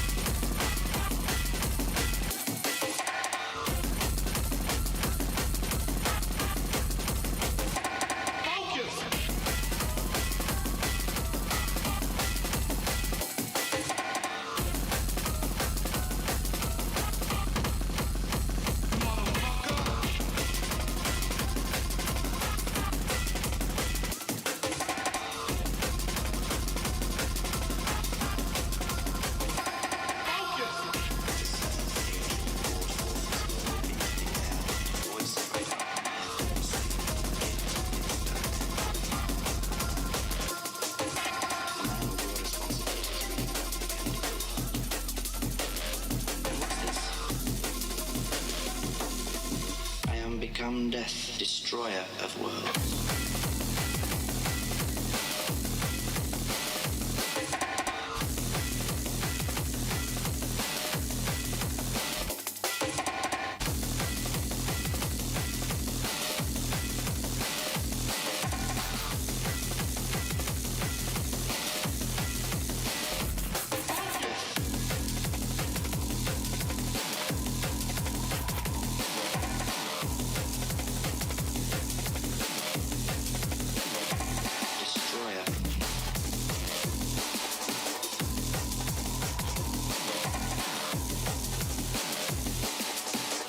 Become death.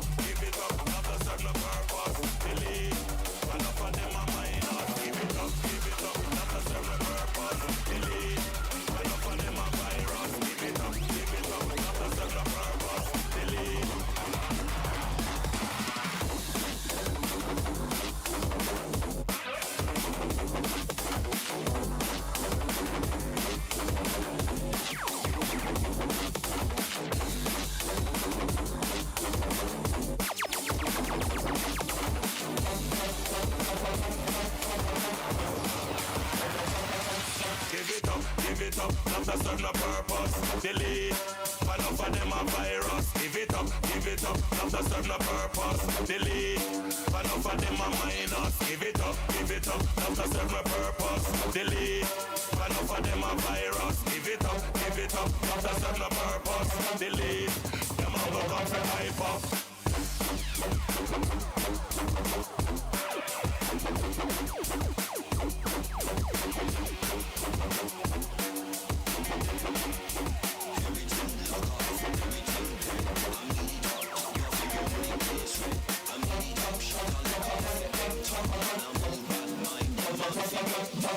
Wash your head, boss, this a revelation. Get the resemble, I make it surplus. You walk and touch like I did make you no bust. Par with no one, living cantangerous. Clean every day, so make it a fabulous. If your things say I lie, then go back station. Fell from your face like this and not chill. We not trust in a man, we're gonna go the trust. Give it up, not to serve no purpose. Delete, one over them a virus. Give it up, not to serve no purpose. Delete, one over them a minus. Give it up, not to a several purpose. The lead up top, everyone them a rise up. Living on top shot, because of the purpose. The lead bad mind, them man forget box. Lock off.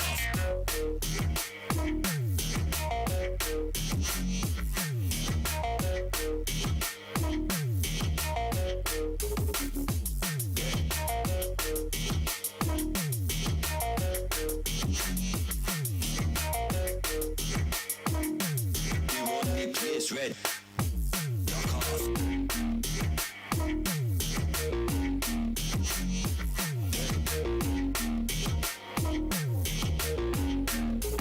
Everything lock off, everything dead. I'm the top off, you run the place red. I'm the top shot, I'm the coffee, big top. Man, I'm on bad mind, them man figure box.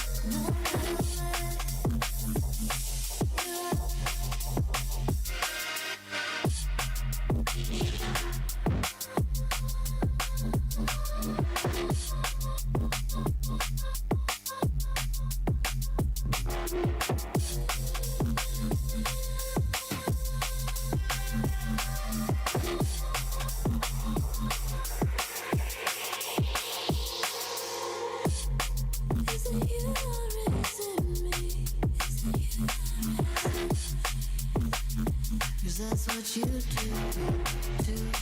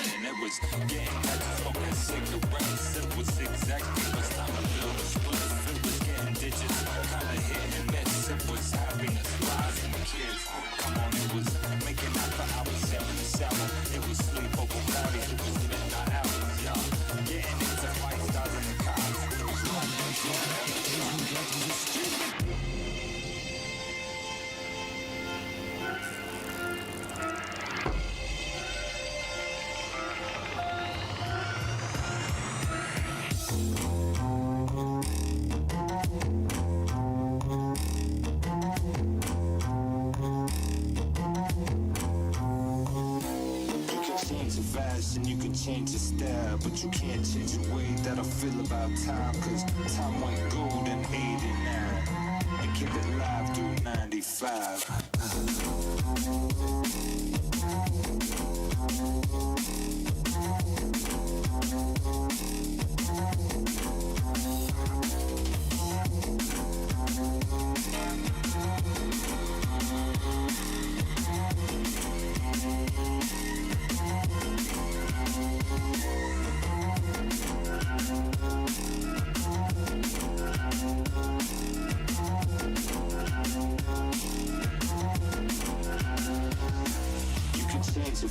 And you can change your style, but you can't change the way that I feel about time. Cause time went gold in 89 and keep it live through 95.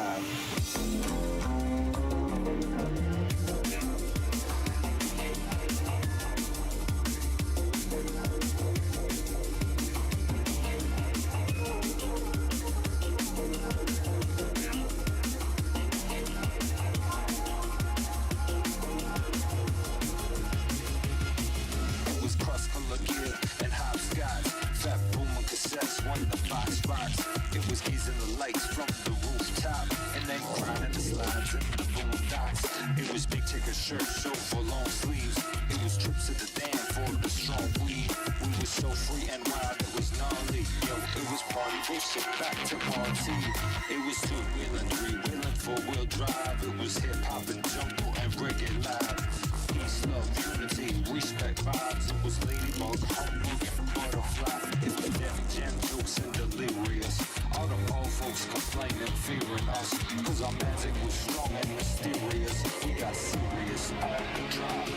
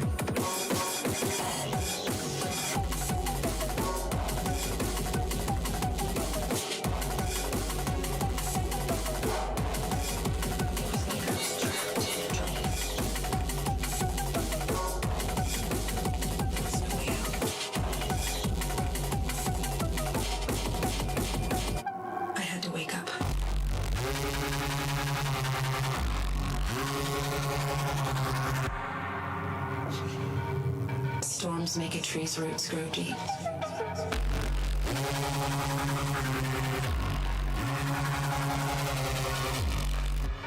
Whatever storms formed my prison, they must have been violent.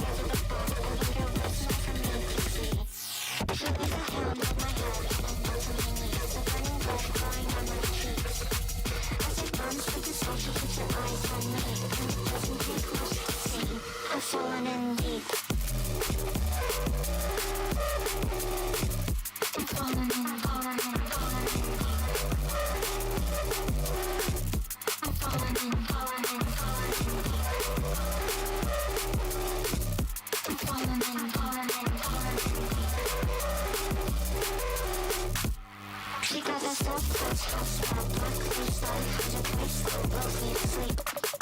She found the super track and switched her hair to the pop. I wonder what's not for me to see. She lays her hand on my head and I melt to my knees. I burn the blood crying on my cheeks. As her arms to the side, she keeps her eyes on me. And it doesn't sleep much to see. I'm falling in deep. I'm falling in hard and hard. I'm falling in hard and hard. I'm falling in hard and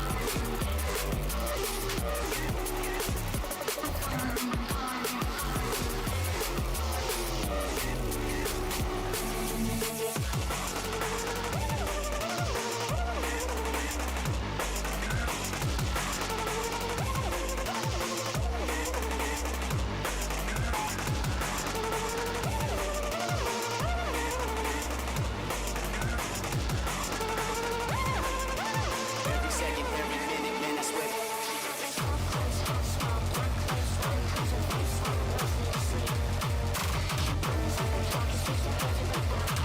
Every second, every minute, man, I swear that she can get it.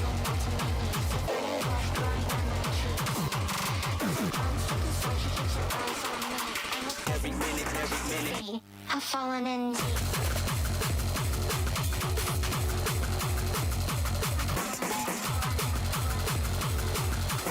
every second, every minute, man, I swear that she can get it.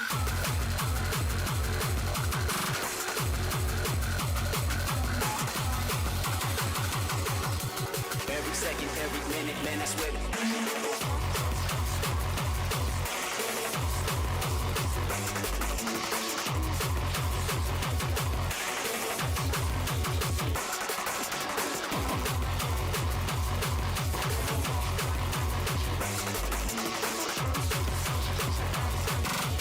Every second, every minute, man, I swear that.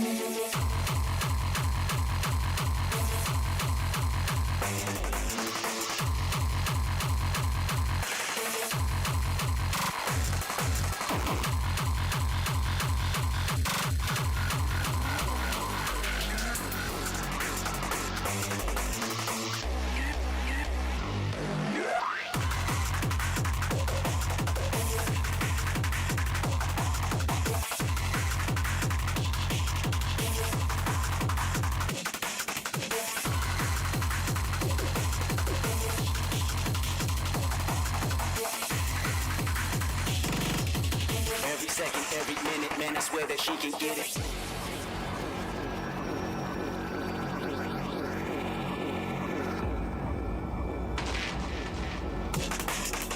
Every minute, every second.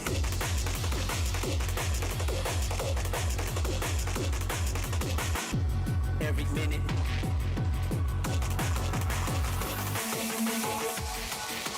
Every minute, every minute. Every second, every second. Man, I swear that she can get it.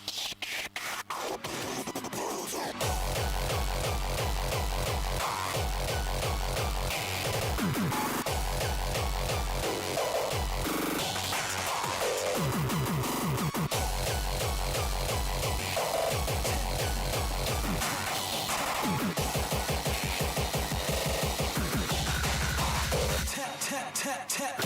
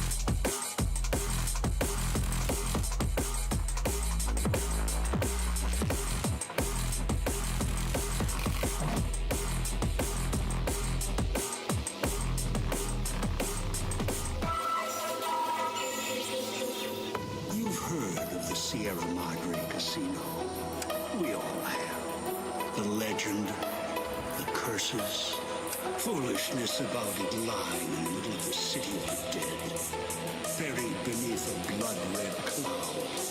A bright, shining monument luring treasure hunters to their doom. Still out there, in the wastes, preserved, just waiting for someone to crack it open. But getting to it, that's not the hard part.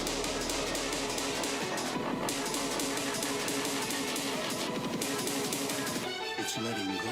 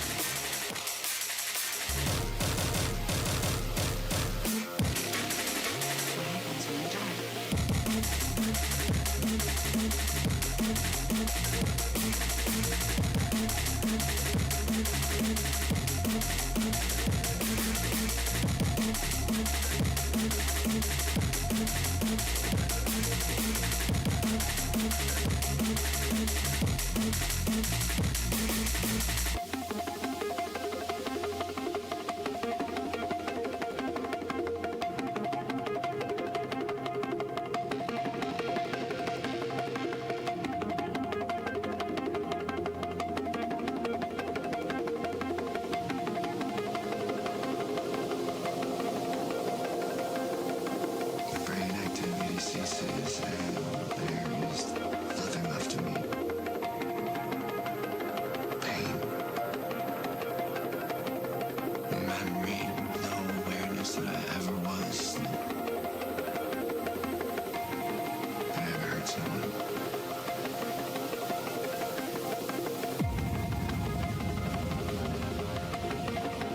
That I ever killed someone. Everything is as it was before me. And the electricity disperses from my brain till it's just dead tissue.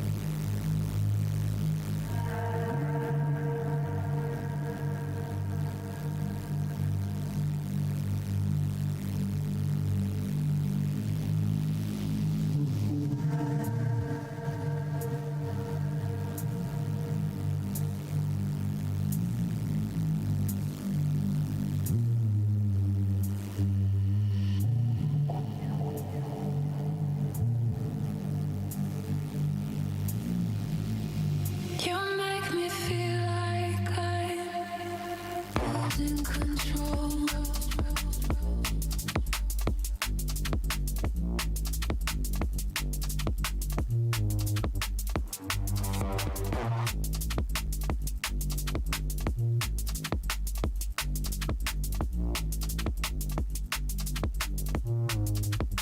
Just so you know.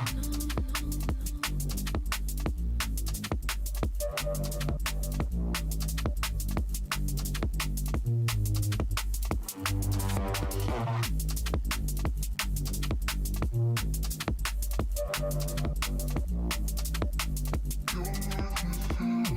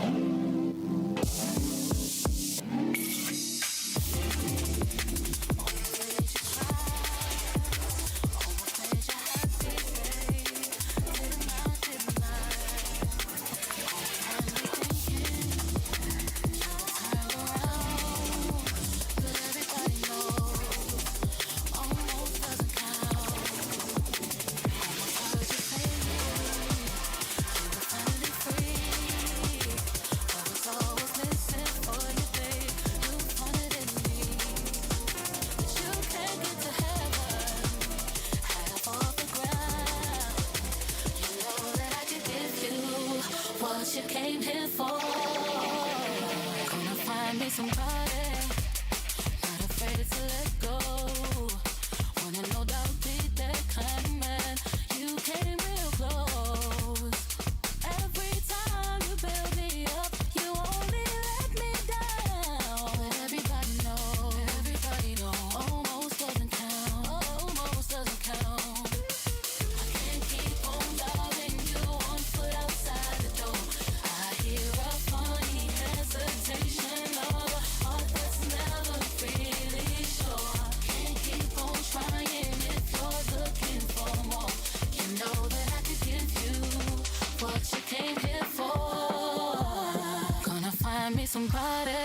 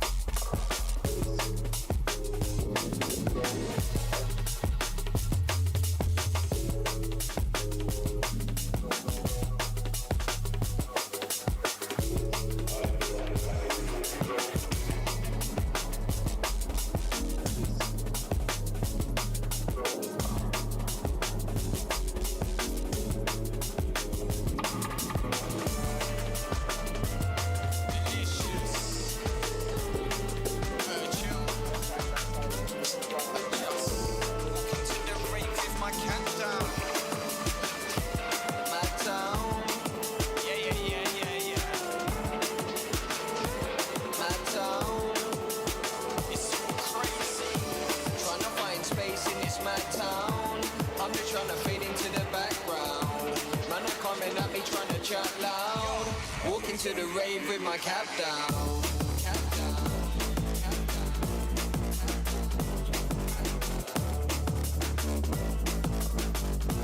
Walking to the rave with my cap down.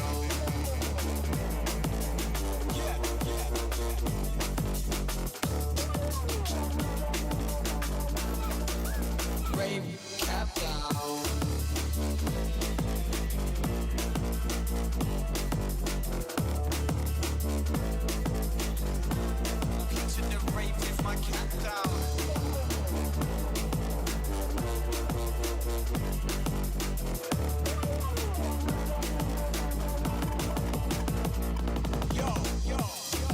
Find space in this mad town. I'm just trying to fade into the background. Man, are coming at me trying to chat loud. Walking to the rave with my cap down. Cap down, cap down. Walking to the rave with my cap down. Cap down.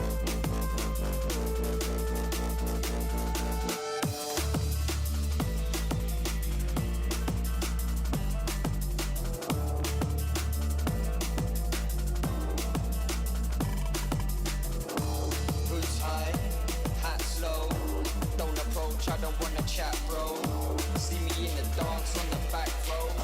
That's where we reside.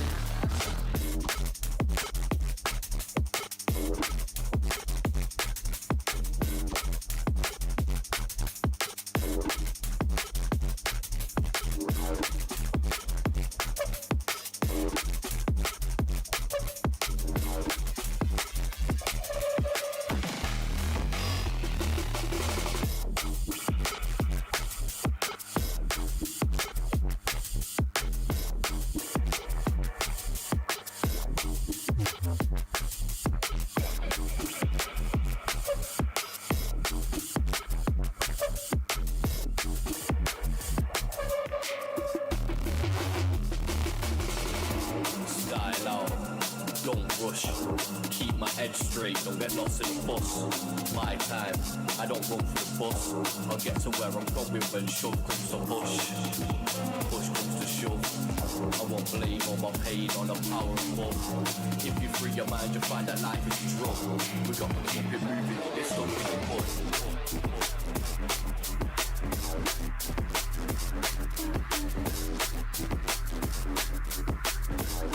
We gotta keep it moving.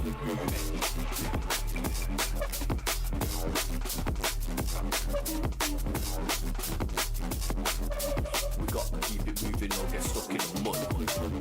It's useless staying stationary. Movement is very necessary. Pull up your shoes, make a move, catch a groove, nothing to lose. You choose, we can take it steady. This one is sounding proper heavy.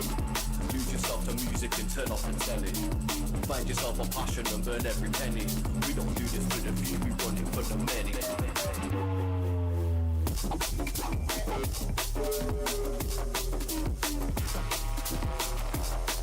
We don't do this for the few, we run it for the many.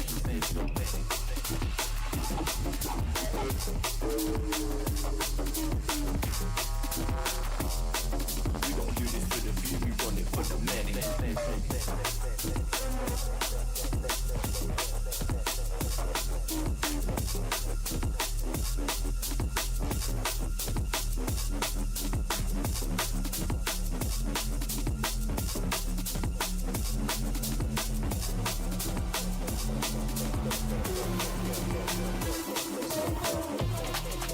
Stay on my grind. In the rain to the shine. Success on my mind. Take it one day at a time. Gotta stay on my grind. In the rain to the shine. Success on my mind. One day at a time.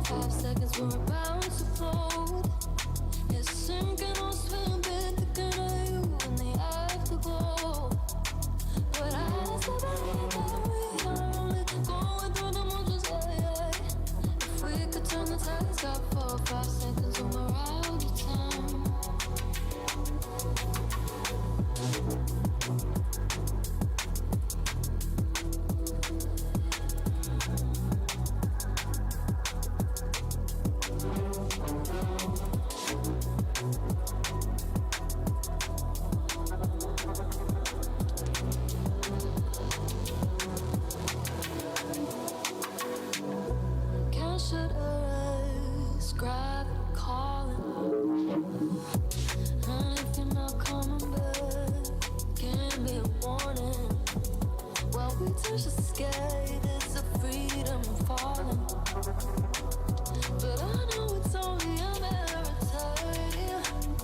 It only takes 4 or 5 seconds, we're about to fold. You're sinking or swimming, thinking of you in the afterglow. But I still believe that we are only going through the motions, yeah. If we could turn the tides back 4 or 5 seconds, and we're out of time.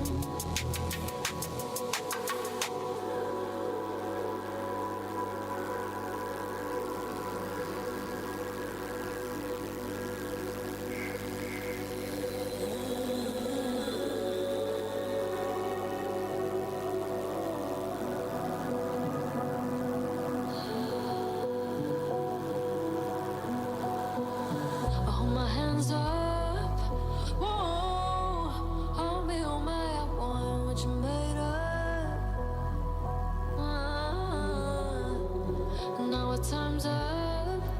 Oh, hold me on my one, what you made of.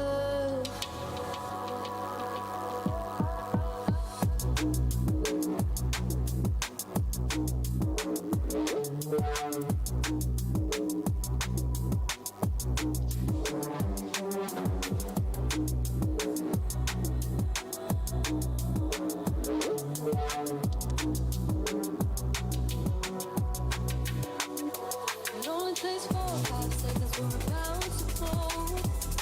You're sinking or swimming, thinking of you in the afterglow. But I still believe that we are only going through the motions, yeah. If we could turn the tides back 4 or 5 seconds, and we're out of time.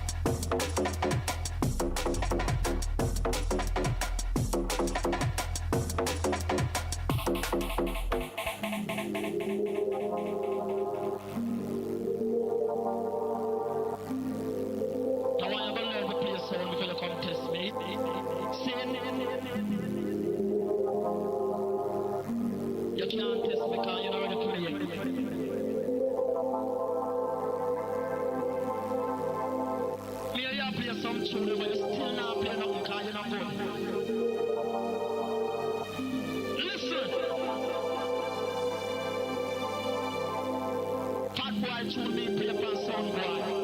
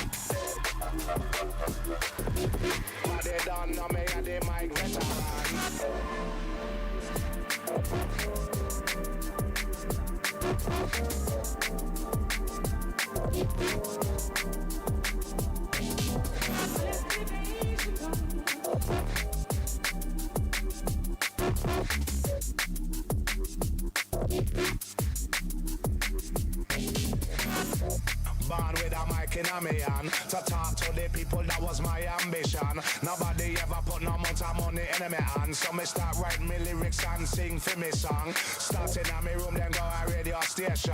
My name starts spread right down the M1. 3 years later, and yes, me had it done. Everybody done know me a the mic veteran.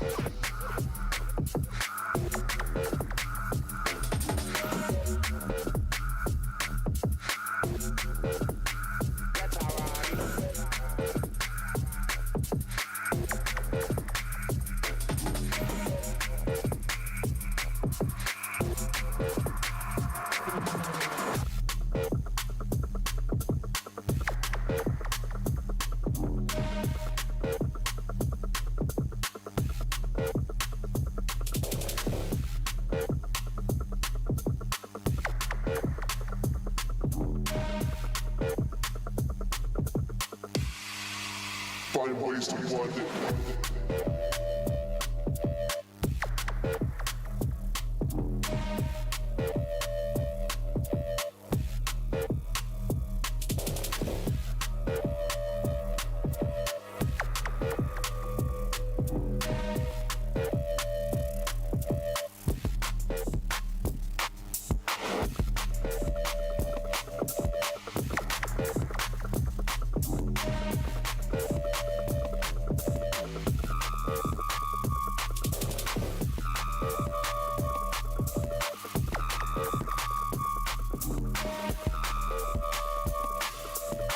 So deep I can't see the sun.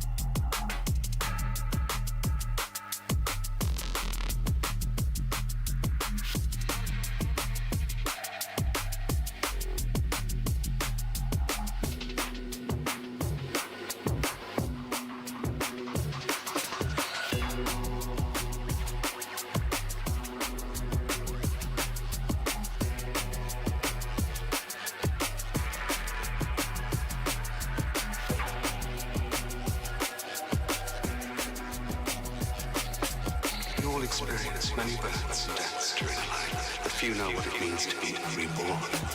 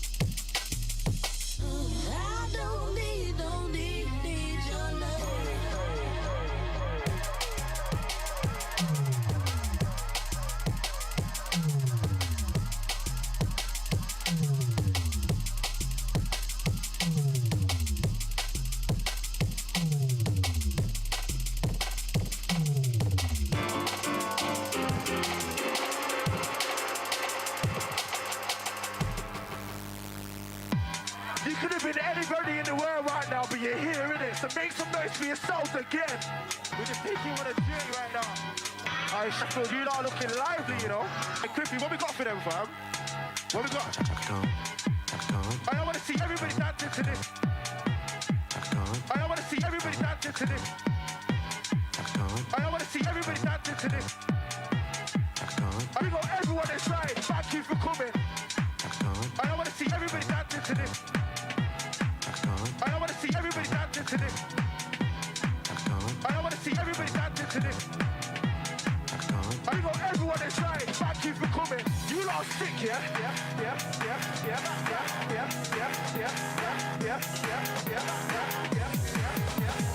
Alright, this is the last time I'm gonna do this for tonight, so I need you to get them loud. Make some noise for yourself if you're having a good one, eh?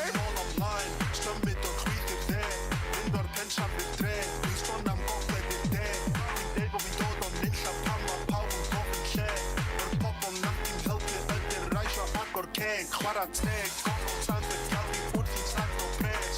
Pull my sage and text out, and atta bøtten ned. Kaje teg, the plan won't never stop, 10 toes or leg. No thinking about my line, this shit will grind your deggy deg. Deggy deg, no thinking about my line, this shit will grind your deggy deg. Deggy deg, no thinking about my line, this shit will grind your deggy deg.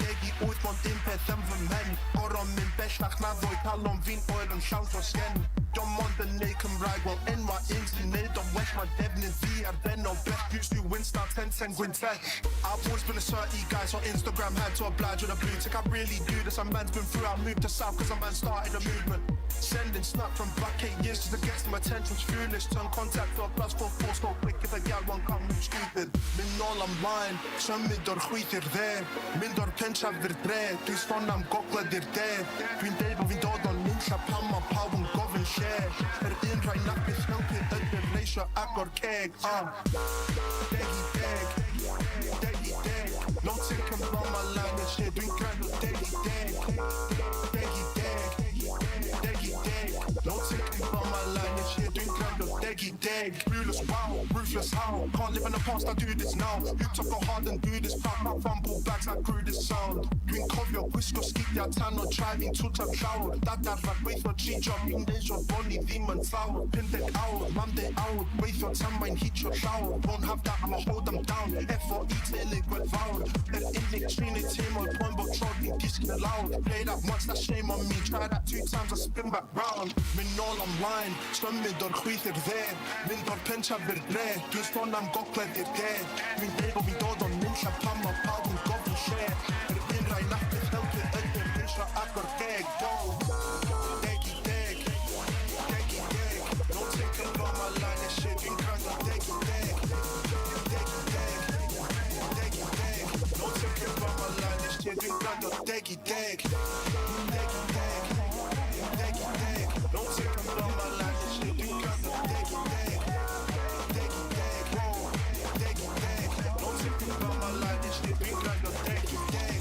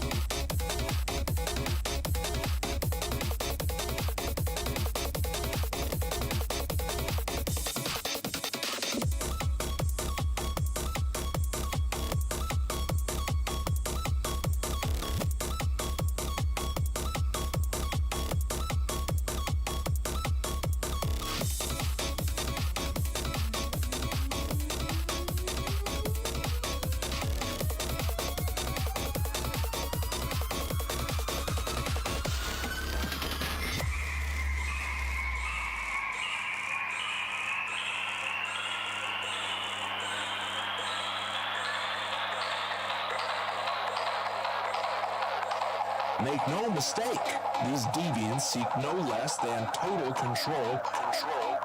If we do not act now, homosexuals will own America.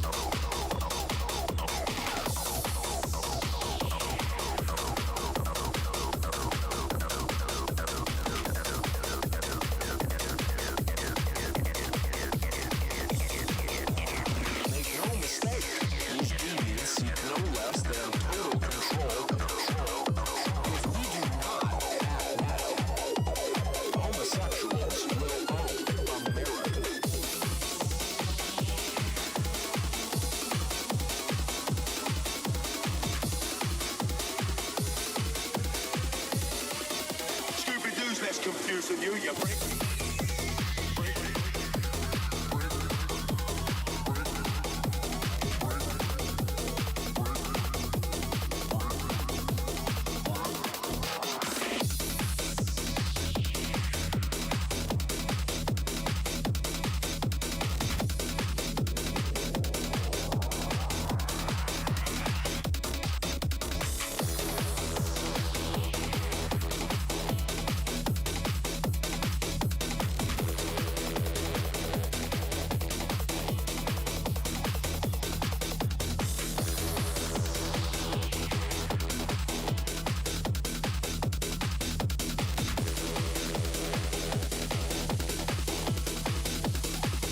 liven yourself up.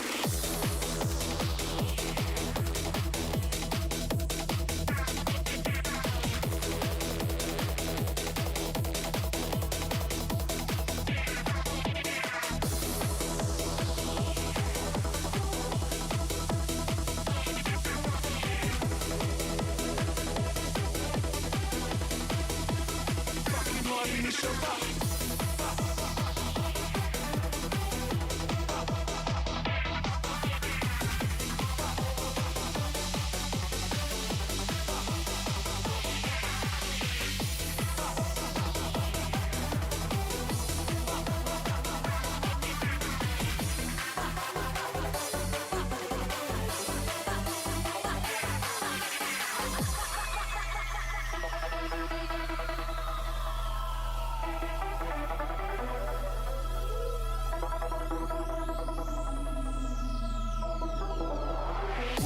Now we're getting personal. Now, what's your problem? The fact you open your kebab shop in 5 minutes, or the fact you buy your Charlie or white man? Well, how's it feel doing business with a Turk when you're supposed to be right wing?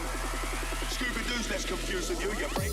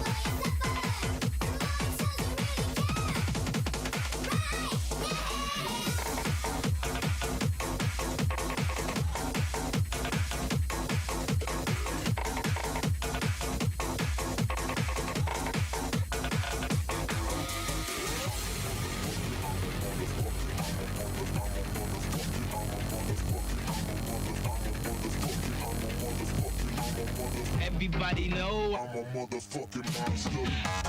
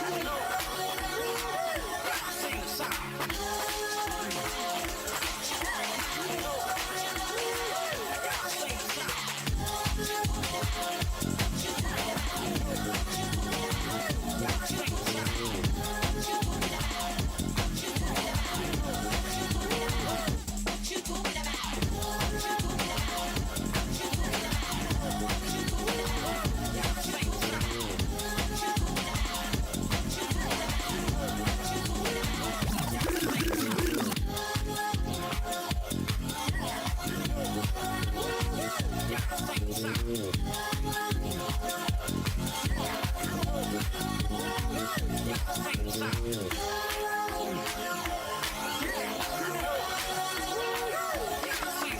it.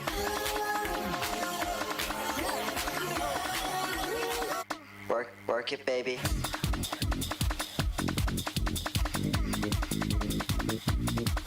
Work it.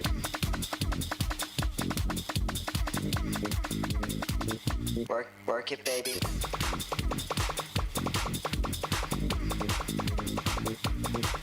Work it.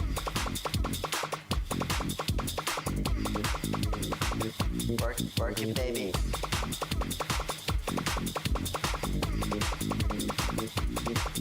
Work it.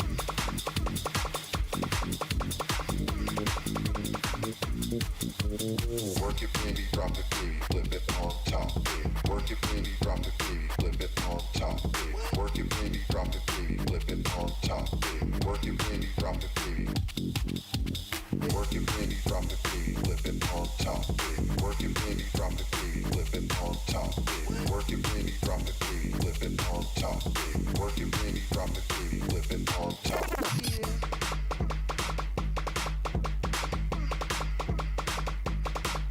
Work it.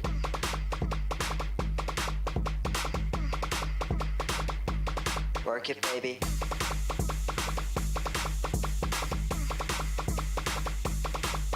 Work it.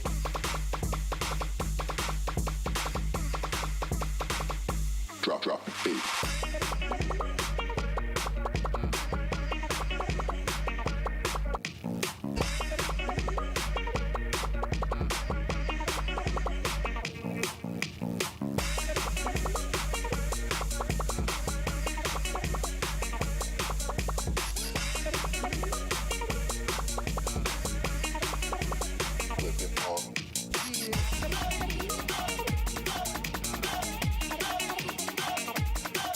Work it.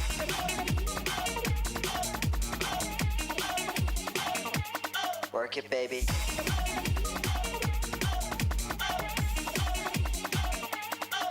Work it.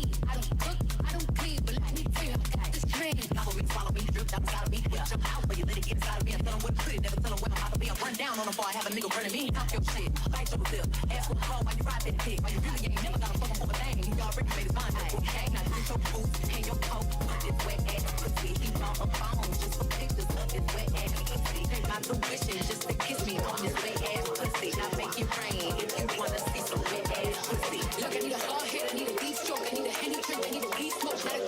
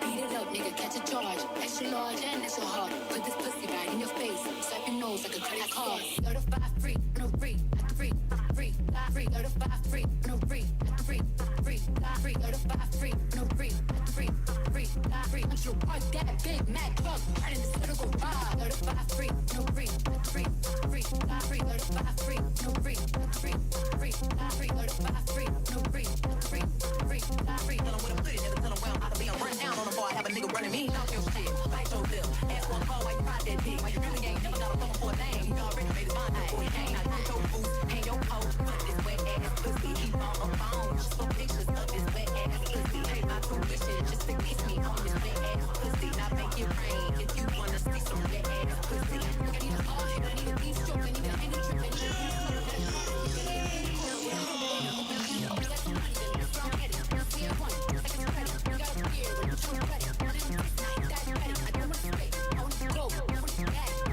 I want you to touch that little ring. Come on, throw my hand.